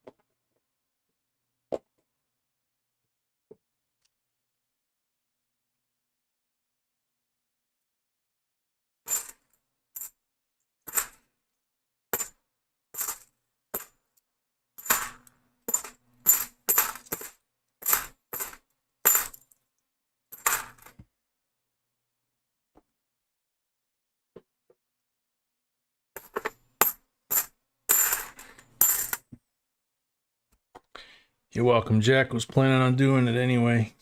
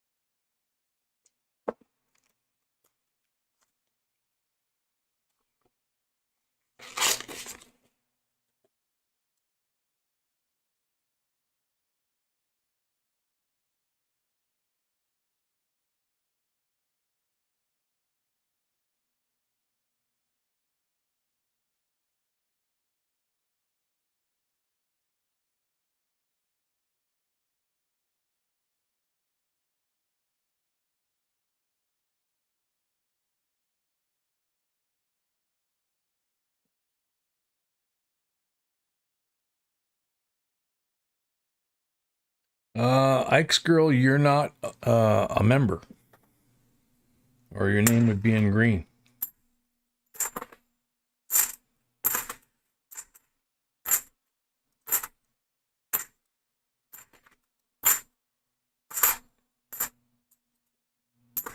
And the Wednesday night live stream is for members only, and the only people that get giveaways on Wednesdays is folks in the live stream, which are only members.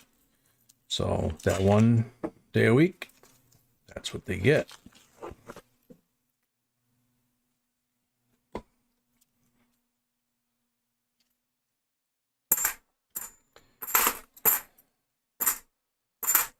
Like I've said many times, we would love to have a lot more members. I've looked on some other channels from time to time and seen, like a sea of green on their screens, but and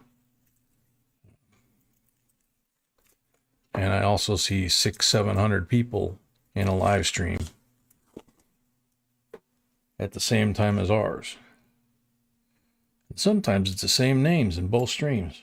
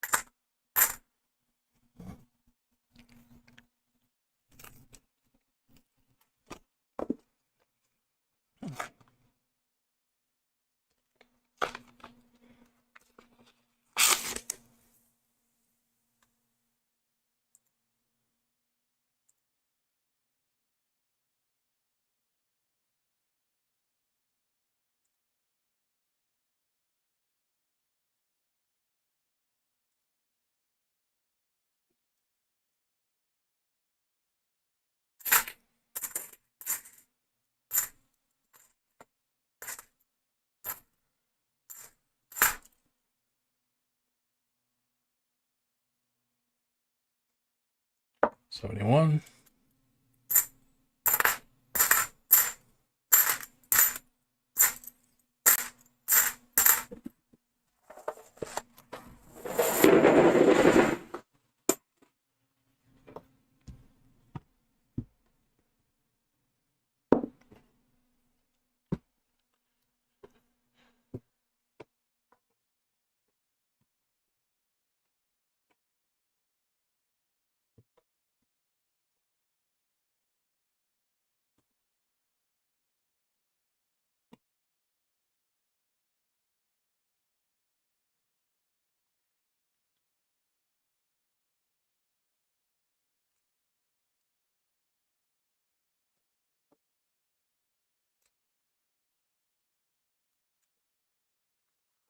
Well, welcome, Rudy.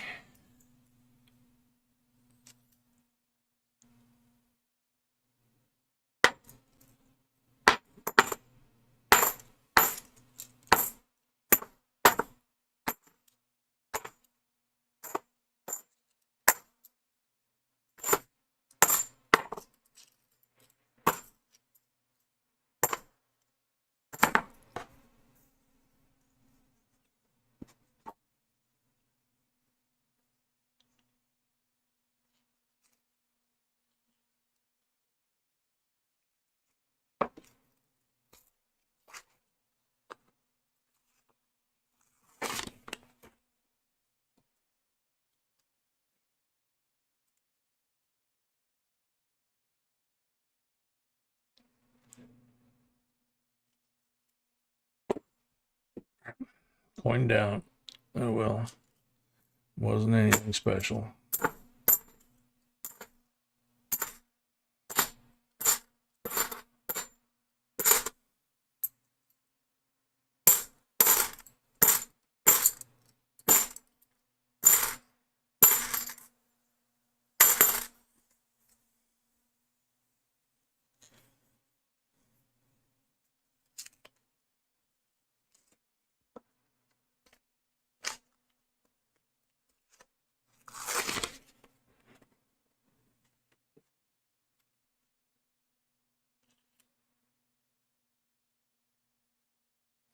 73 in nice shape.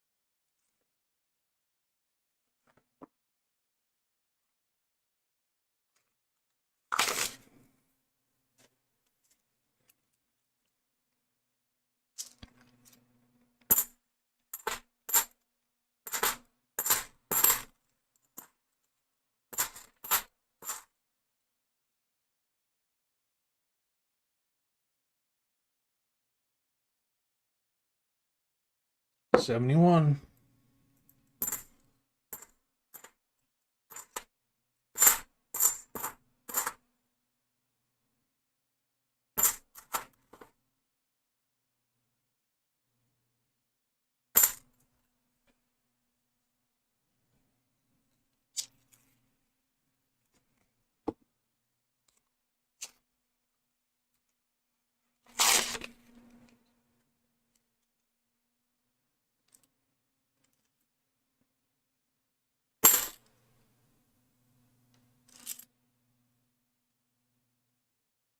$19.80.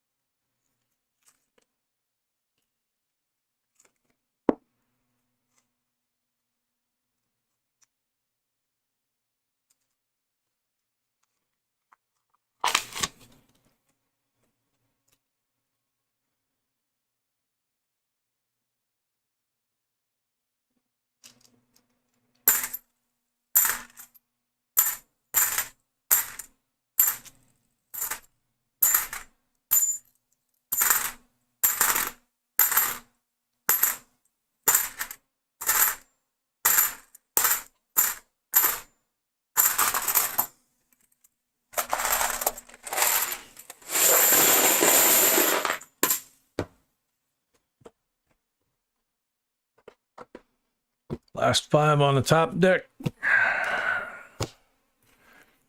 First 5 in the lower deck.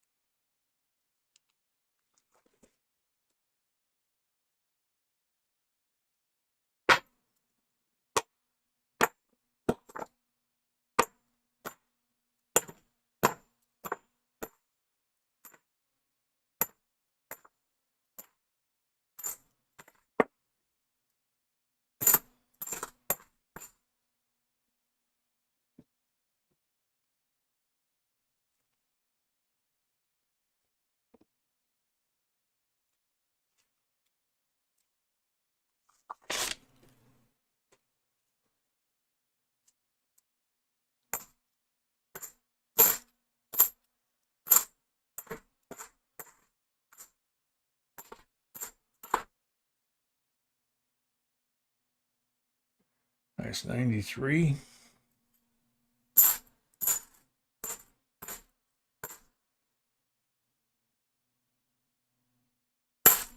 Crimper Kiss on the 71.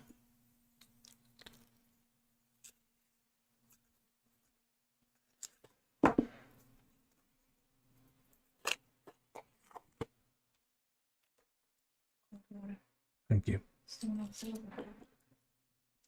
92 S Decam Proof Silva. 40%er. 68, 40% Silva. Twins.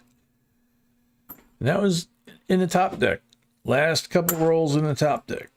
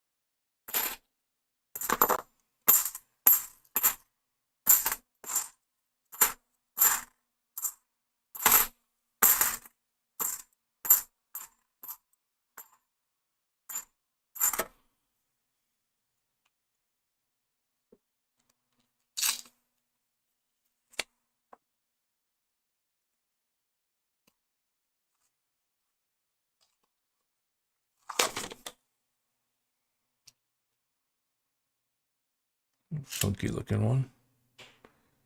95 kind of ate up.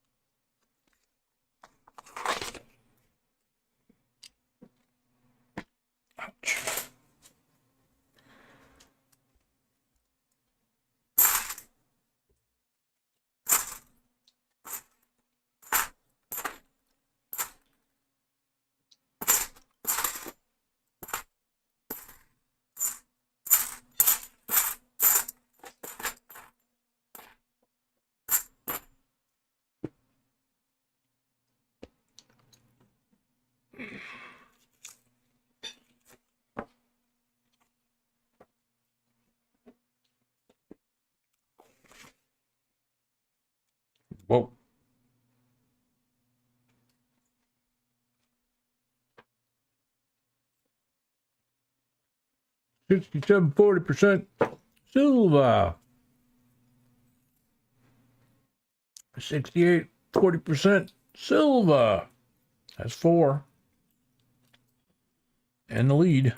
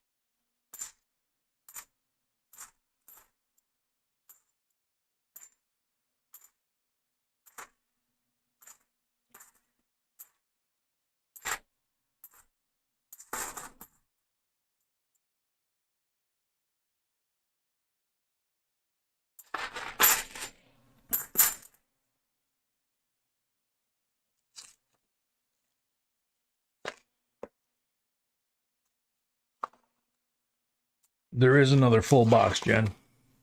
Belongs to Tom. It's the last box at the end of the night.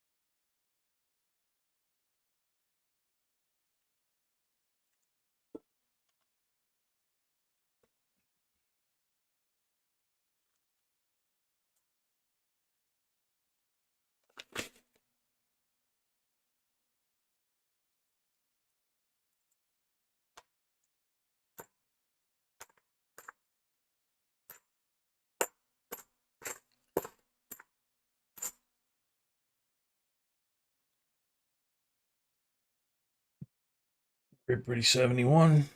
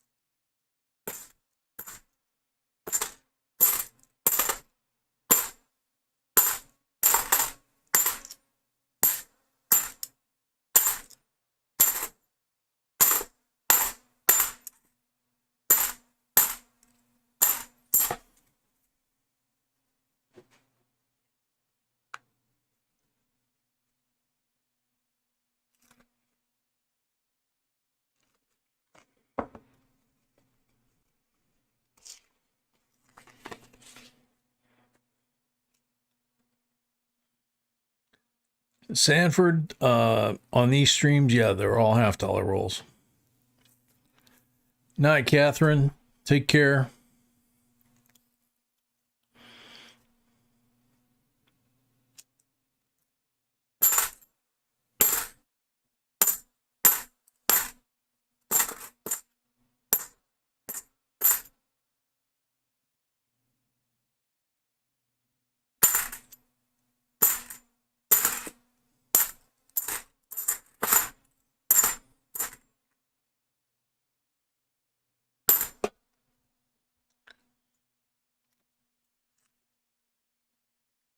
Yeah, Carrie. Sorry.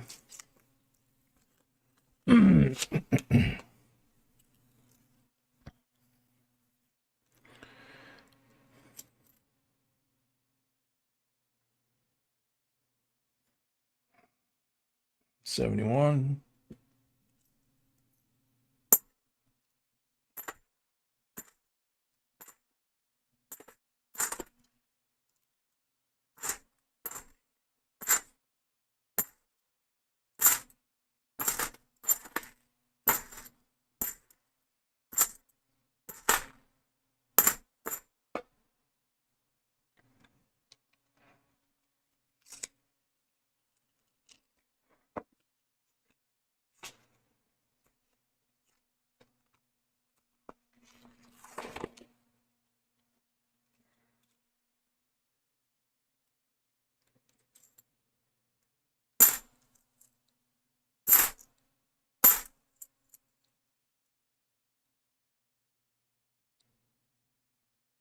71.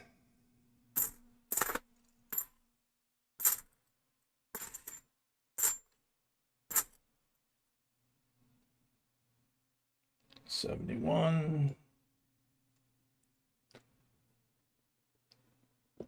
So far, that's the nicest one, that shiny 71. They're all pretty nice.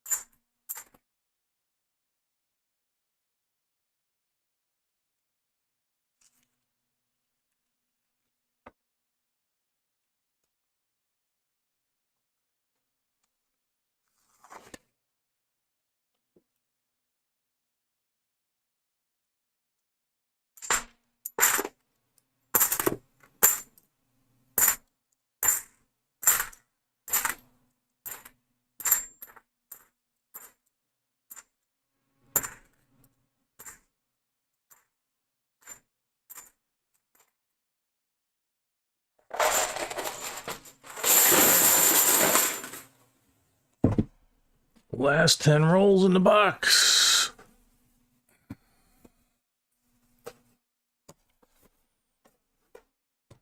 This is your last chance to pad the lead.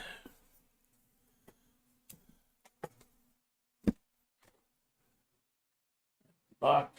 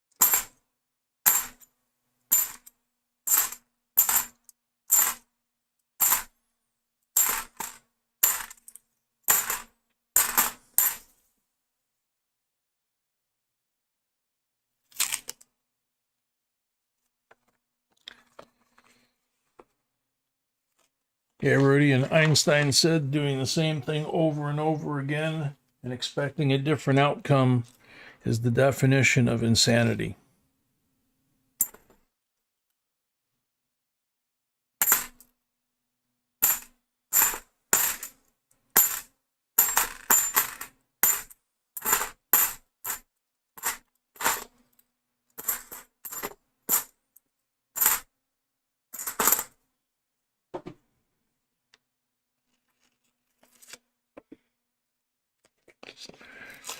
Very true, Mr. W.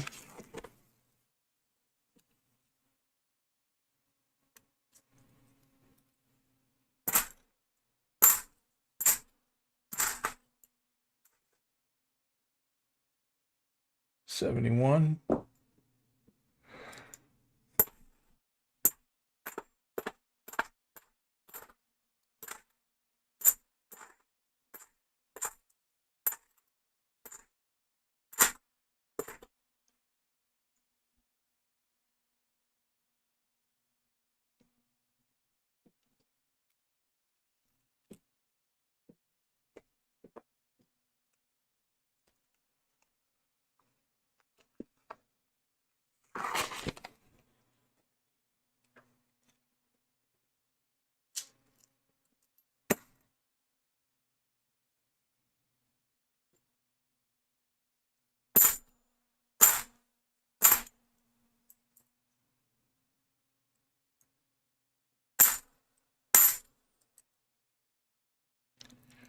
Another famous quote, if you're not the lead dog, view never changes.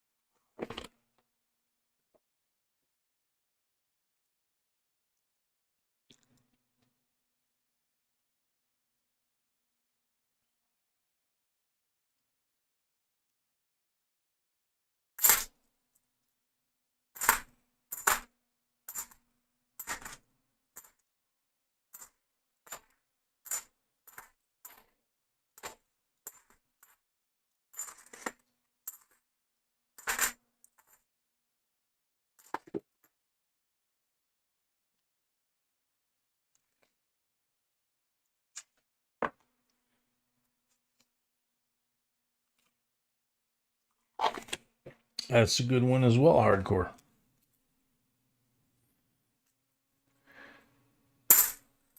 It's not how many times you get knocked down, it's how many times you get back up.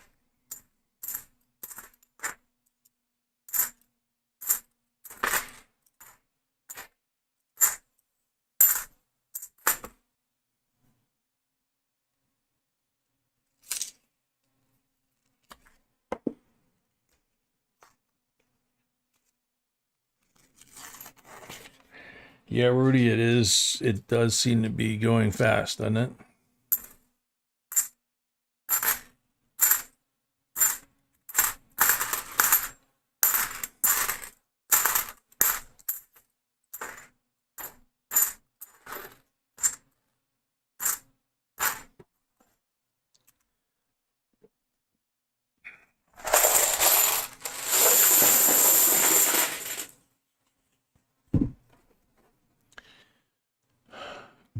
$25 pulls.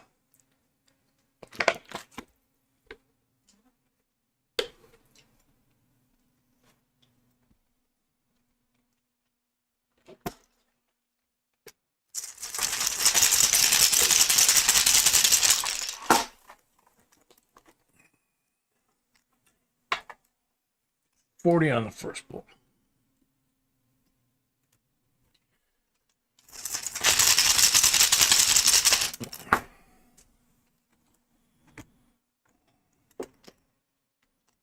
$40 on the second pull.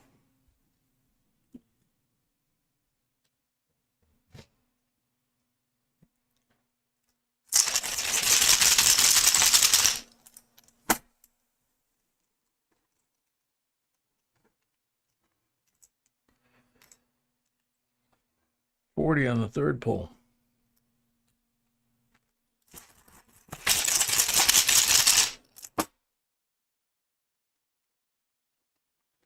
That's a good one too, Sam. We just can't put that one live. Number 4 is a 40.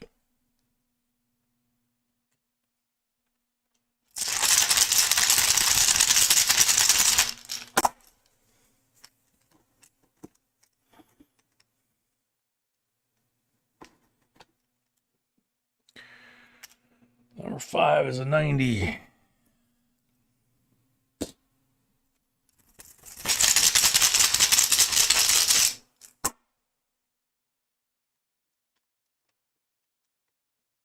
It's a good one as well, Mr. W. Number 6 is blank.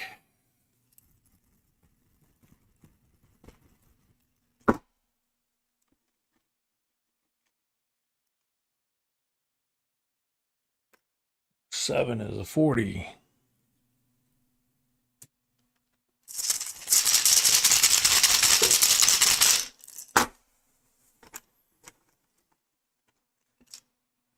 Number 8 is a blank.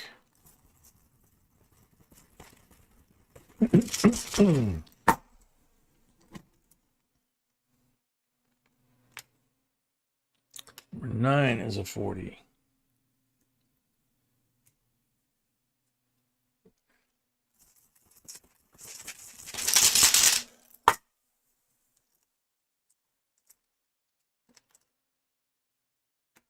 Number 10 is a 40.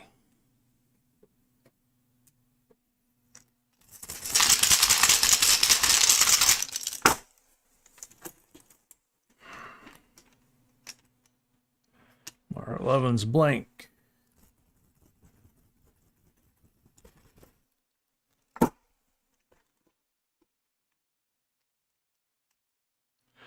Number 12 is a 40.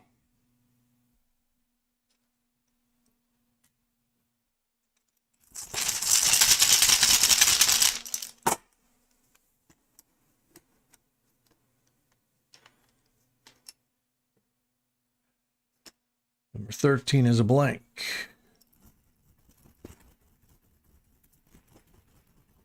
Number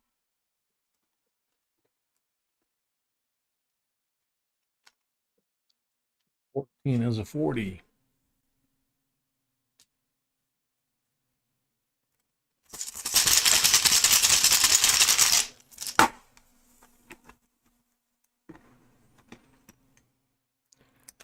Number 15 is a 40.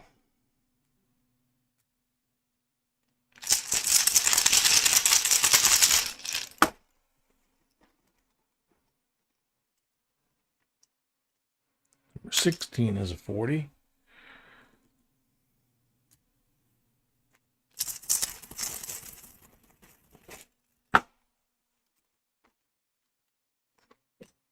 Number 17 is blank.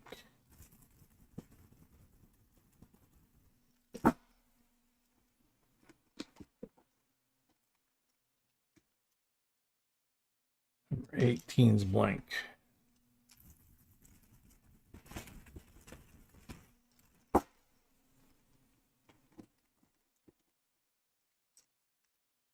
Number 19 is a 40.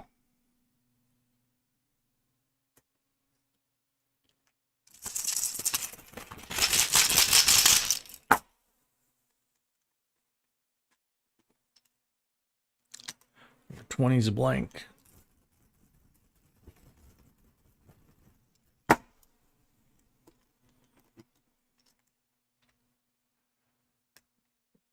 Number 21 is a blank.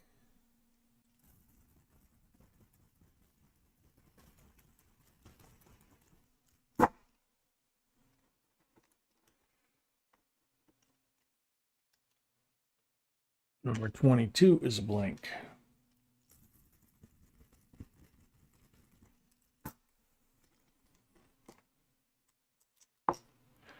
Number 23 is a 40.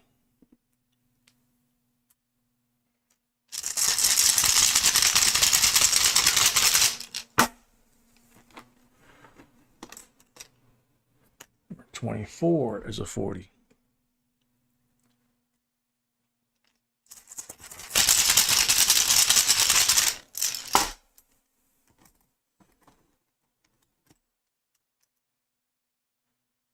Or 25 is 40.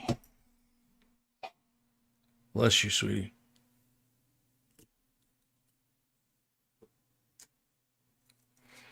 So she wanted number 4 for an envelope.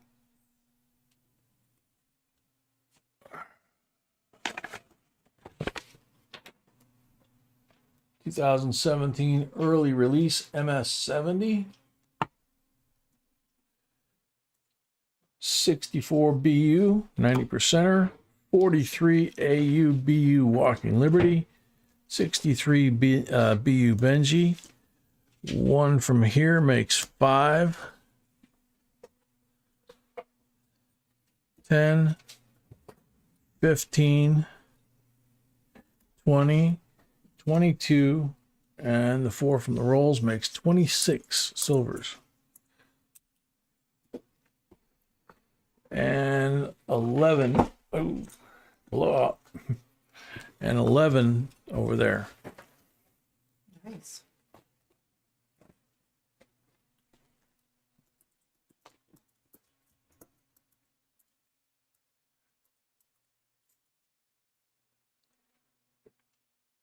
Yep.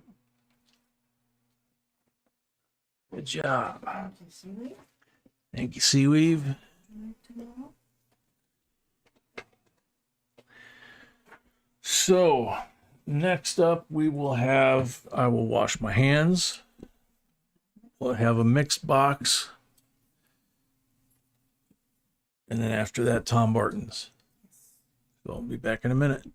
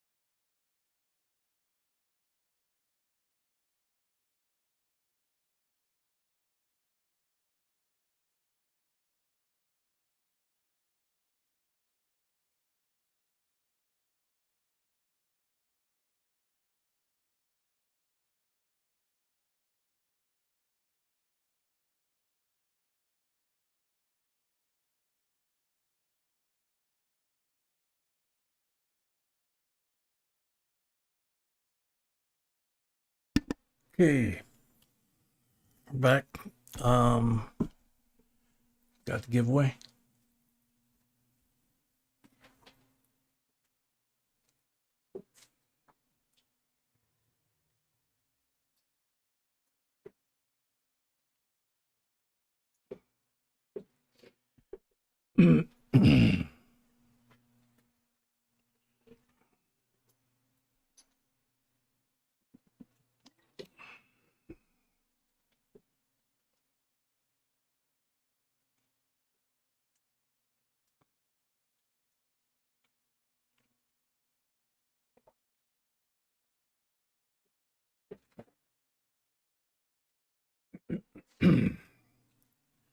Okie dokie.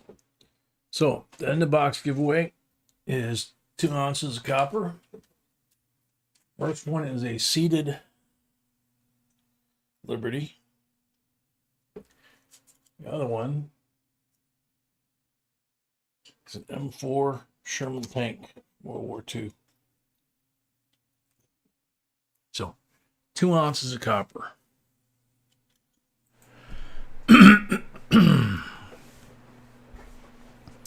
Thank you, Rudy. Right about now, it is letting me know that it's there.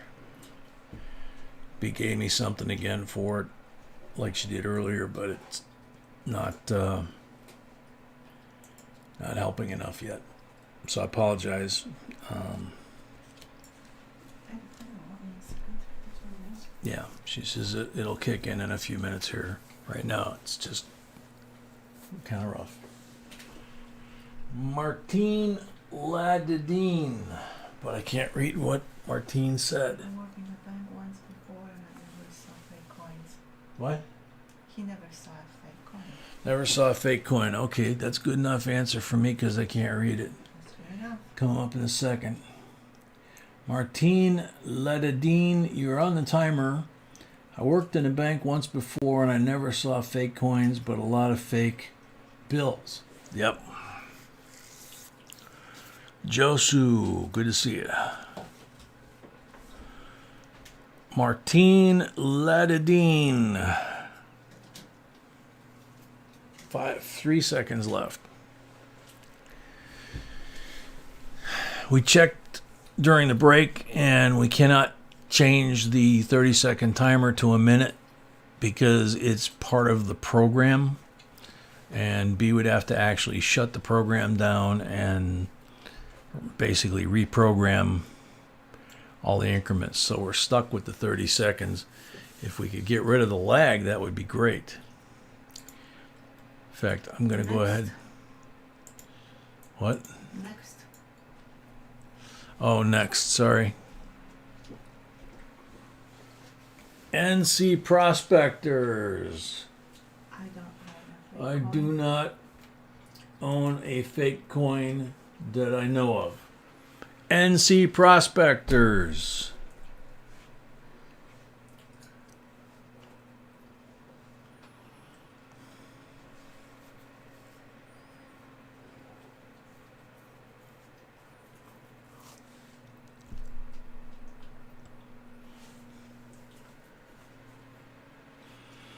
My Silver Squad, welcome.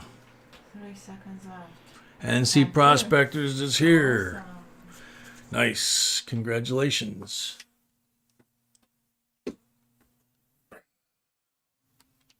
Ouch. Ouch. Okay. So let's see if I get that on the screen. Nope. I come down like this. And like that. And that's about right. Excuse me. Okay. Before the break, we were exchanging some quotes, and I was trying to remember the one that I used to actually have this at the bottom underneath my signature on all my emails at work.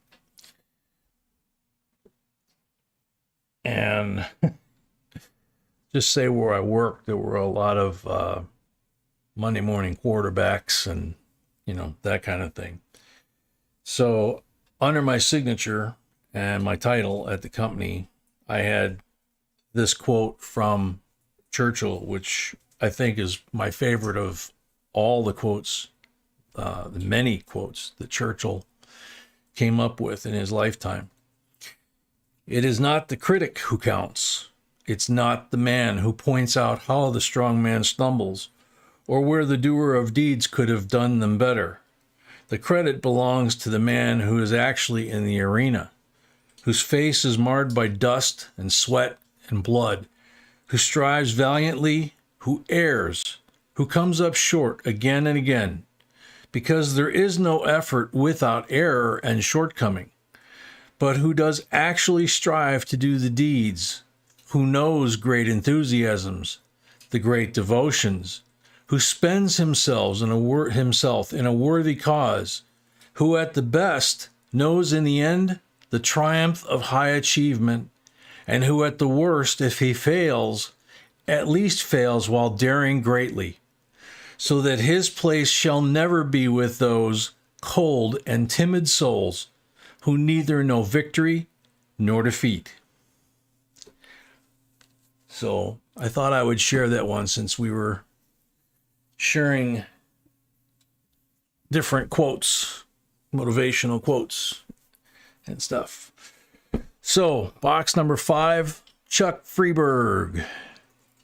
You're starting us off. If he's here. I always thought that was a really good one, especially on my email. I mean, it was a paragraph under my signature on the email. But I thought, you work hard to achieve things to benefit not just yourself, but to benefit everyone at the company when you're in that kind of position. And if you don't do what that quote says, then who are you to question the guy who is? Or girl. Yay. Chuck is here. Yay. How many down, how many over? You have half a box.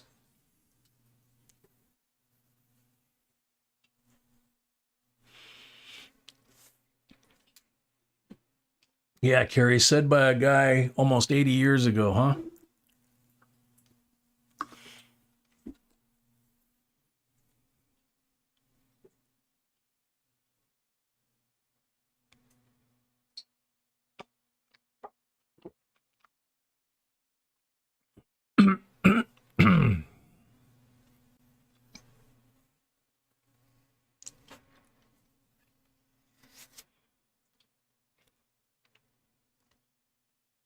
Chuck, where would you like to start? Chuck, where are we starting? You got 25 boxes. 25 rolls. Sorry. Thank you, Heather's chubby hubby.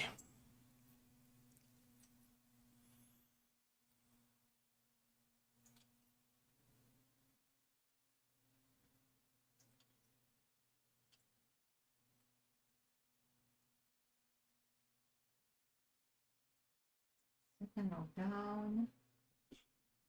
Do you see it? Second row down, then begin. So right here,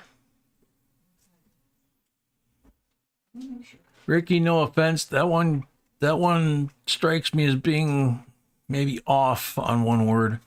Don't underestimate the power of vision and direction. These are irresponsible forces able to motivate you over what might appear to be unconquerable obstacles. I understand what they're trying to say, but irresponsible doesn't seem to be the right word. I've never heard that quote before. It's a good quote, but irresistible. There you go. That makes sense.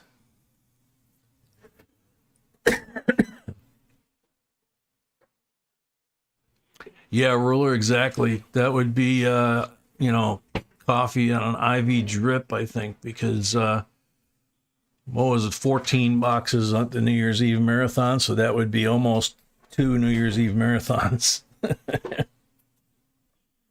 Yike.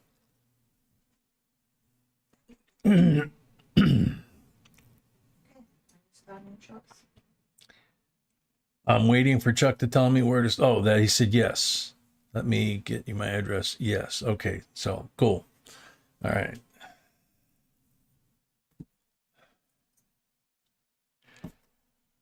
Heather's chubby hubby. Yeah, I agree.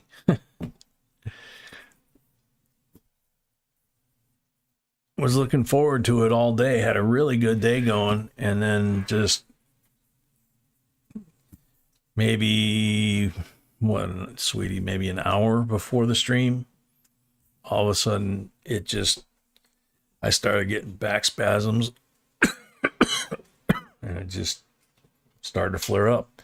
So as always, 15 on the first run, then the second 10, and then we do all the pulls at once. Okay. Good luck, Chuck. Black mark roll. Green mark roll.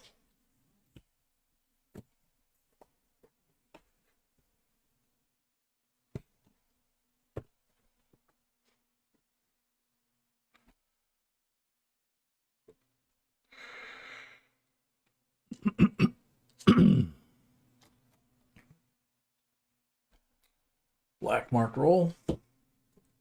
63 BU Benji for the green mark roll.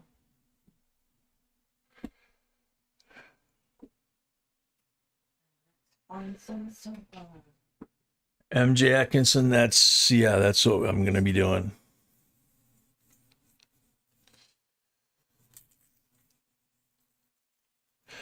Old man, I agree with you. That's up at the top of the list too. I have a copy of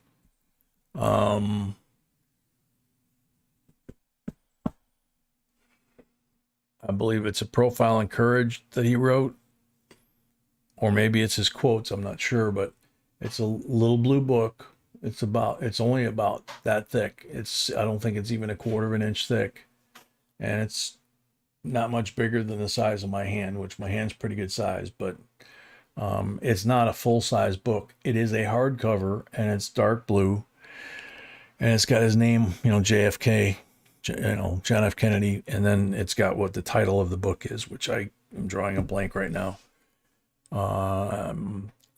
He was killed when I was 5.5 years old, and I still remember watching it. I still remember watching Oswald and everything that went on, including the funeral and everything else. But I read that book cover to cover when I was 5.5, 6 years old, and it's got my name in it, and it's got somebody's signature, but I can't remember off the top of my head. It's in my bookcase somewhere. It's one of those books that I have kept.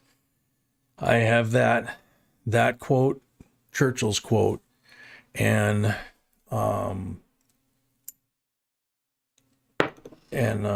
Luther King's "I Have a Dream," that one day my children will be judged by the content of the character, not the color of their skin. And I have my entire life, from the inner city of Chicago as a kid to the military to very successful businessman at one time, to now a later stage in my life. I have pretty much stuck by those. I think it might have been Profiles in Courage. The only thing I'm questioning myself on is the fact that it's a very small book. It's only maybe 6-8 inches high by about 4.5-5 inches wide, and it's only maybe a quarter inch thick. I'm sure it's fine print, but it's a very small book, and I thought Profiles in Courage was a much longer book,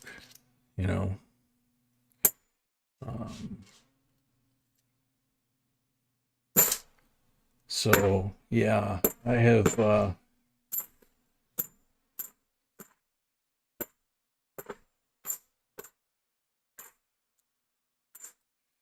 there was another quote that I heard, and I think it was attributed to Churchill, but I'm not sure. And I think I just heard it recently in the last decade, maybe. If you have no enemies, you haven't done anything. So something to that effect, that if you have accomplished things in your life, then you have made enemies. Because no matter how great a leader you are, JFK, a lot of folks, because of the way things have been rewritten in the last 60 years or spun or whatever, a lot of people don't realize that JFK was more conservative than Ronald Reagan, in a lot of respects, fiscally, socially. But when it came to the Constitution and people's rights, he was basically a constitutionalist. He believed that the freedoms extended from the Constitution as they were written, and he tried to enforce them that way. And he also knew Martin Luther King, and he knew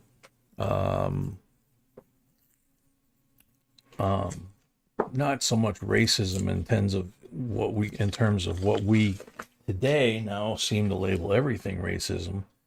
But when he was growing up, being Irish, you were insulted constantly. 67, 40%, Silva. So first silver in the box.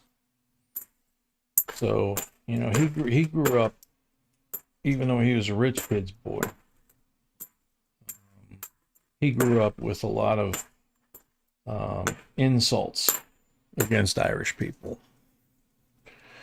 And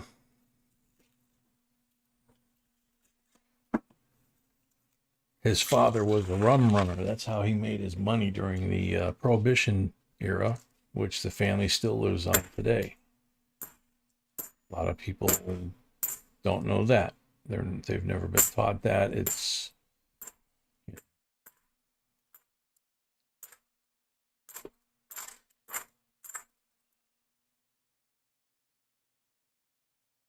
$71.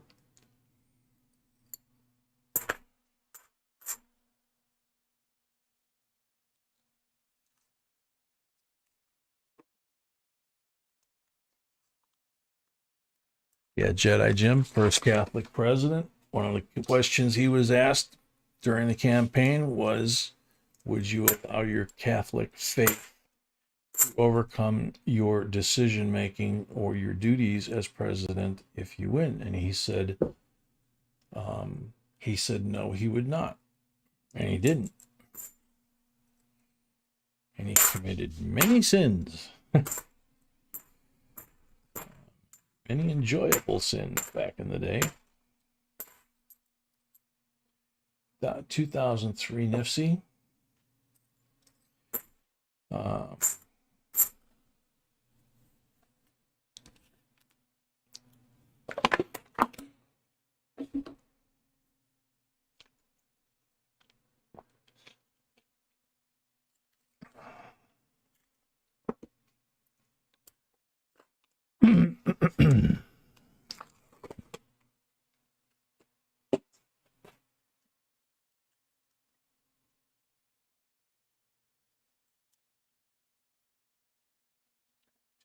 Two NIFC. Yeah, Martin Luther King would be appalled if he was still alive, because he lived his entire life as not only a man of God, but a man of peace. He totally disagreed with Malcolm X's version of trying to force change. And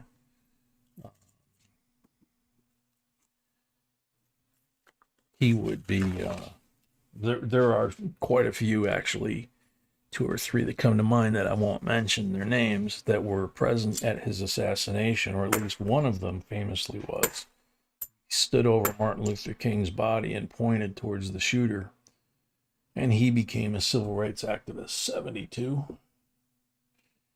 And in the process, he became an extremely wealthy man because he would boycott companies like Pepsi, KFC, Budweiser.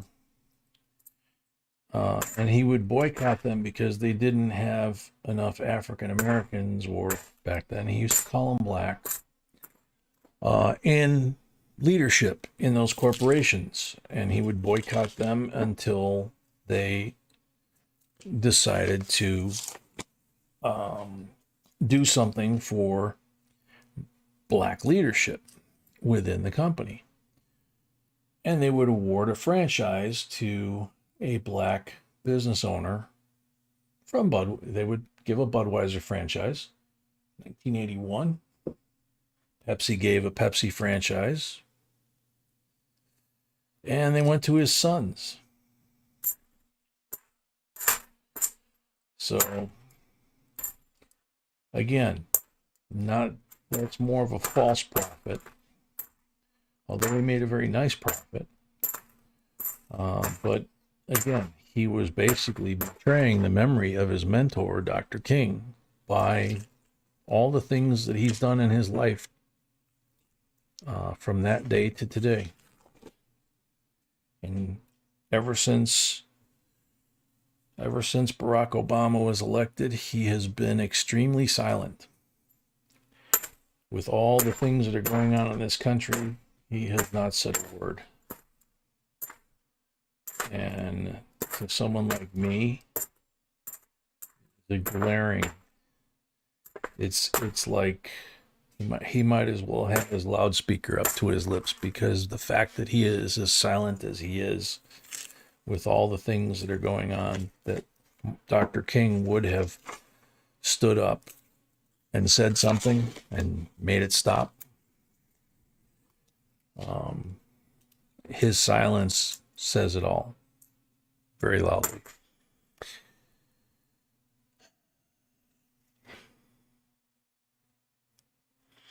Jay, I believe that in a person's lifetime, we all will have made an enemy or two, but the wonderful thing a person can get is to a friend who was once an enemy.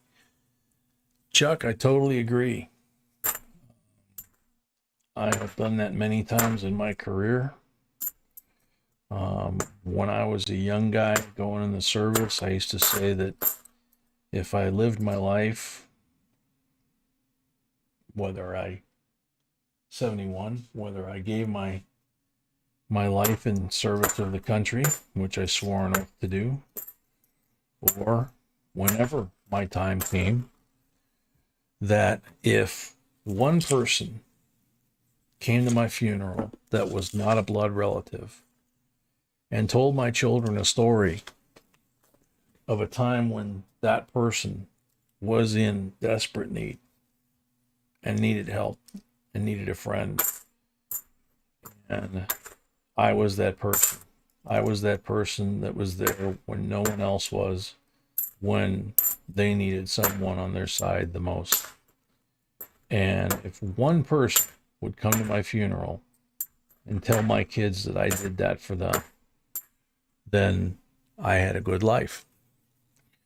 And I'm pretty sure that that's going to be the case whenever that day comes. But I got a feeling it's going to be a lot more than just one person. But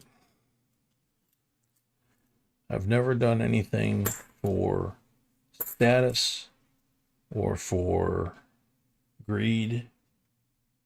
I've always been more interested in helping people than helping myself, and I'm my own worst critic, and always have been.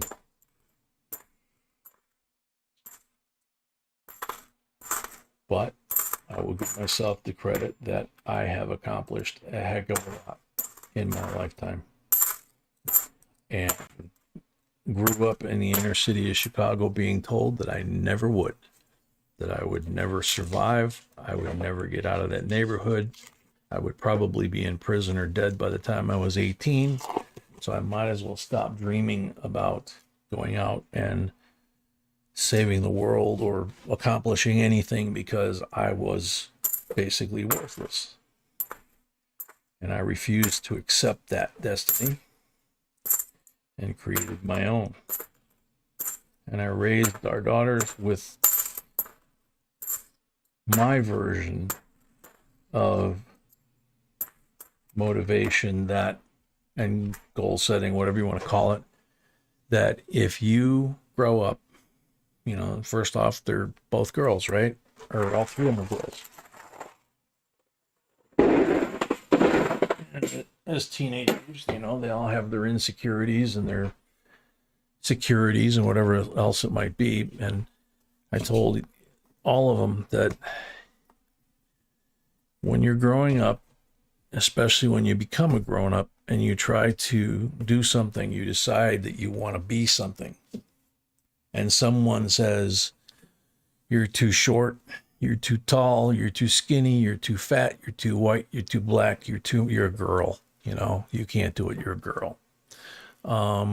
Whatever it is, whatever reason they tell you that you can't do it, if you put your mind and your heart and commit your soul that you're going to be that person and do that thing that you want to do and become, and that no one is going to stand in your way until you've proven to everyone that not only are you going to be that person, but you're going to be the best at it.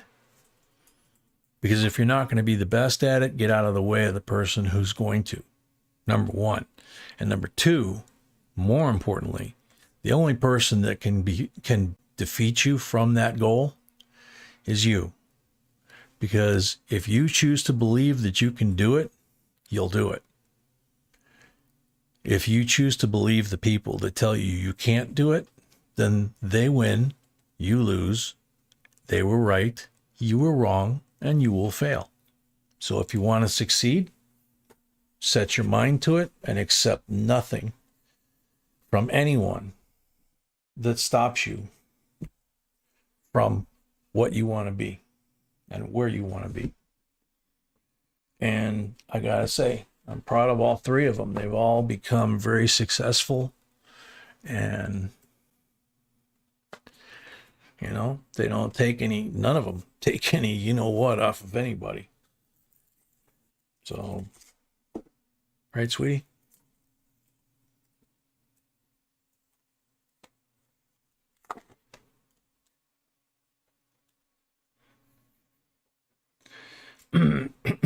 Now back to our regularly scheduled coin roll.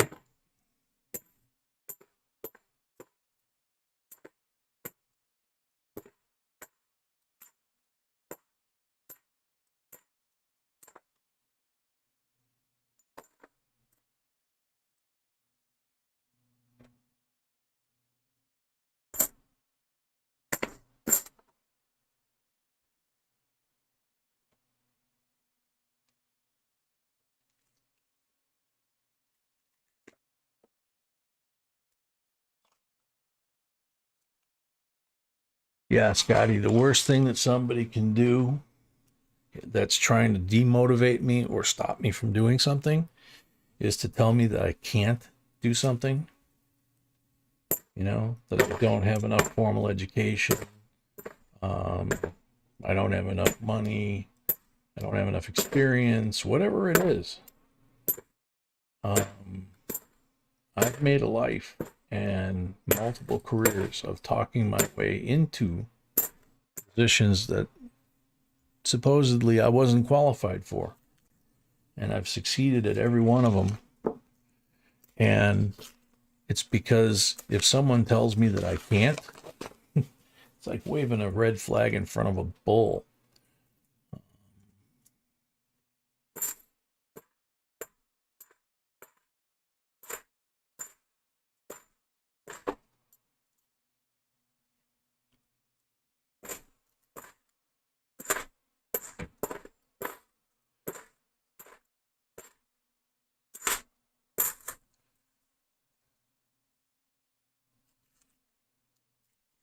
Welcome, Cindy. Glad you made it finally to a live stream. Hopefully you enjoy it. We like to have a lot of fun here. We like to give a lot of stuff away. 72.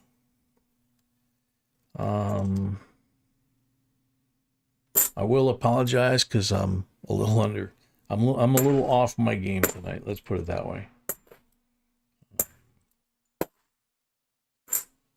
But the folks in the chat, there's a tremendous amount of knowledge and experience in a great many fields, and especially coins.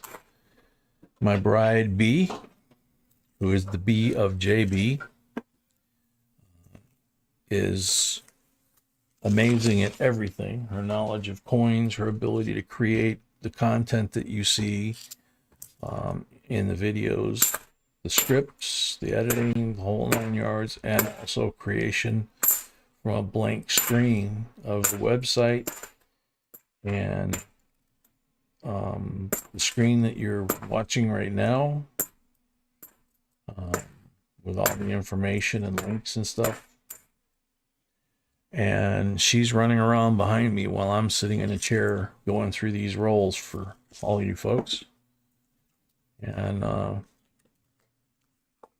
she just never quits.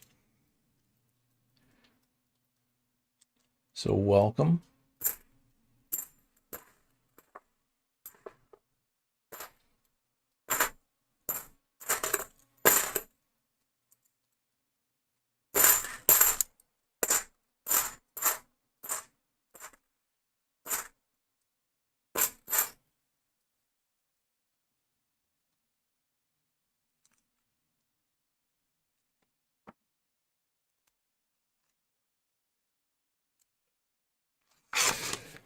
Scotty, yeah, that is a great bit of advice from your granny.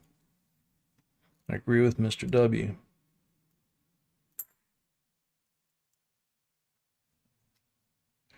My great grandmother from Greece grew up living in a house that her ancestors built 300 years earlier, had dirt floors, no electricity, no running water, and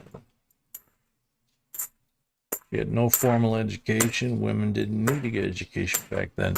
They raised children and fed the family. That was it. We're talking 1900.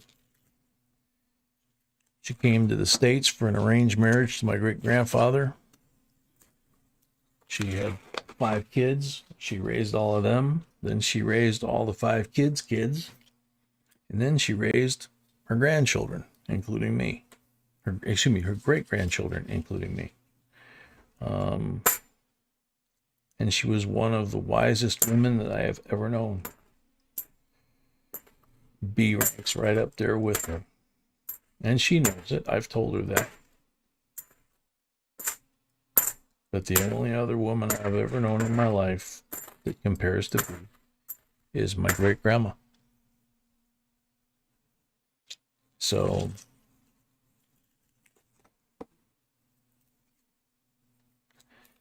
and when my great-grandma died, there were over 300 cars at her funeral, or in her funeral,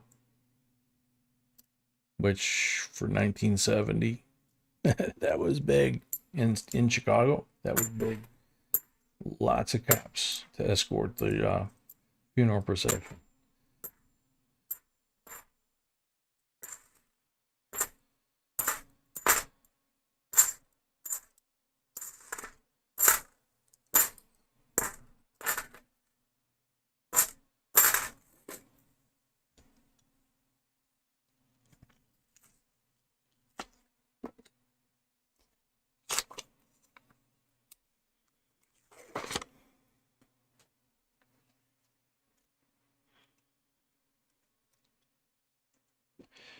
Exactly, Scotty.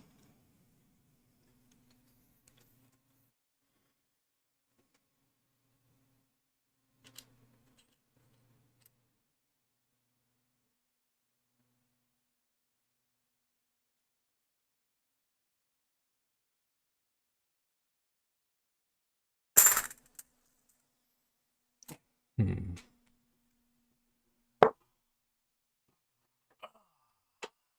the magnifier. And my friend the scale.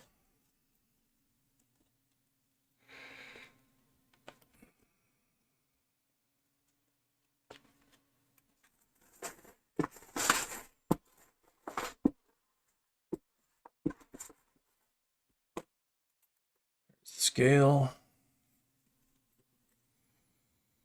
Those are on the website for those of you that don't know.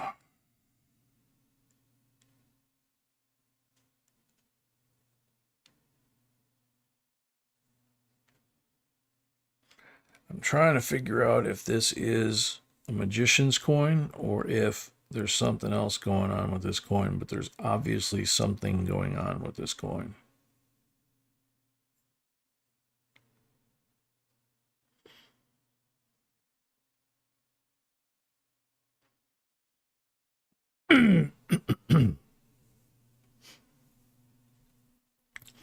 Thing is, the weight feels right. And normally when they make a magician's coin, they cut it around the inside of the rim on the reverse. And then they stick a new reverse that they mill and they pop it into the back side of the front obverse and reeded edge to hold the reverse in place. This one, what caught my eye, even with just my reading glasses, was this one. It feels approximately correct weight. It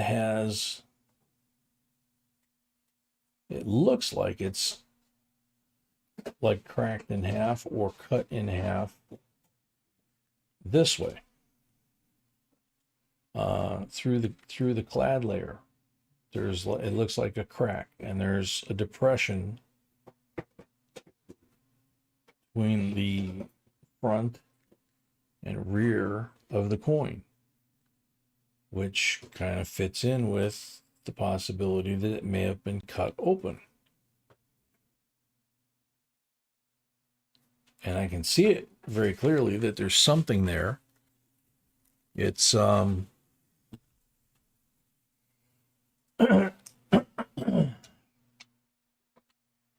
see if I can draw this real quick. It's like you have the face of the coin, you have the reading, and it would normally, go down the coin and be something like that. This coin, the edge on the face just drops off like this. And then there's what appears like a cut or a break. And then the lower reading sticks out further. And then comes around the bottom of the coin. And there's reading here, but there's none on that top half. If you guys can see this, I'll try and hold it up. The drawing. See what I'm saying? About on the left, you have a normal front and rear rim on a coin, and then the face of the coin and reverse of the coin is the flat part. In this coin, we have what's going on the right side, where there is no rim on top or bottom, and it looks like it's cut in half right in the middle here, and then there's only reading on this bottom half. There is no reading on the top. So it's very strange, okay? And I'm not sure what's going on. So what I'm going to try and do here, without wasting too much time, is the scale set, put that on there, 11.19. That's about the right weight for a clad coin. All you have to do is grab another clad coin, 11.28. You can grab another one just for verification. 11.19, that's got a little wear. 11.27. So this coin that I'm looking at kind of funky is either not a magician's coin and just something very strange going on with this edge.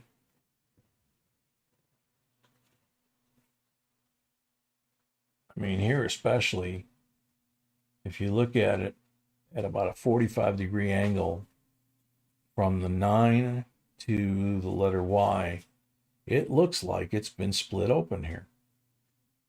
And it could be that the clad layer is separated. That's a known error, is to have separated clad layer. I mean, I can stick my fingernail in there. It's pretty deep. So this is the 1996 Philadelphia. It's not the prettiest coin, okay, but that definitely requires somebody looking at that. So I'm gonna. We're not going to research it for you. Yeah. So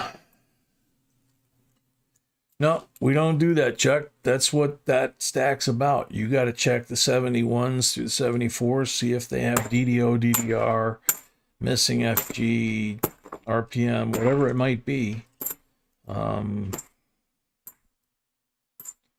We don't do that.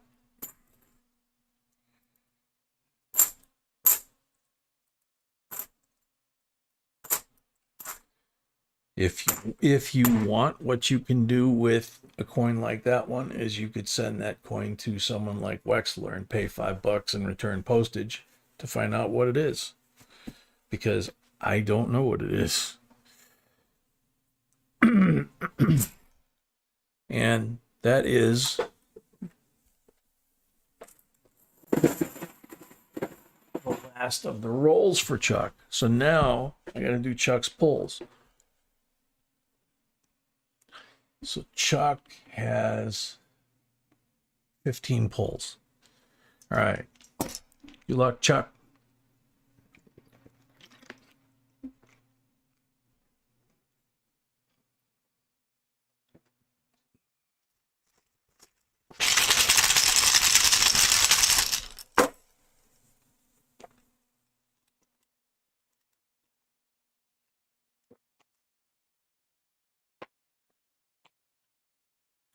Link on the first pull.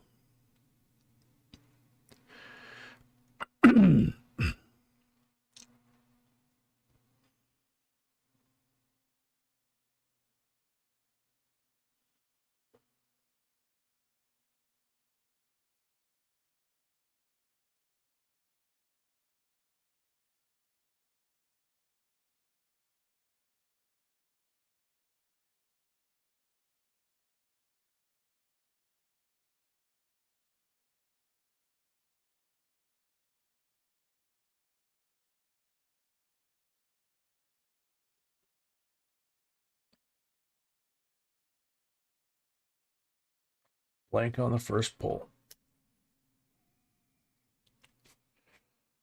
Chuck, it's Mr. Wexler. Yeah, Rudy. His website is doubleddie.com. I'm sure somebody can type it on the screen for you. Blank on number 2.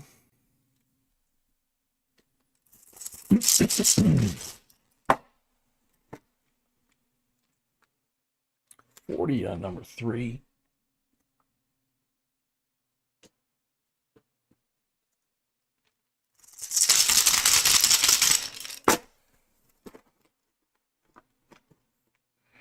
That's the one that Scotty's got there. Blank on number 4.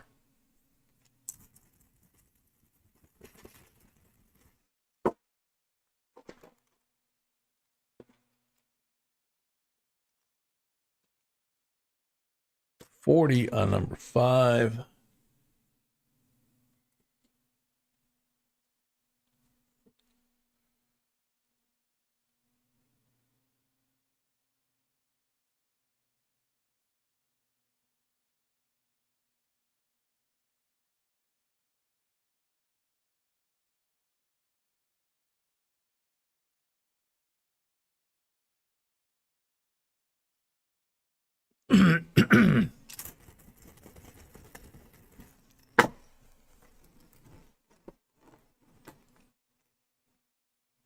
Blank on number 6.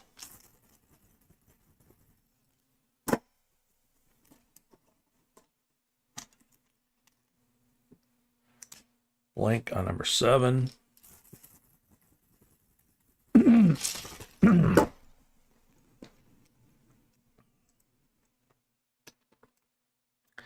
$90 on number 8.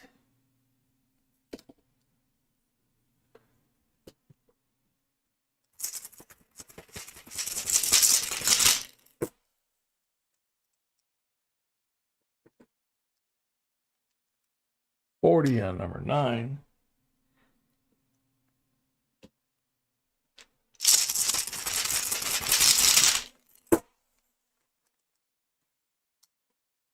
Stack Boy, welcome. 40 on number 10.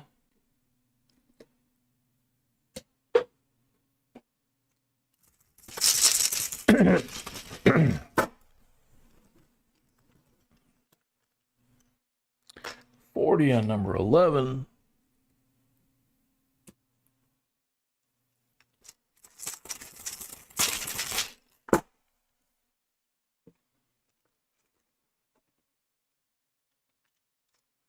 $40 on number 12.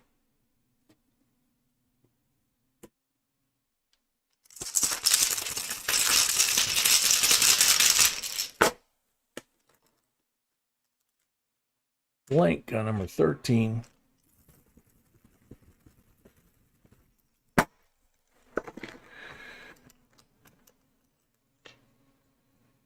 $40 on number 14.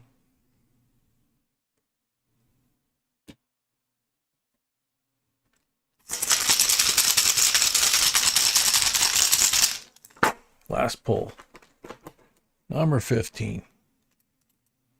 Blank on number 15. So check and make sure the count is good before I proceed.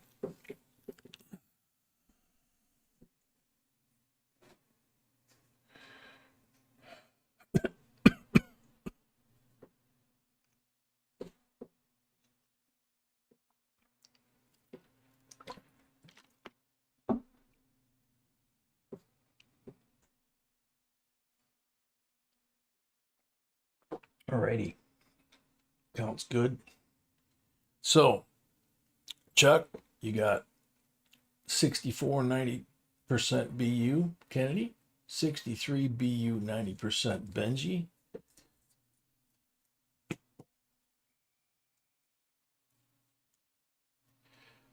You have 8 40s, so you have 10 slab silvers. You got 1 from the roll, makes 11 silvers, and you got 11 coins out here, including the oddball one.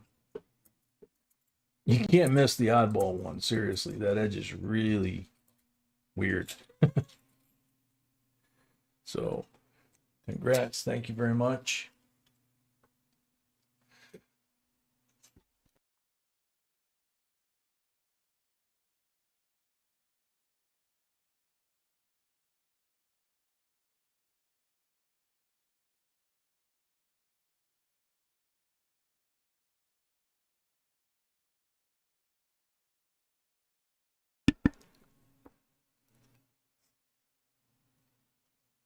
Steve Gunderson's up next.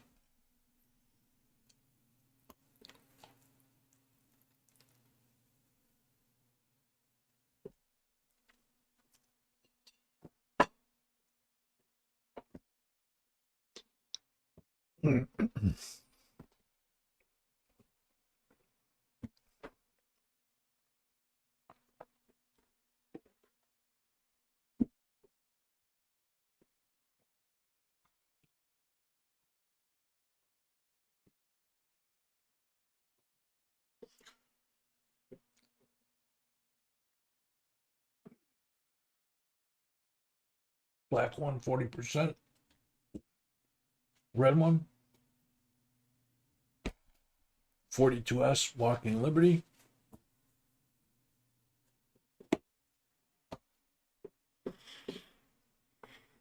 Good luck.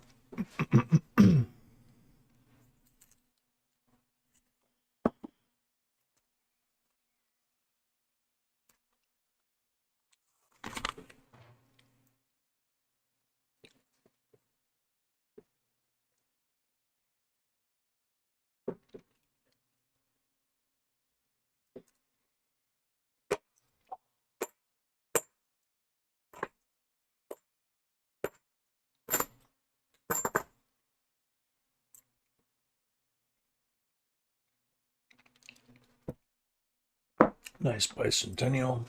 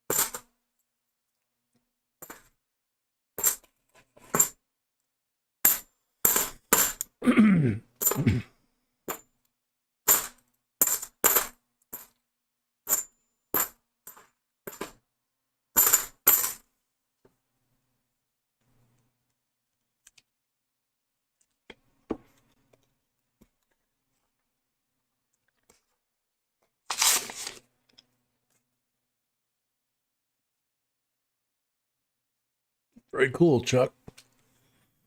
Glad you like them. Thank you very much. We appreciate that.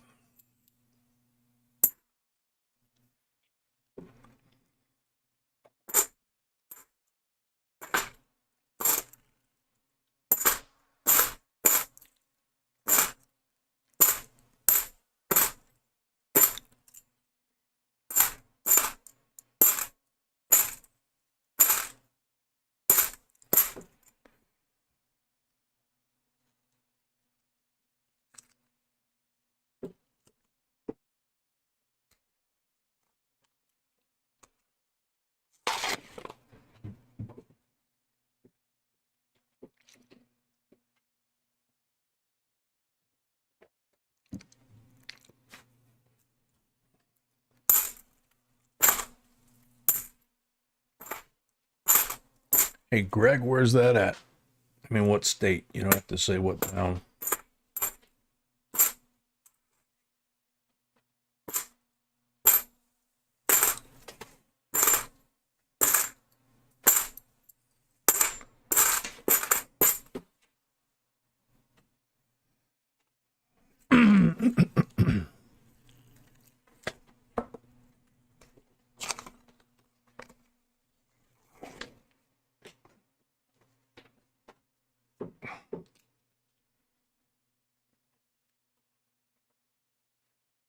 $71.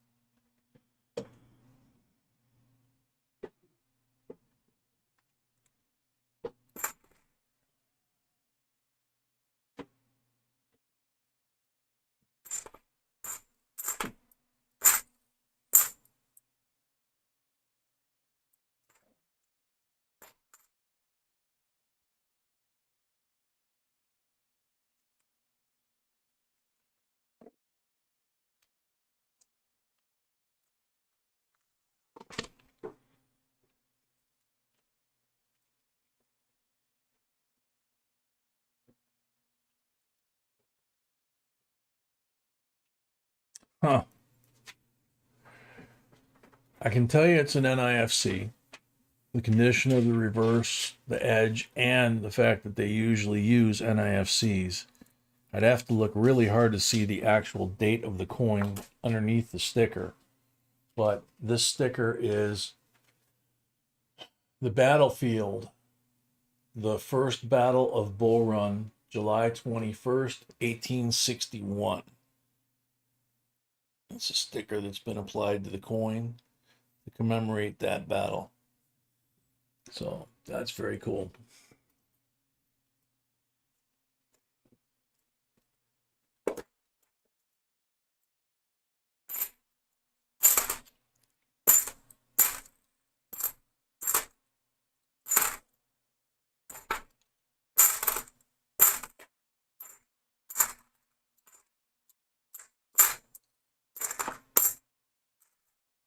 (2002) Nifty.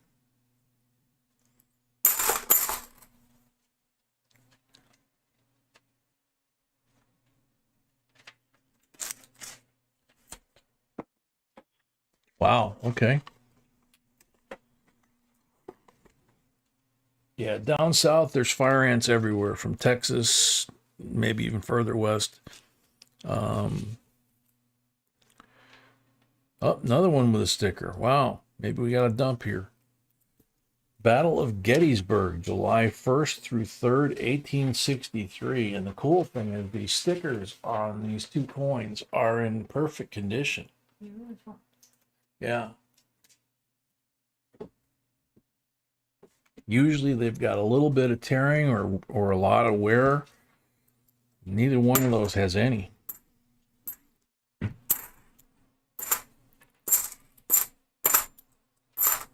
So somebody got a Civil War set, basically, with the stickers on there, you know, commemorating the different battles. And they're in perfect condition. Yeah, I've never seen those before.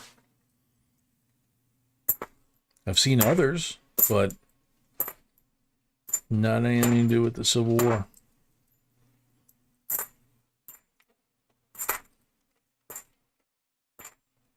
And other than the Elvis ones we used to find down south, those two are probably the most intact, maybe the most intact of all of them.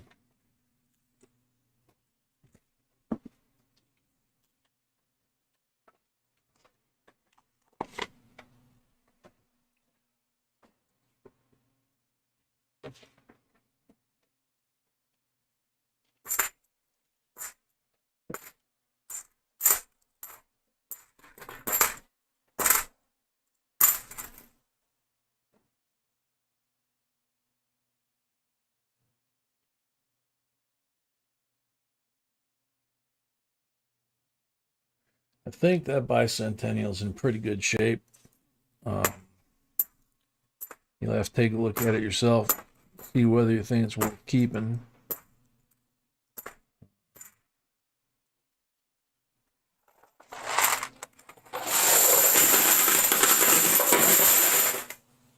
Okay. Now we have 6 pulls for Steve.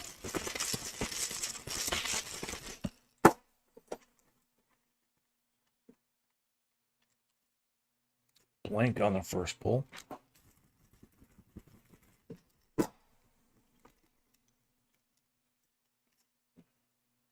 Blank on the second pull.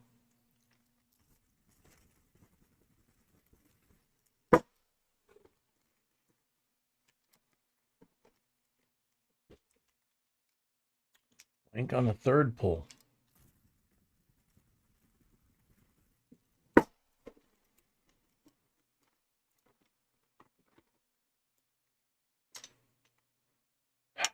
Blank on the fourth pull.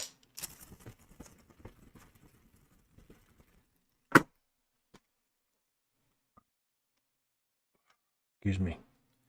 Blank on the fifth pull. We got 1 pull left.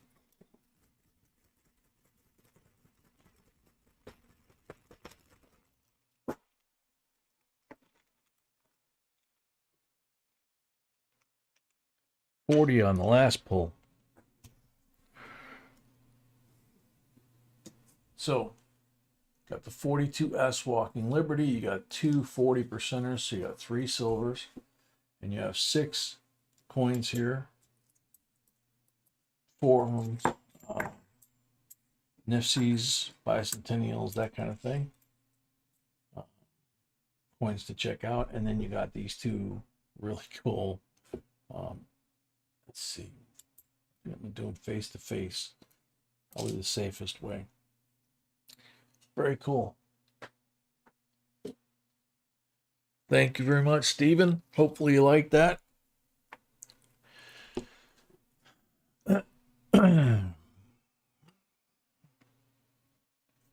Next up, Taylor Foster. Got 10 rolls.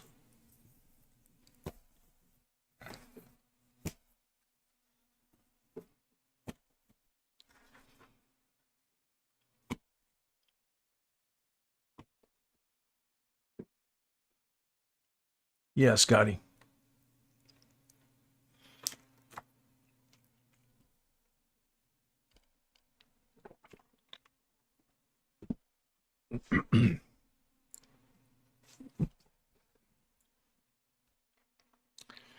The red X doesn't count for anything. It's not our mark.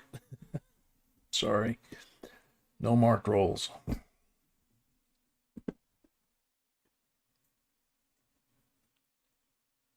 So Taylor, good luck.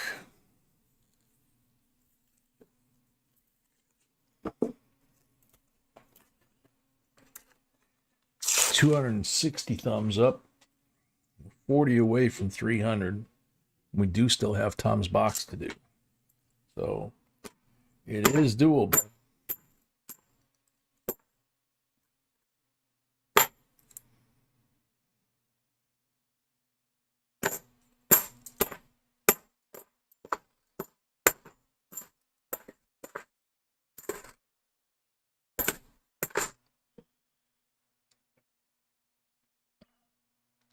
Yeah, crypto, that's what I'm thinking, is that those 2 need to go into a flip. I'm going to see if I got one here. Don't have a spare on the table here. I'm sure B will put them in it. We need these 2 top coins. Okay. I put them face to face, but I don't think they'd travel well that way. Uh-oh. I think we got 68, 40% silver.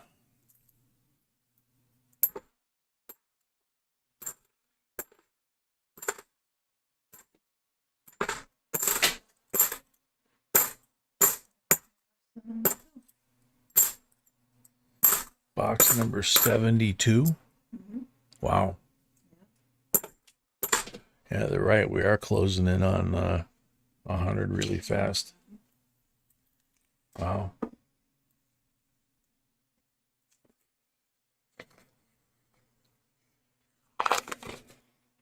Yep, so those 2 be put into flip for you.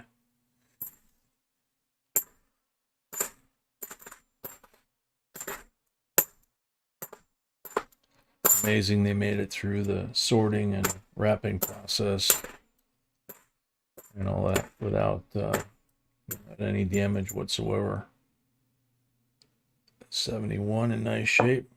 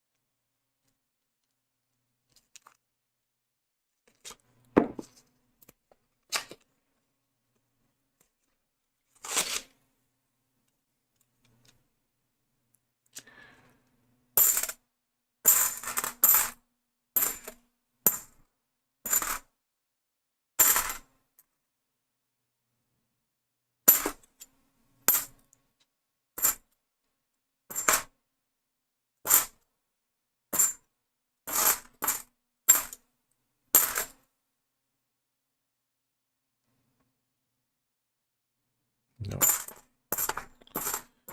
It's a shame that was pretty on the back.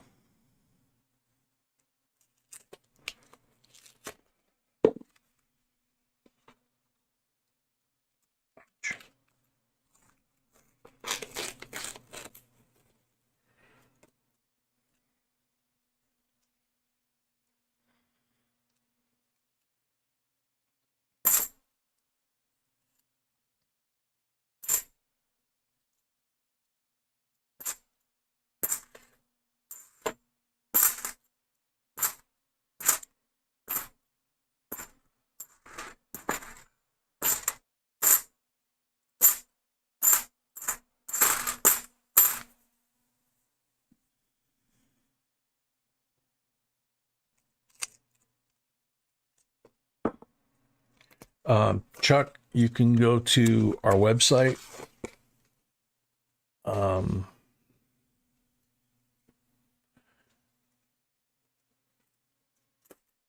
JBCOINSINC.com. Scroll down to the coin supplies and you will find their BCW. Boy Charlie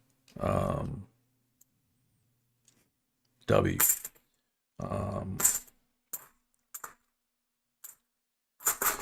And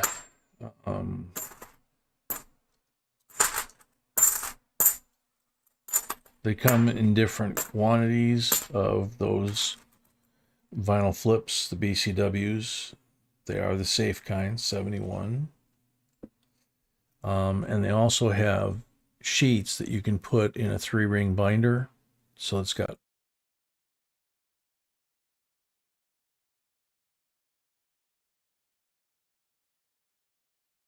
and then you can fit either the vinyl ones or the 2x2s like this in the slots and keep your collection organized that way.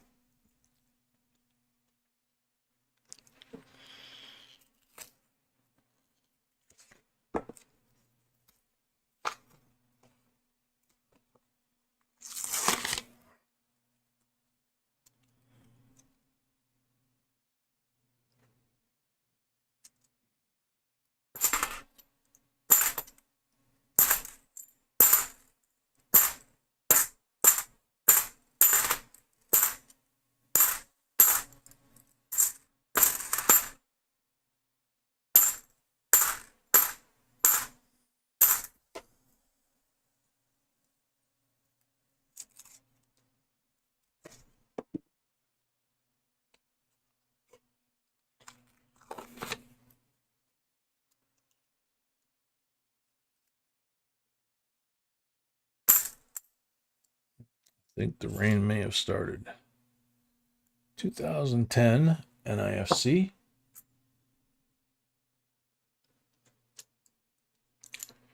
I think we're supposed to get rain for only a couple of hours tonight. Around roughly 2 o'clock was the last time I saw it before we started. 2 to 4 a.m., something like that. And then possibly later into the morning, but the afternoon is supposed to be sunny, I think. No rain.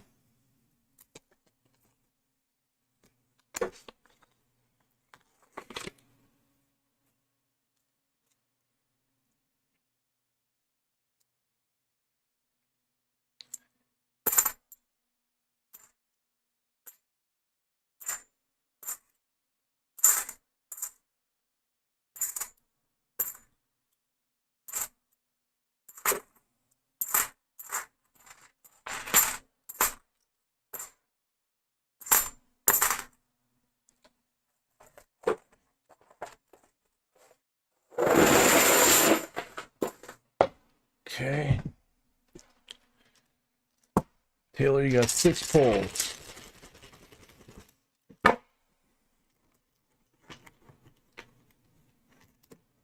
%on the first pull.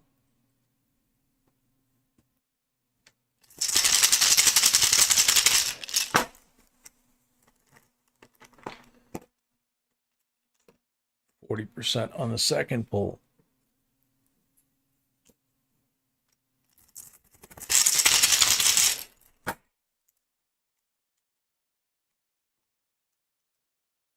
%90 on the third pull. I don't have one slab, so I have to give you one the way we get them. 64, 90% BU, Kennedy. You still thinking that you don't have any luck?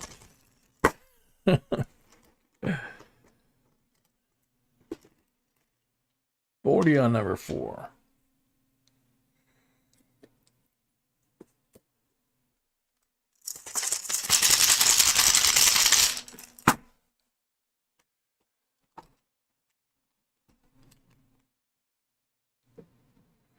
Blank on number 5.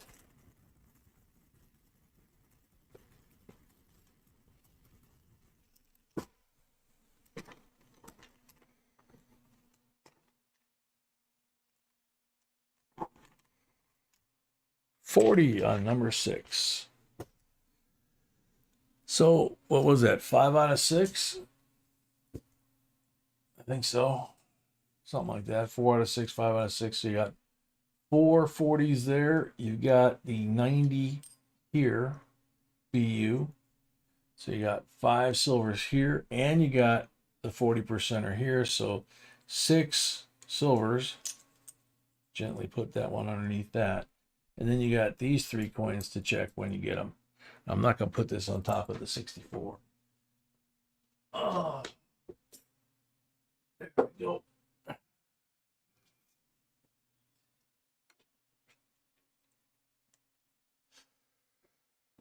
Alrighty. So next up, thank you, Taylor. So you feel a little better about that now?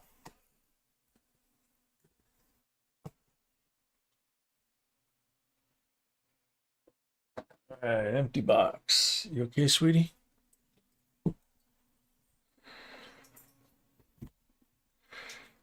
Black marked roll, 40%er. Good luck, Gypsy.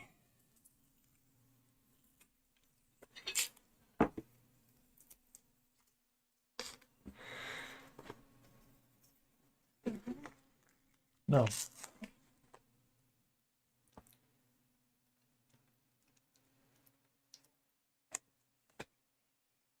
Mm-hmm.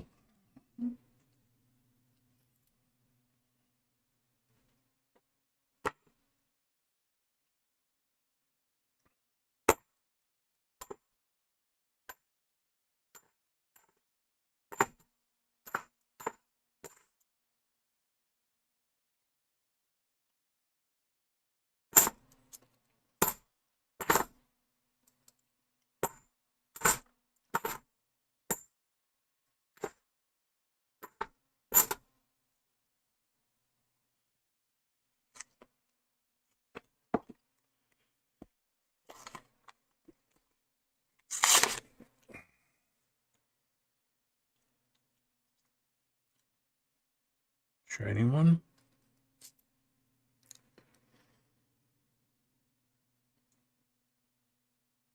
$97 in nice shape.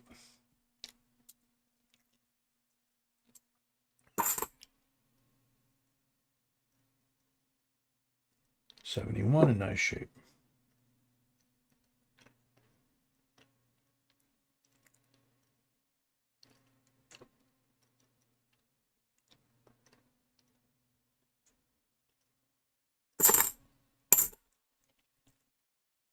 $2002 Nifty.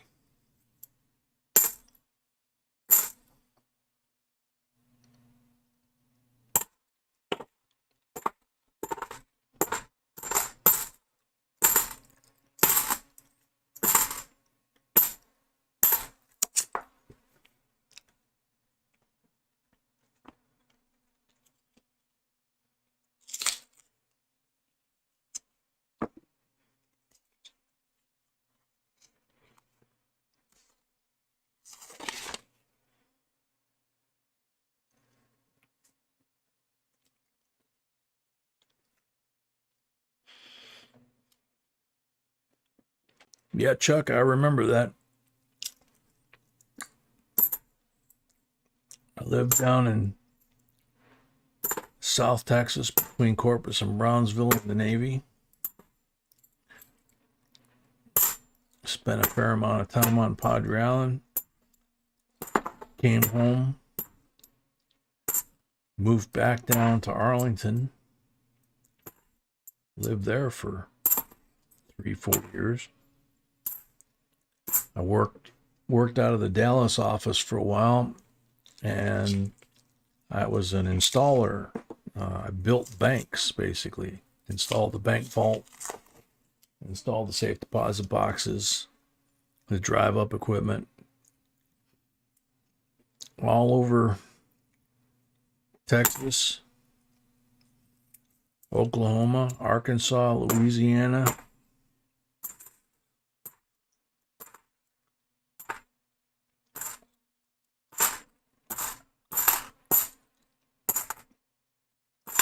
And up here in the Chicago area. So 20 below zero, working underground in a culvert here, and 110 in the shade down there. So yeah.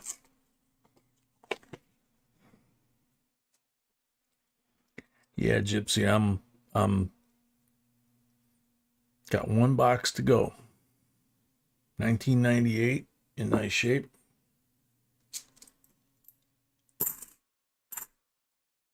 Got Tom's full box, and then that'll be it for the night, and I will go to bed.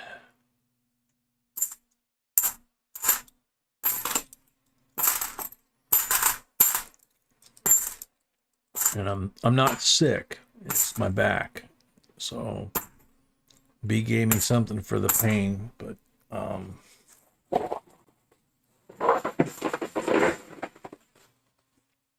it's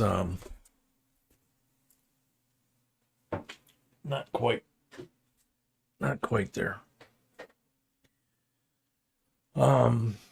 Okay, so I got 3 pulls for Gypsy.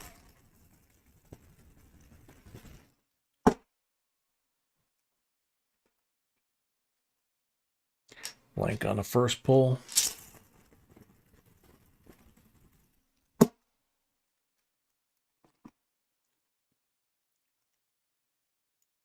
Blank on the second pull.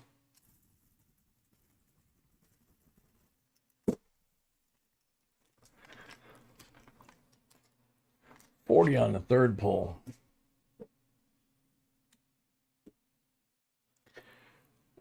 All right, so 2 40s and 4 nice coins over here.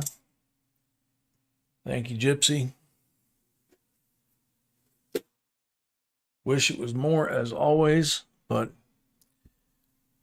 I'm gonna go wash my hands, come back, find out what box Tom wants, and finish strong. So see y'all in a minute.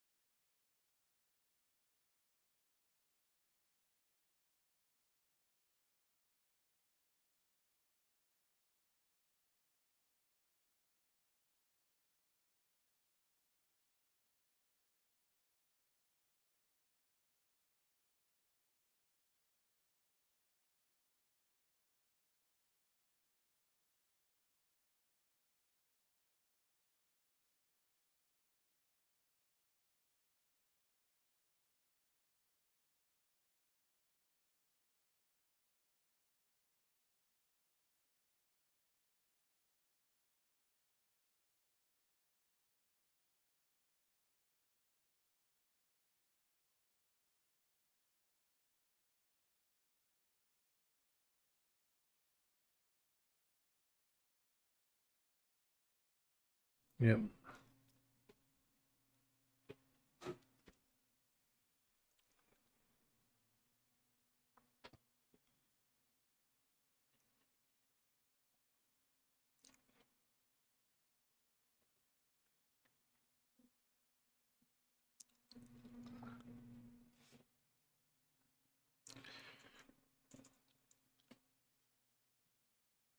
Alrighty, looks like we're getting back here.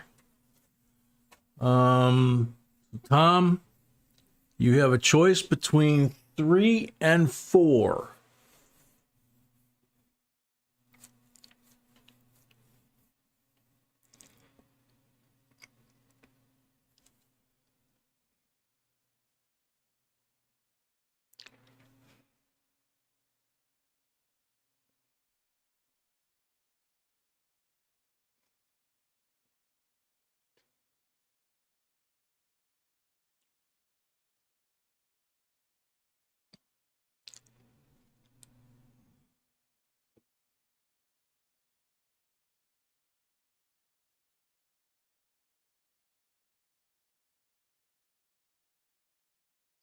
Number 3. Alrighty.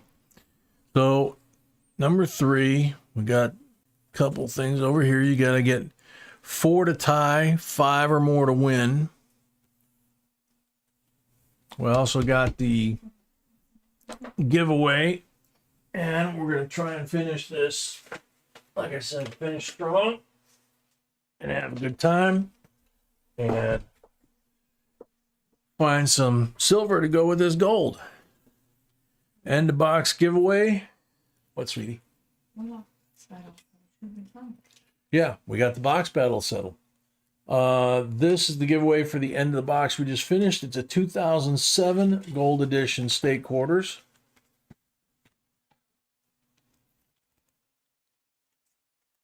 And that is Montana, Washington State, Idaho, Wyoming, and Utah. So, very cool. So good luck, everybody.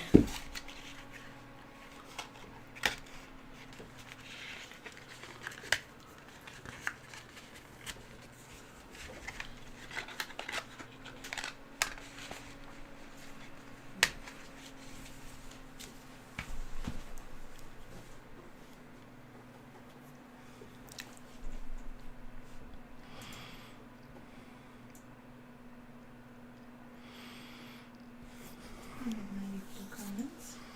194 comments. Good luck, everybody. Silver Booty Hound, aka the DRC.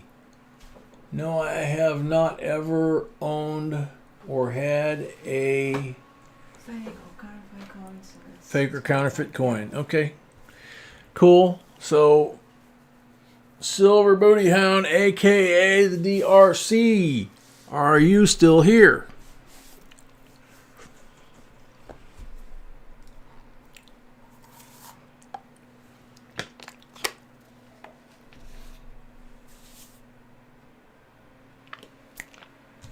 He's here. Congratulations. Very cool. This time of night to do that fast is awesome. Alrighty.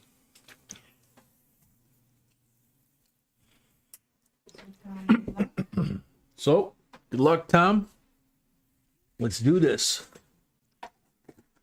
First, we got your 5 coins out the top here.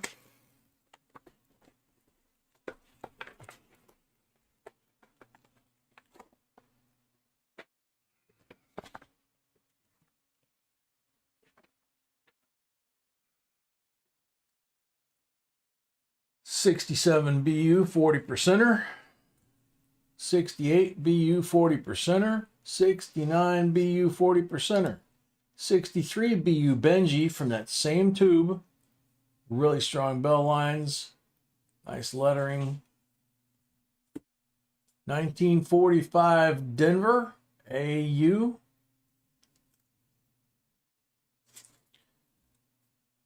Beautiful Walking Liberty. So you got 290s, 340s, and we break this sucker open. Time to break the seal.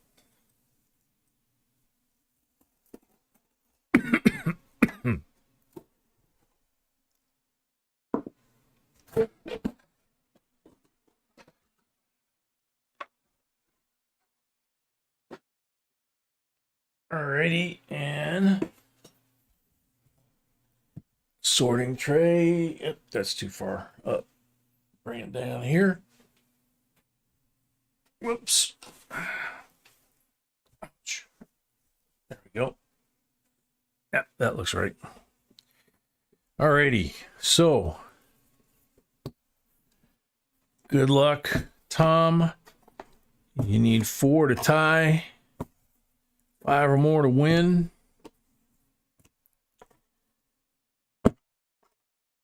Wouldn't mind finding some other cool stuff in there while we're doing it. Alrighty.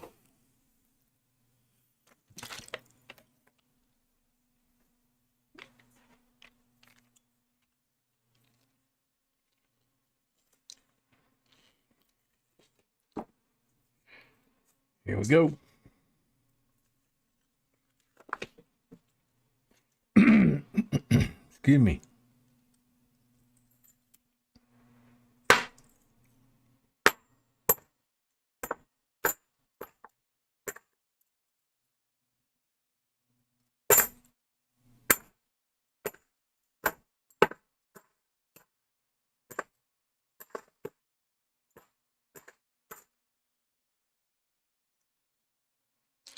Ryan Davies, welcome.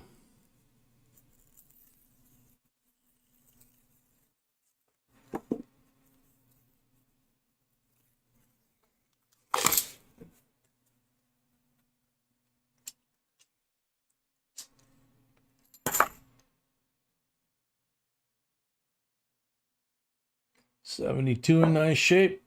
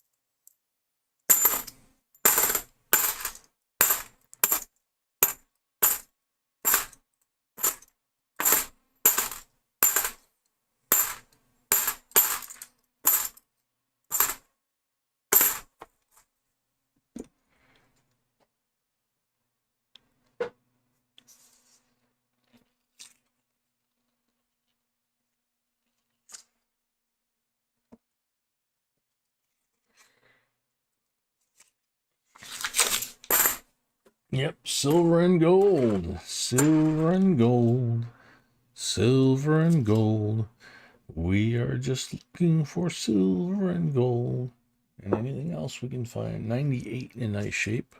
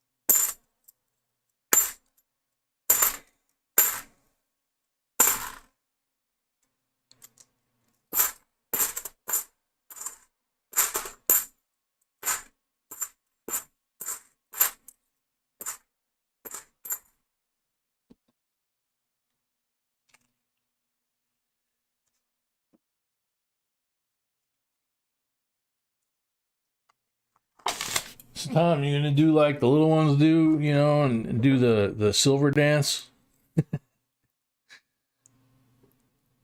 88 in nice shape.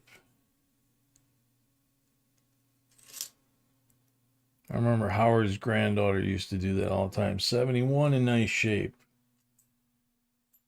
I don't think Zoe does it because of her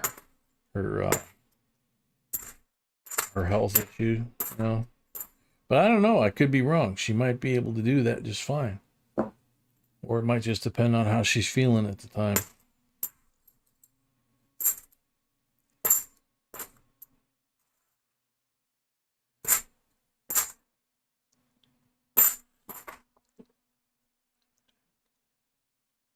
Night, Ricky. Take care, man. Have a good weekend. Have a safe week.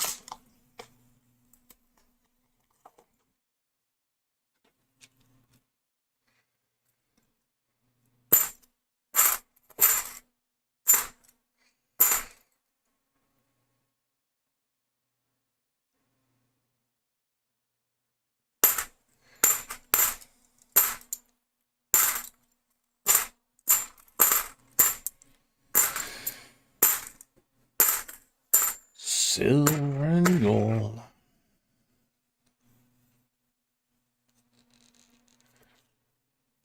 Hey, can't hurt, right, Tom?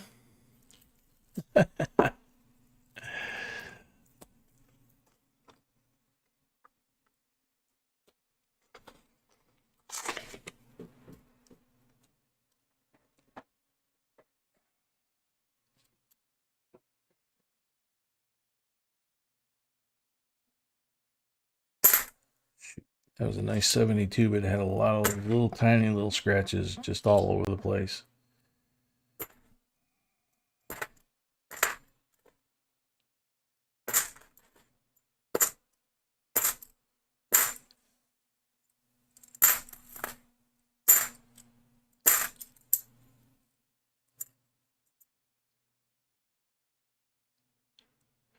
$72.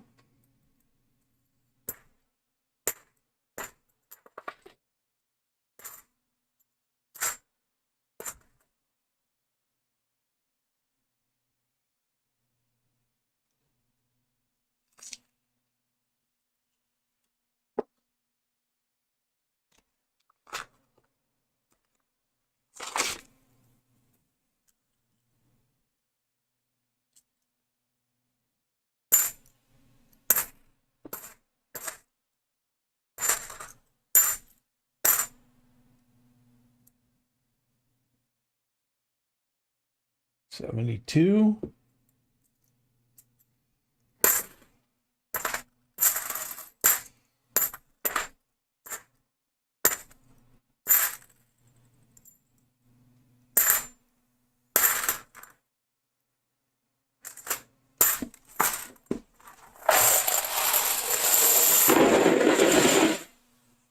First 10. Whoop. First 10 down.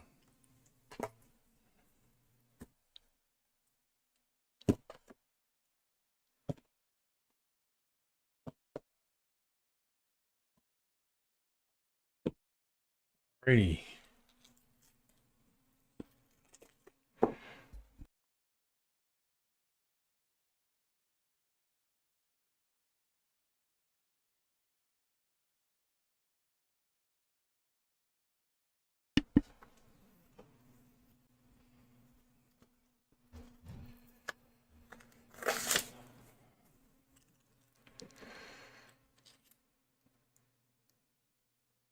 $19.89 in nice shape. Silver and gold. Silver and gold. Yeah, did you guys see where CBS, I mean, they announced it right before the holidays, but, well, maybe you guys did, but that CBS is no longer going to show any of those cartoons, and they all wound up on one of those alternative networks. I don't even remember the name of the network, but the network, I guess, one of the cable channels bought like all of those old you know, Charlie Brown and Rudolph the Red-Nosed Reindeer and all those old cartoons that we all used to watch. And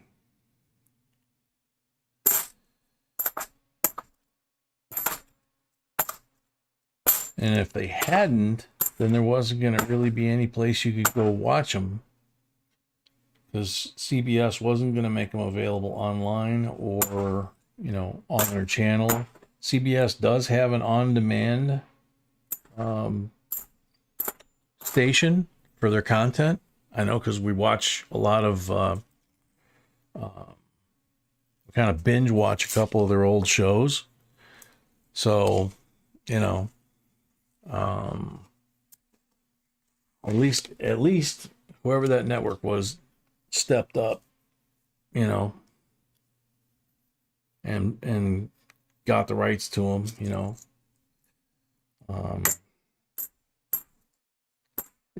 It just wouldn't be Christmas without, you know, Rudolph and the Snowman and Bumble, you know.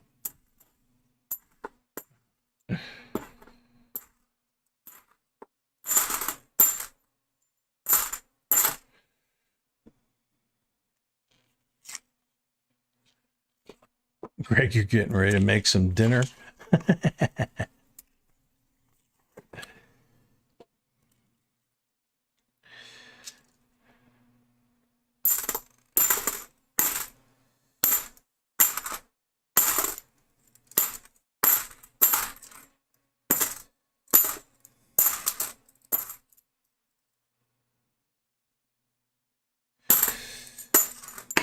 Oops.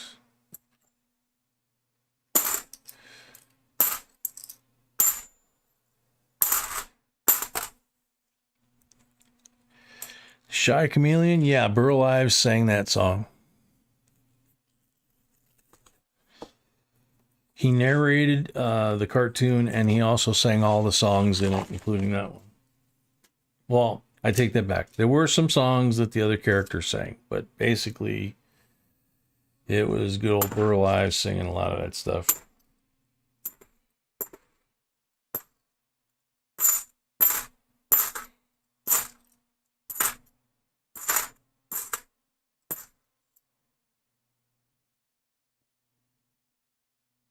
'71.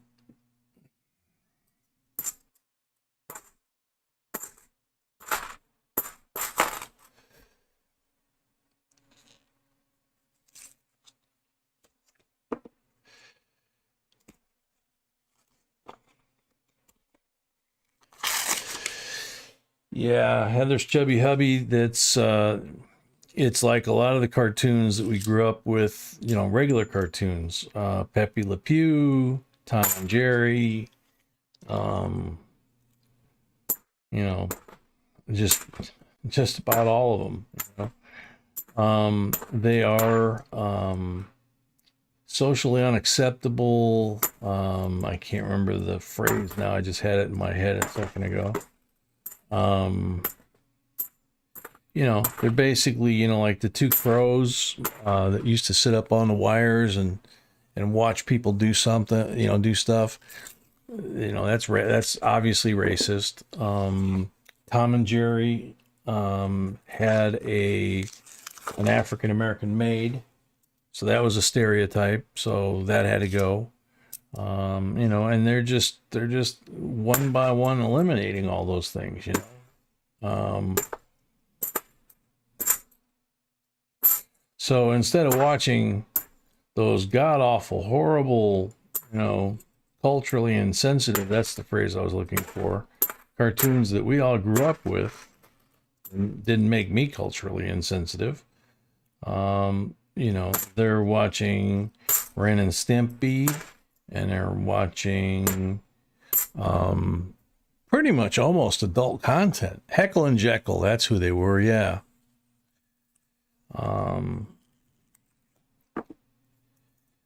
But, you know, I mean, every one of those cartoons wound up basically ending with like the moral of the story kind of thing, you know? And No, can't do that no more.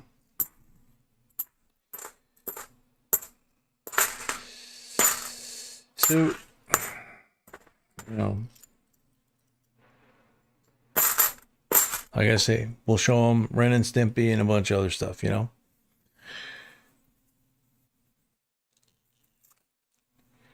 I don't even know what they watch now. So, because I don't watch any of this stuff. I don't watch the news. I don't watch whatever cartoons there are. You know, it's like the stuff on regular TV for the most part is fertilizer.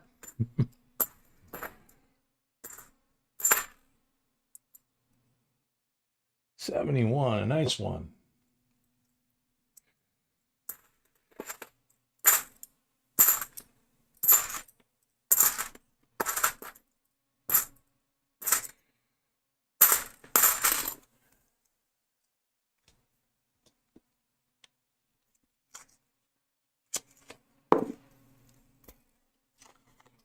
There you go, Holly. Yep. Yeah, Beavis and Butthead. That's a real educational class. 68, 40% Silva. So the streak continues to another night.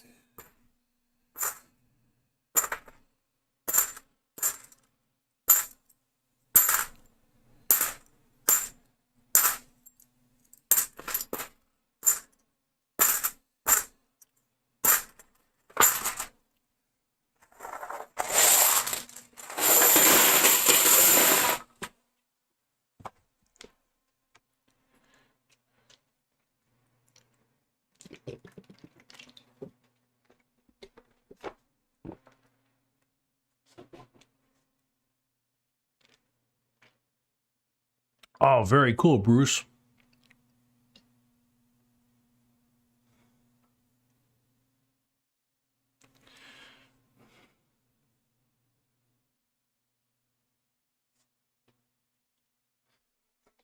All right, so last 5 of the top deck. First 5 of the lower deck.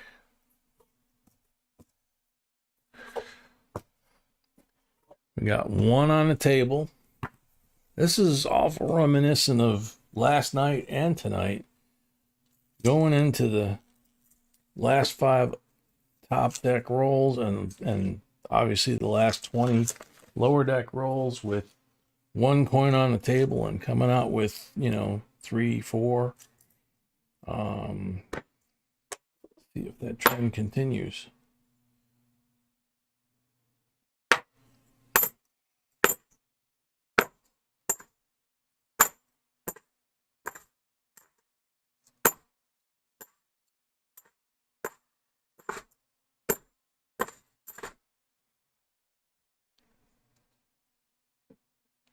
Yeah, Chuck. Yeah.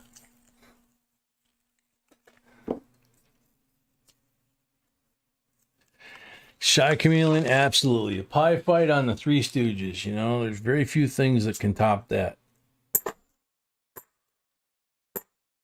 And some of the predicaments they would get themselves into, like when they were the Civil War spies, and they wound up getting shot out of the cannon, and they were riding the shell. And the 3 of them sitting in a row on the shell, and they survived it. 71.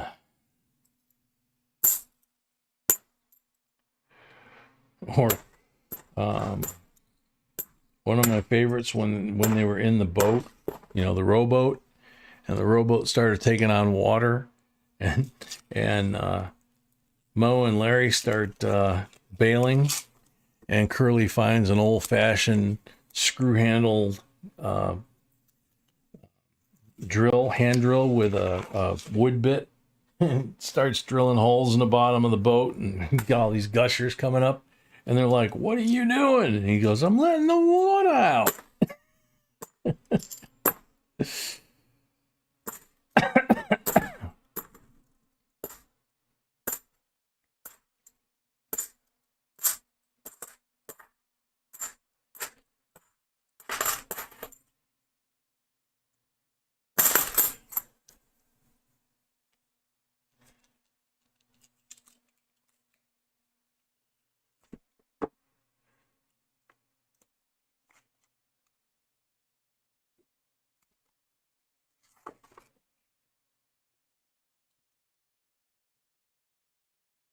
Night, Scotty. Night, hardcore.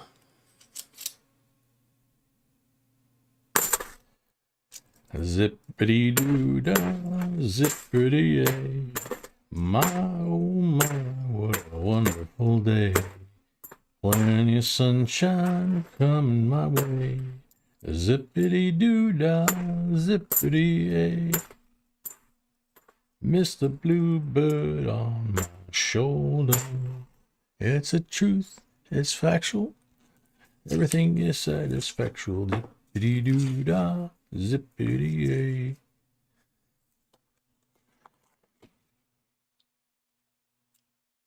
I mean, I don't see what's, I don't know, maybe I'm just, stupid, or maybe I'm a racist or something. I don't know. 71. I don't think I am, but I don't see anything wrong with that song. Unless they had improper characters singing it in the cartoon. I don't know.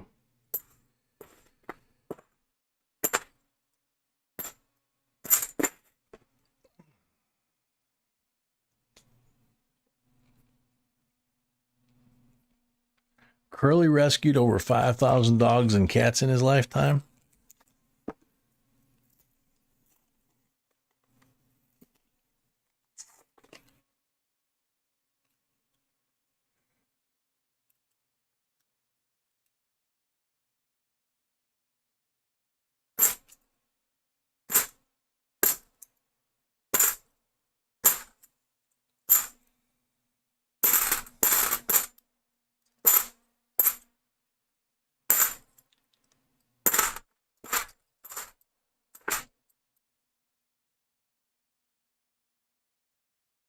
'71 in real nice shape. See, we had the Little Rascals from like what were they from? The 1930s, maybe?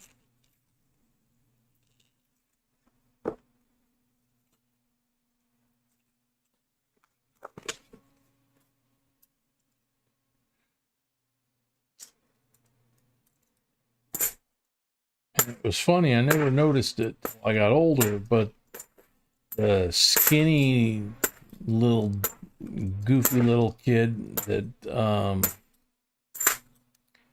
had the back of his hair sticking up, like a colic or whatever, sticking up, almost like a feather sticking up, and he had a gap in his teeth and all that.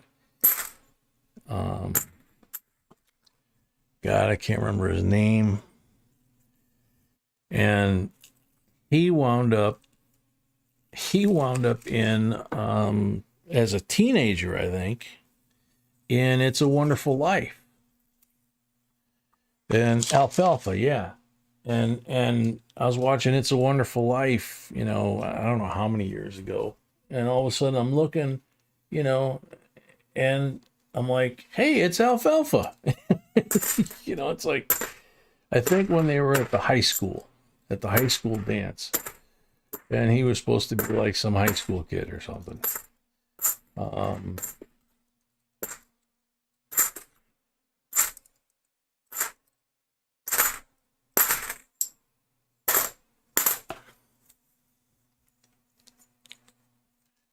Dumbo the Flying Elephant, yeah. I wonder if that's politically incorrect too.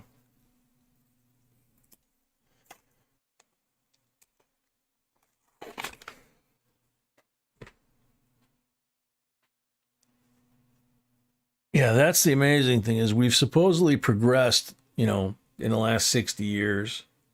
And yet Archie Bunker and George Jefferson, written by Norman Lear back in the 70s, with all the unrest in the country and everything, in the Vietnam War and everything else. And that was so popular and so accepted, and then of course that spun off Sanford and Son. And nowadays you couldn't even make that show. It's like,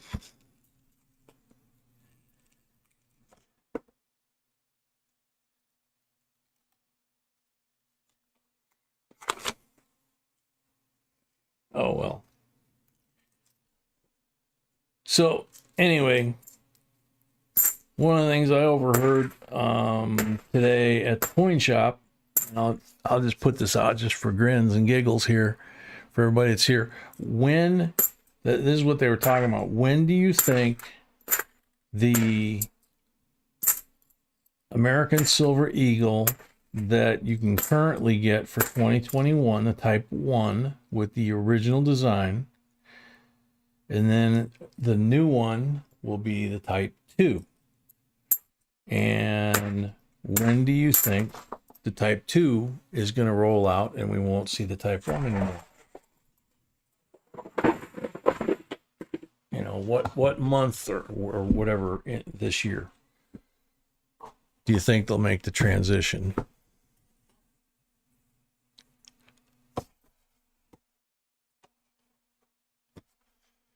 All right, Jack. Good night. Thanks for hanging out this late. We will get something to you in the mail for sure. Don't worry about it.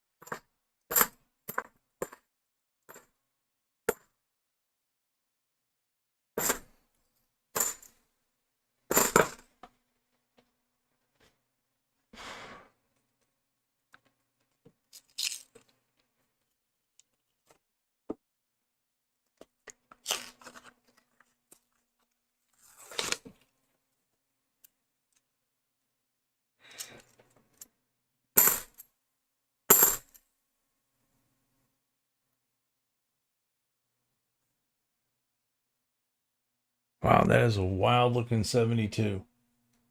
It's got the halo, and the finish on it just looks really interesting in this light, but that would be a fun one to look at in the daytime. EVG! Hey, welcome!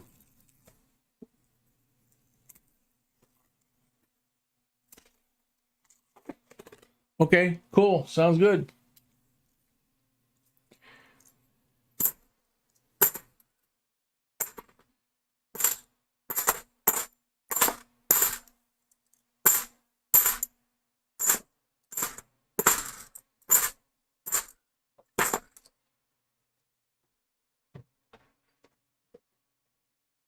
Only one silver, huh? So far, but we're just now getting into the last 20, so...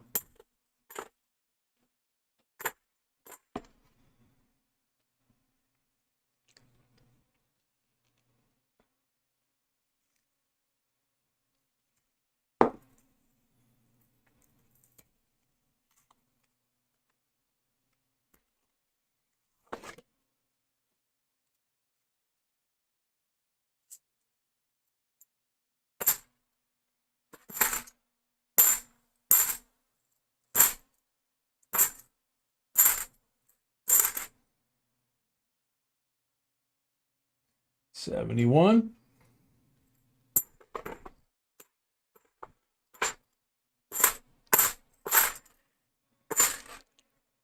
Tom, wasn't it you the one that said you're going to be wearing out your microscope when you get these? All these?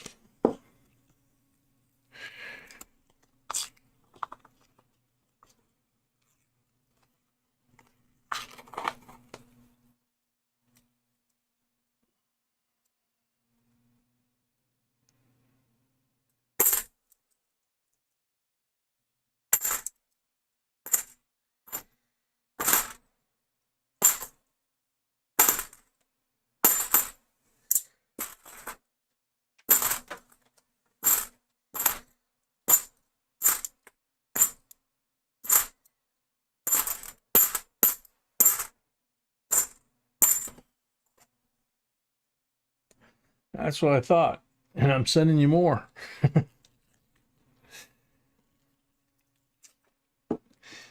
That'd be cool if you found, you know, a bunch of DDOs, DDRs, all that stuff.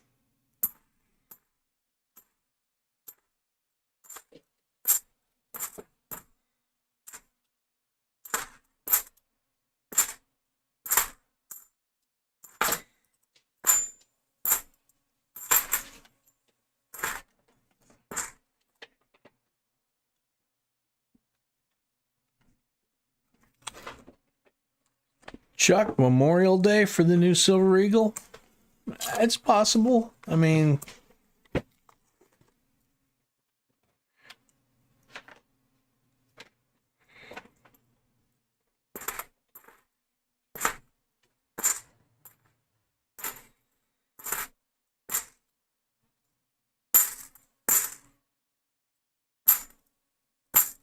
getting close, baby doll.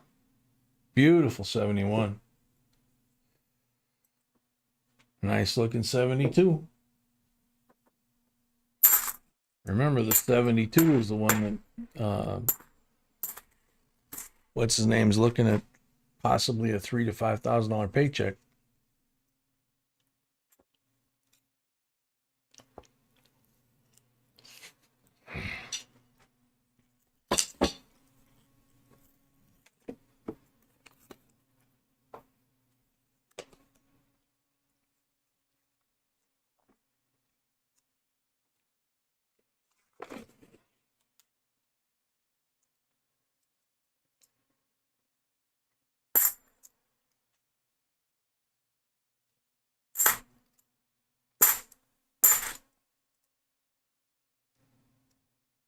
Another 71.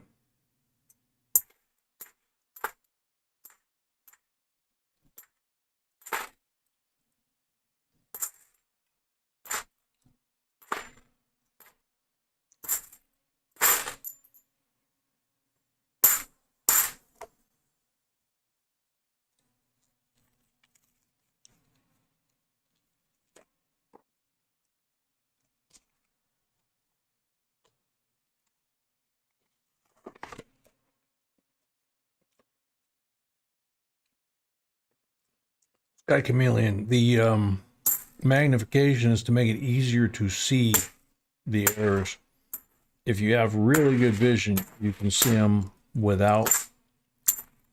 But those of us that are old and wear reading glasses, magnification helps us identify them a lot easier.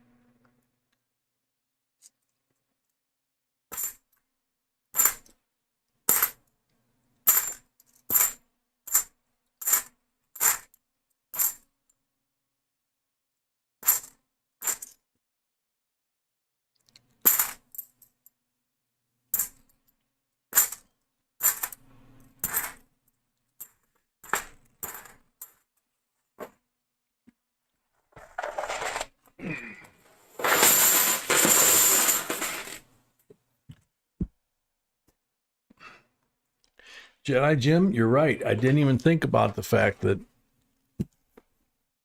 whoever wins the top registry set at PCGS for the penny nickel dime thing, that there's a pretty good chance that the registry set guys, the millionaire, billionaire, whatever they are, hardcore, you know, whatever it takes, however much money it takes, whatever. Those guys could wind up, you know, the $2,500 from PCGS might not even be enough to pay the taxes that the registry set guys are willing to pay them for their top registry set. That's a really good point.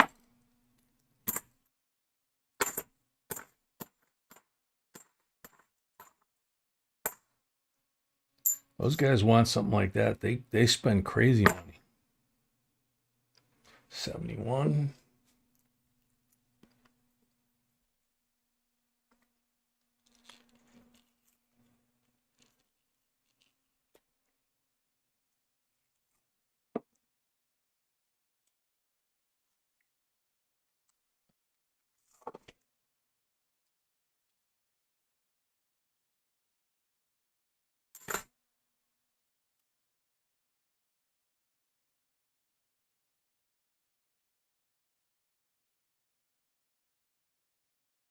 Nice looking bicentennial.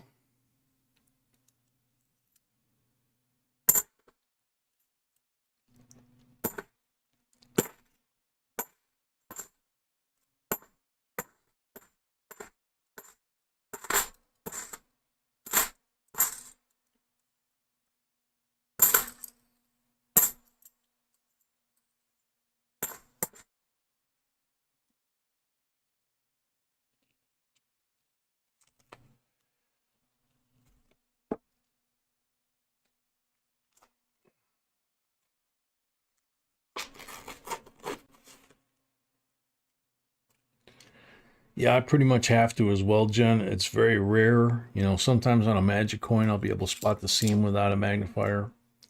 You know, things like that. But um, any kind of double die or RPM, you know, things like that, I need magnification just to see it.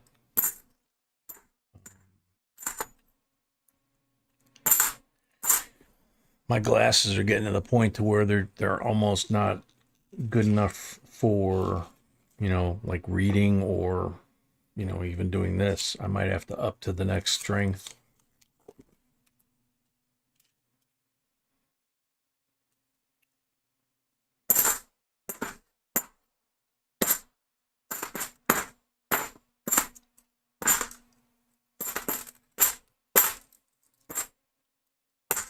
Luckily, it's just my reading vision that reading and, you know, like basically computer monitor distance, you know. It used to be just the reading. Now it's computer monitor distance too. But so like when I'm driving, it's the gauges are starting to get a little bit grainy. Luckily, the speedometer is digital and pretty large, so can't miss that. Um, but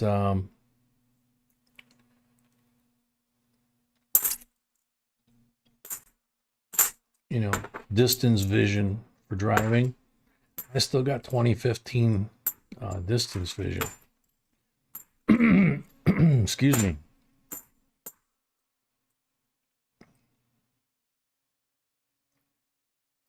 Another 71.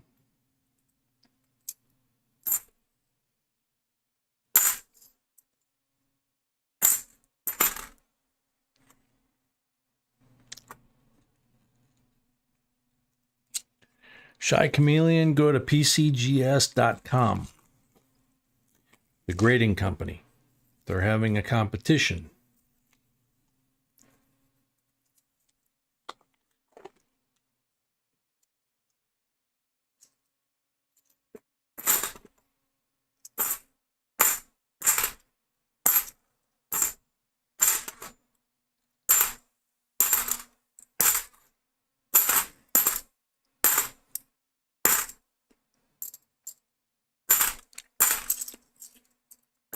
Down to the last 4 rolls, just like the last few boxes. So let's see what happens.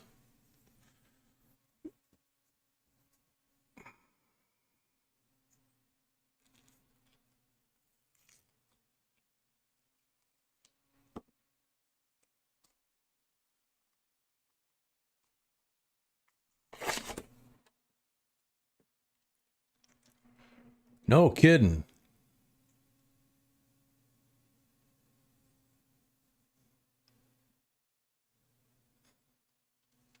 Yeah, that would be a bummer, Greg.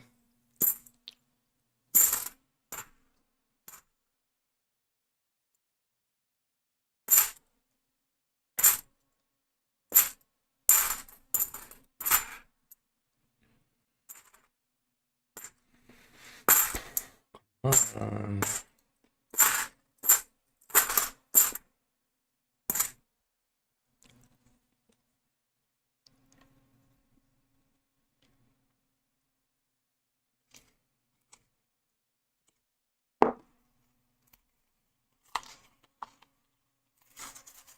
on, rolls. Cough up with some silver. There you go. You listen to me. There's one. 68, 40% silver. Now we're up to 2. We only need 2 to tie. 2 to tie, 3 to win. 2 rolls left.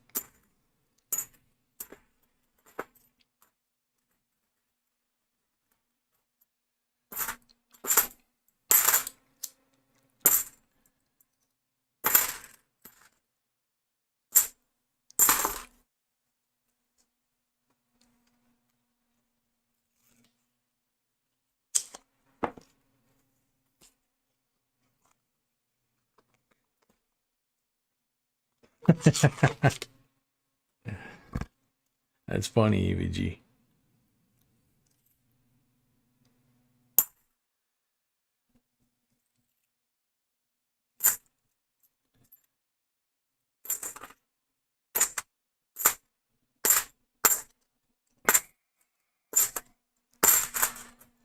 Looks like it's going to come down to the last roll to find out what we got.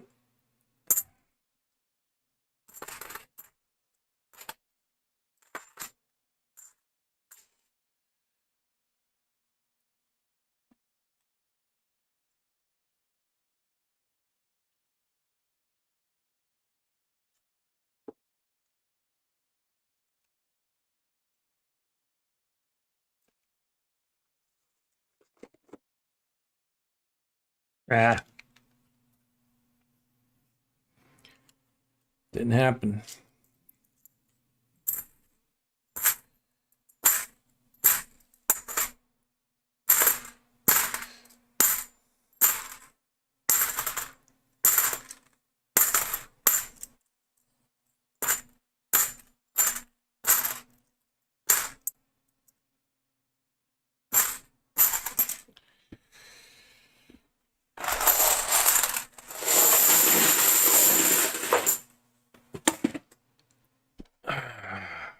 I still need this.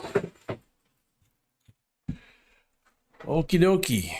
So, Seaweave wins the box battle. And of course, she's not here. So, so just show this and, okay. So, Seaweave's bonus coin for winning the box battle is half troy ounce, 1929 infused Indian design on the front, and the Golden State Mint wheat penny design on the back, where it says 1/2 troy ounce, 0.999 pure silver. So very cool. There's a bigger version of those little ones we used to find. So thank you, Seaweave, for that. Tom, we got to try and get you some silver here.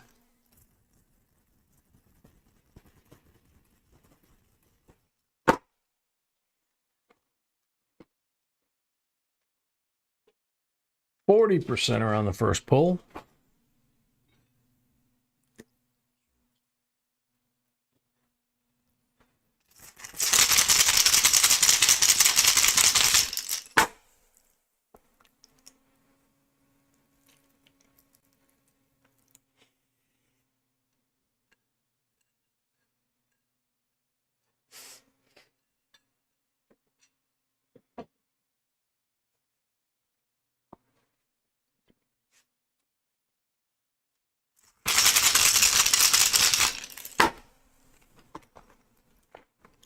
Yummy stuff. Blank on number 2.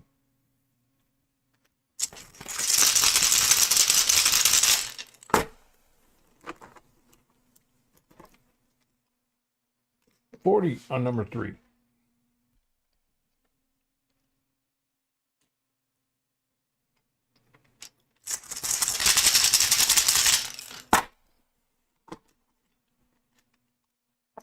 $40 on number 4.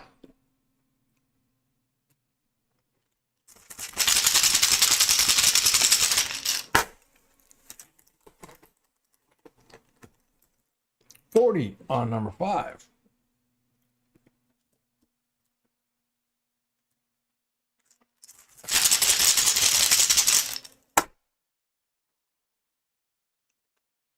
Blank on number 6.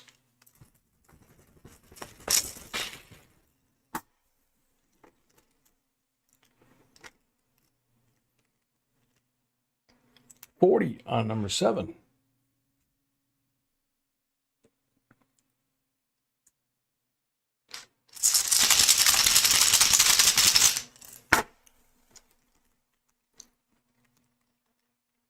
$40 on number 8.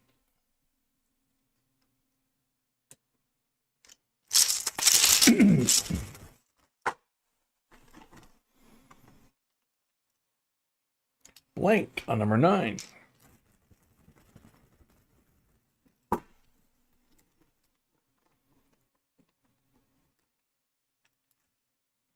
$40 on number 10.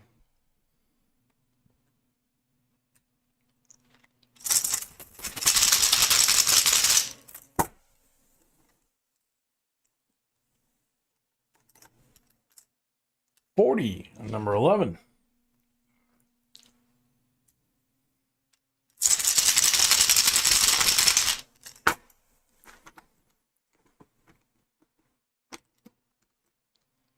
Blank on number 12.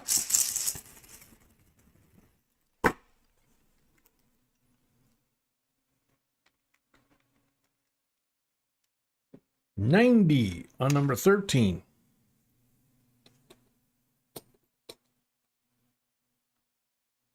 Another one we haven't had. Whoa. Nope. That must have been the ender.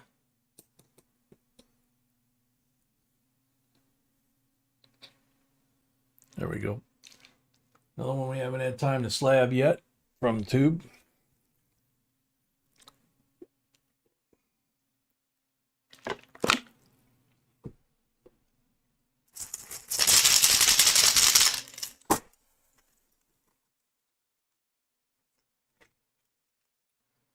Blank on number 14.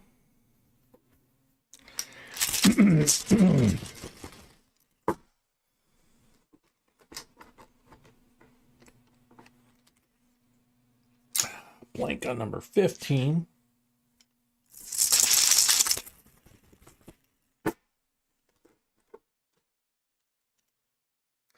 Blank on number 16.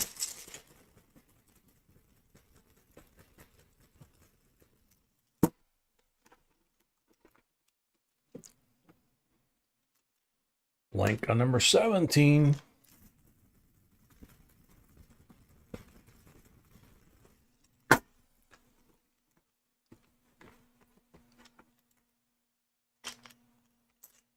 $40 on number 18.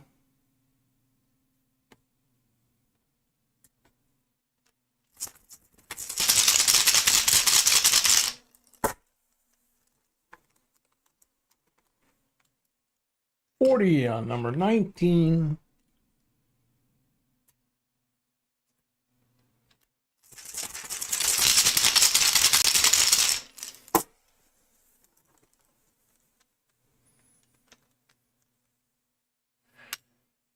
Blank on number 20.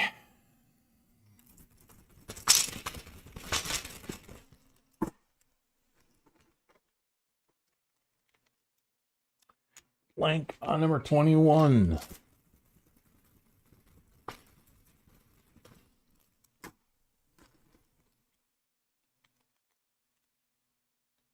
$90 on number 22. Another one out of the roll. Or out of the tube.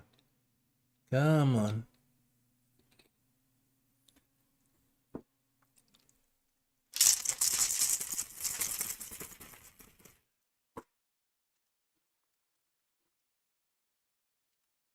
Blank on number 23.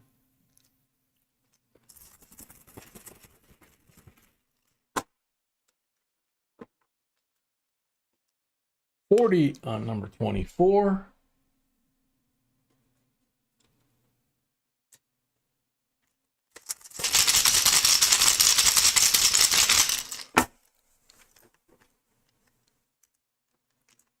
$40 on number 25.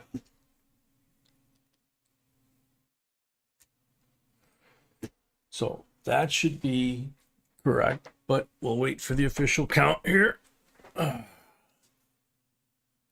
And then, Tom, you're going to have a choice between number 1 and number 3 for your eagle.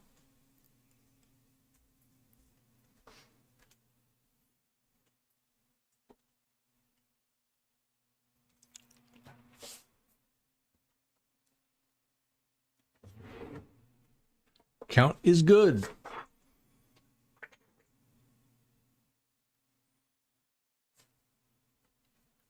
So, Tom, what's it going to be, number 1 or number 3?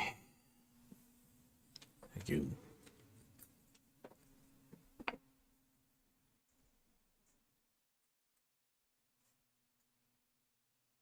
Number 1.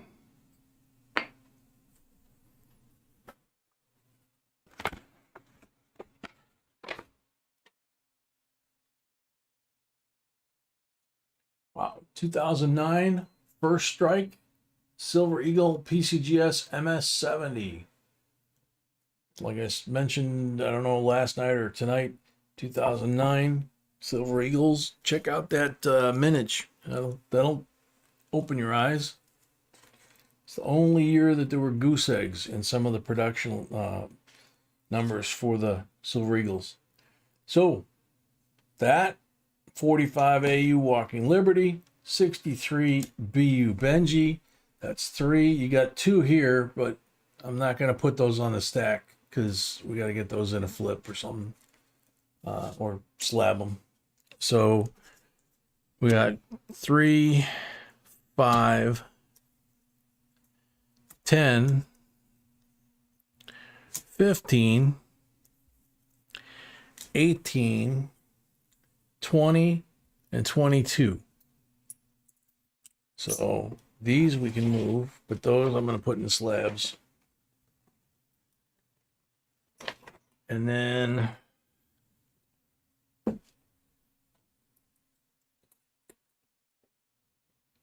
looks like I got 22 of these.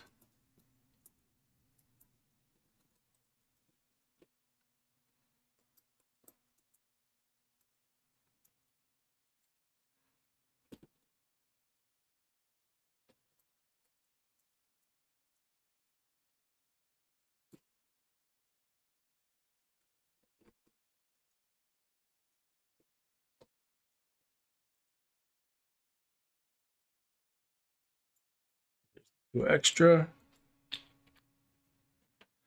There's the full tube, plus 2.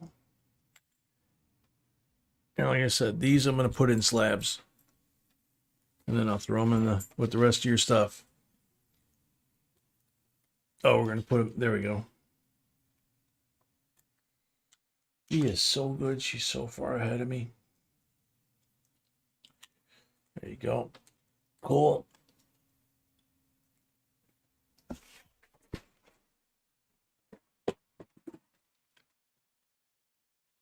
Alrighty. So basically, 2015 nickels. Are there 2 different colored? When was it? When did? No? Because the satin finish was 05 to 2010, right? Huh? So yeah, it's B says there shouldn't be 2 different colors.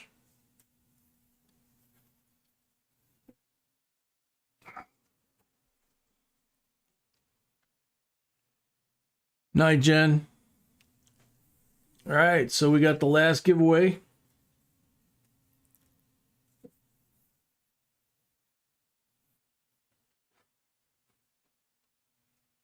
We're down to 66 people. This could get interesting. Tom, thanks a lot.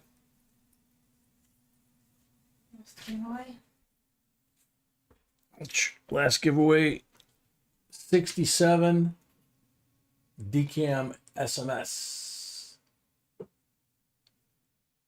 40%er for the end of Tom's box.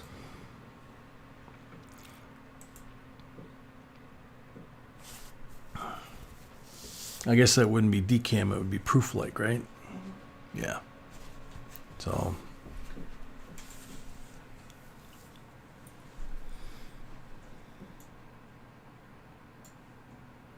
good luck, everybody. Laura Lala. Laura Lala, are you awake? You're on the timer. Stack Boy, welcome.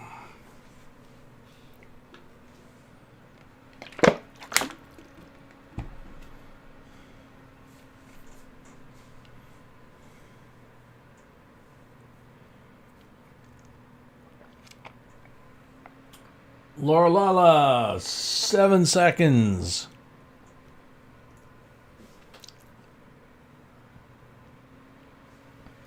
Hey, Silver Fox. Next up, good luck. Time's up. Sorry, Laura.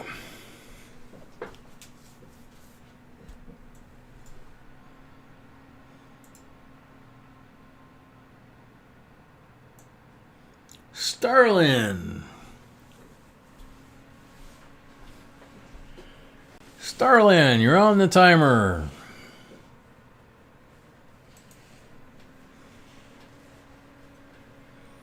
Are you here, lad? Starlin. 20 seconds left.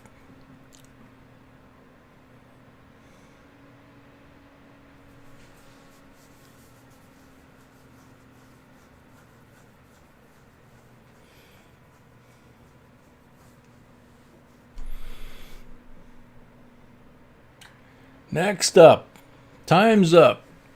Good luck. Sorry, Starlin.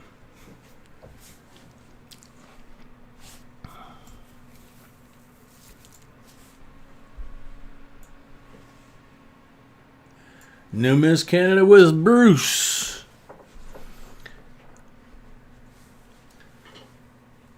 He has purchased a fake Morgan. Interesting.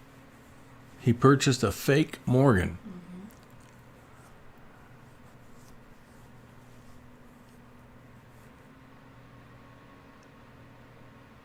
Bruce, are you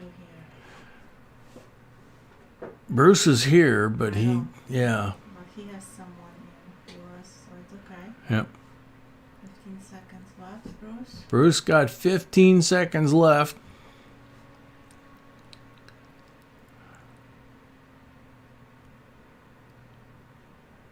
Yep, it's here. Yay, Bruce is here to claim it. Very cool. 67 SMS, proof-like. In really nice shape, too. So, congratulations. Thank you to everybody for staying up late tonight. Extra late tonight. Obviously, we appreciate all of you being here. Hopefully, you guys had a good time tonight, in spite of the fact that I was not 100%. And I appreciate you guys putting up with that, too.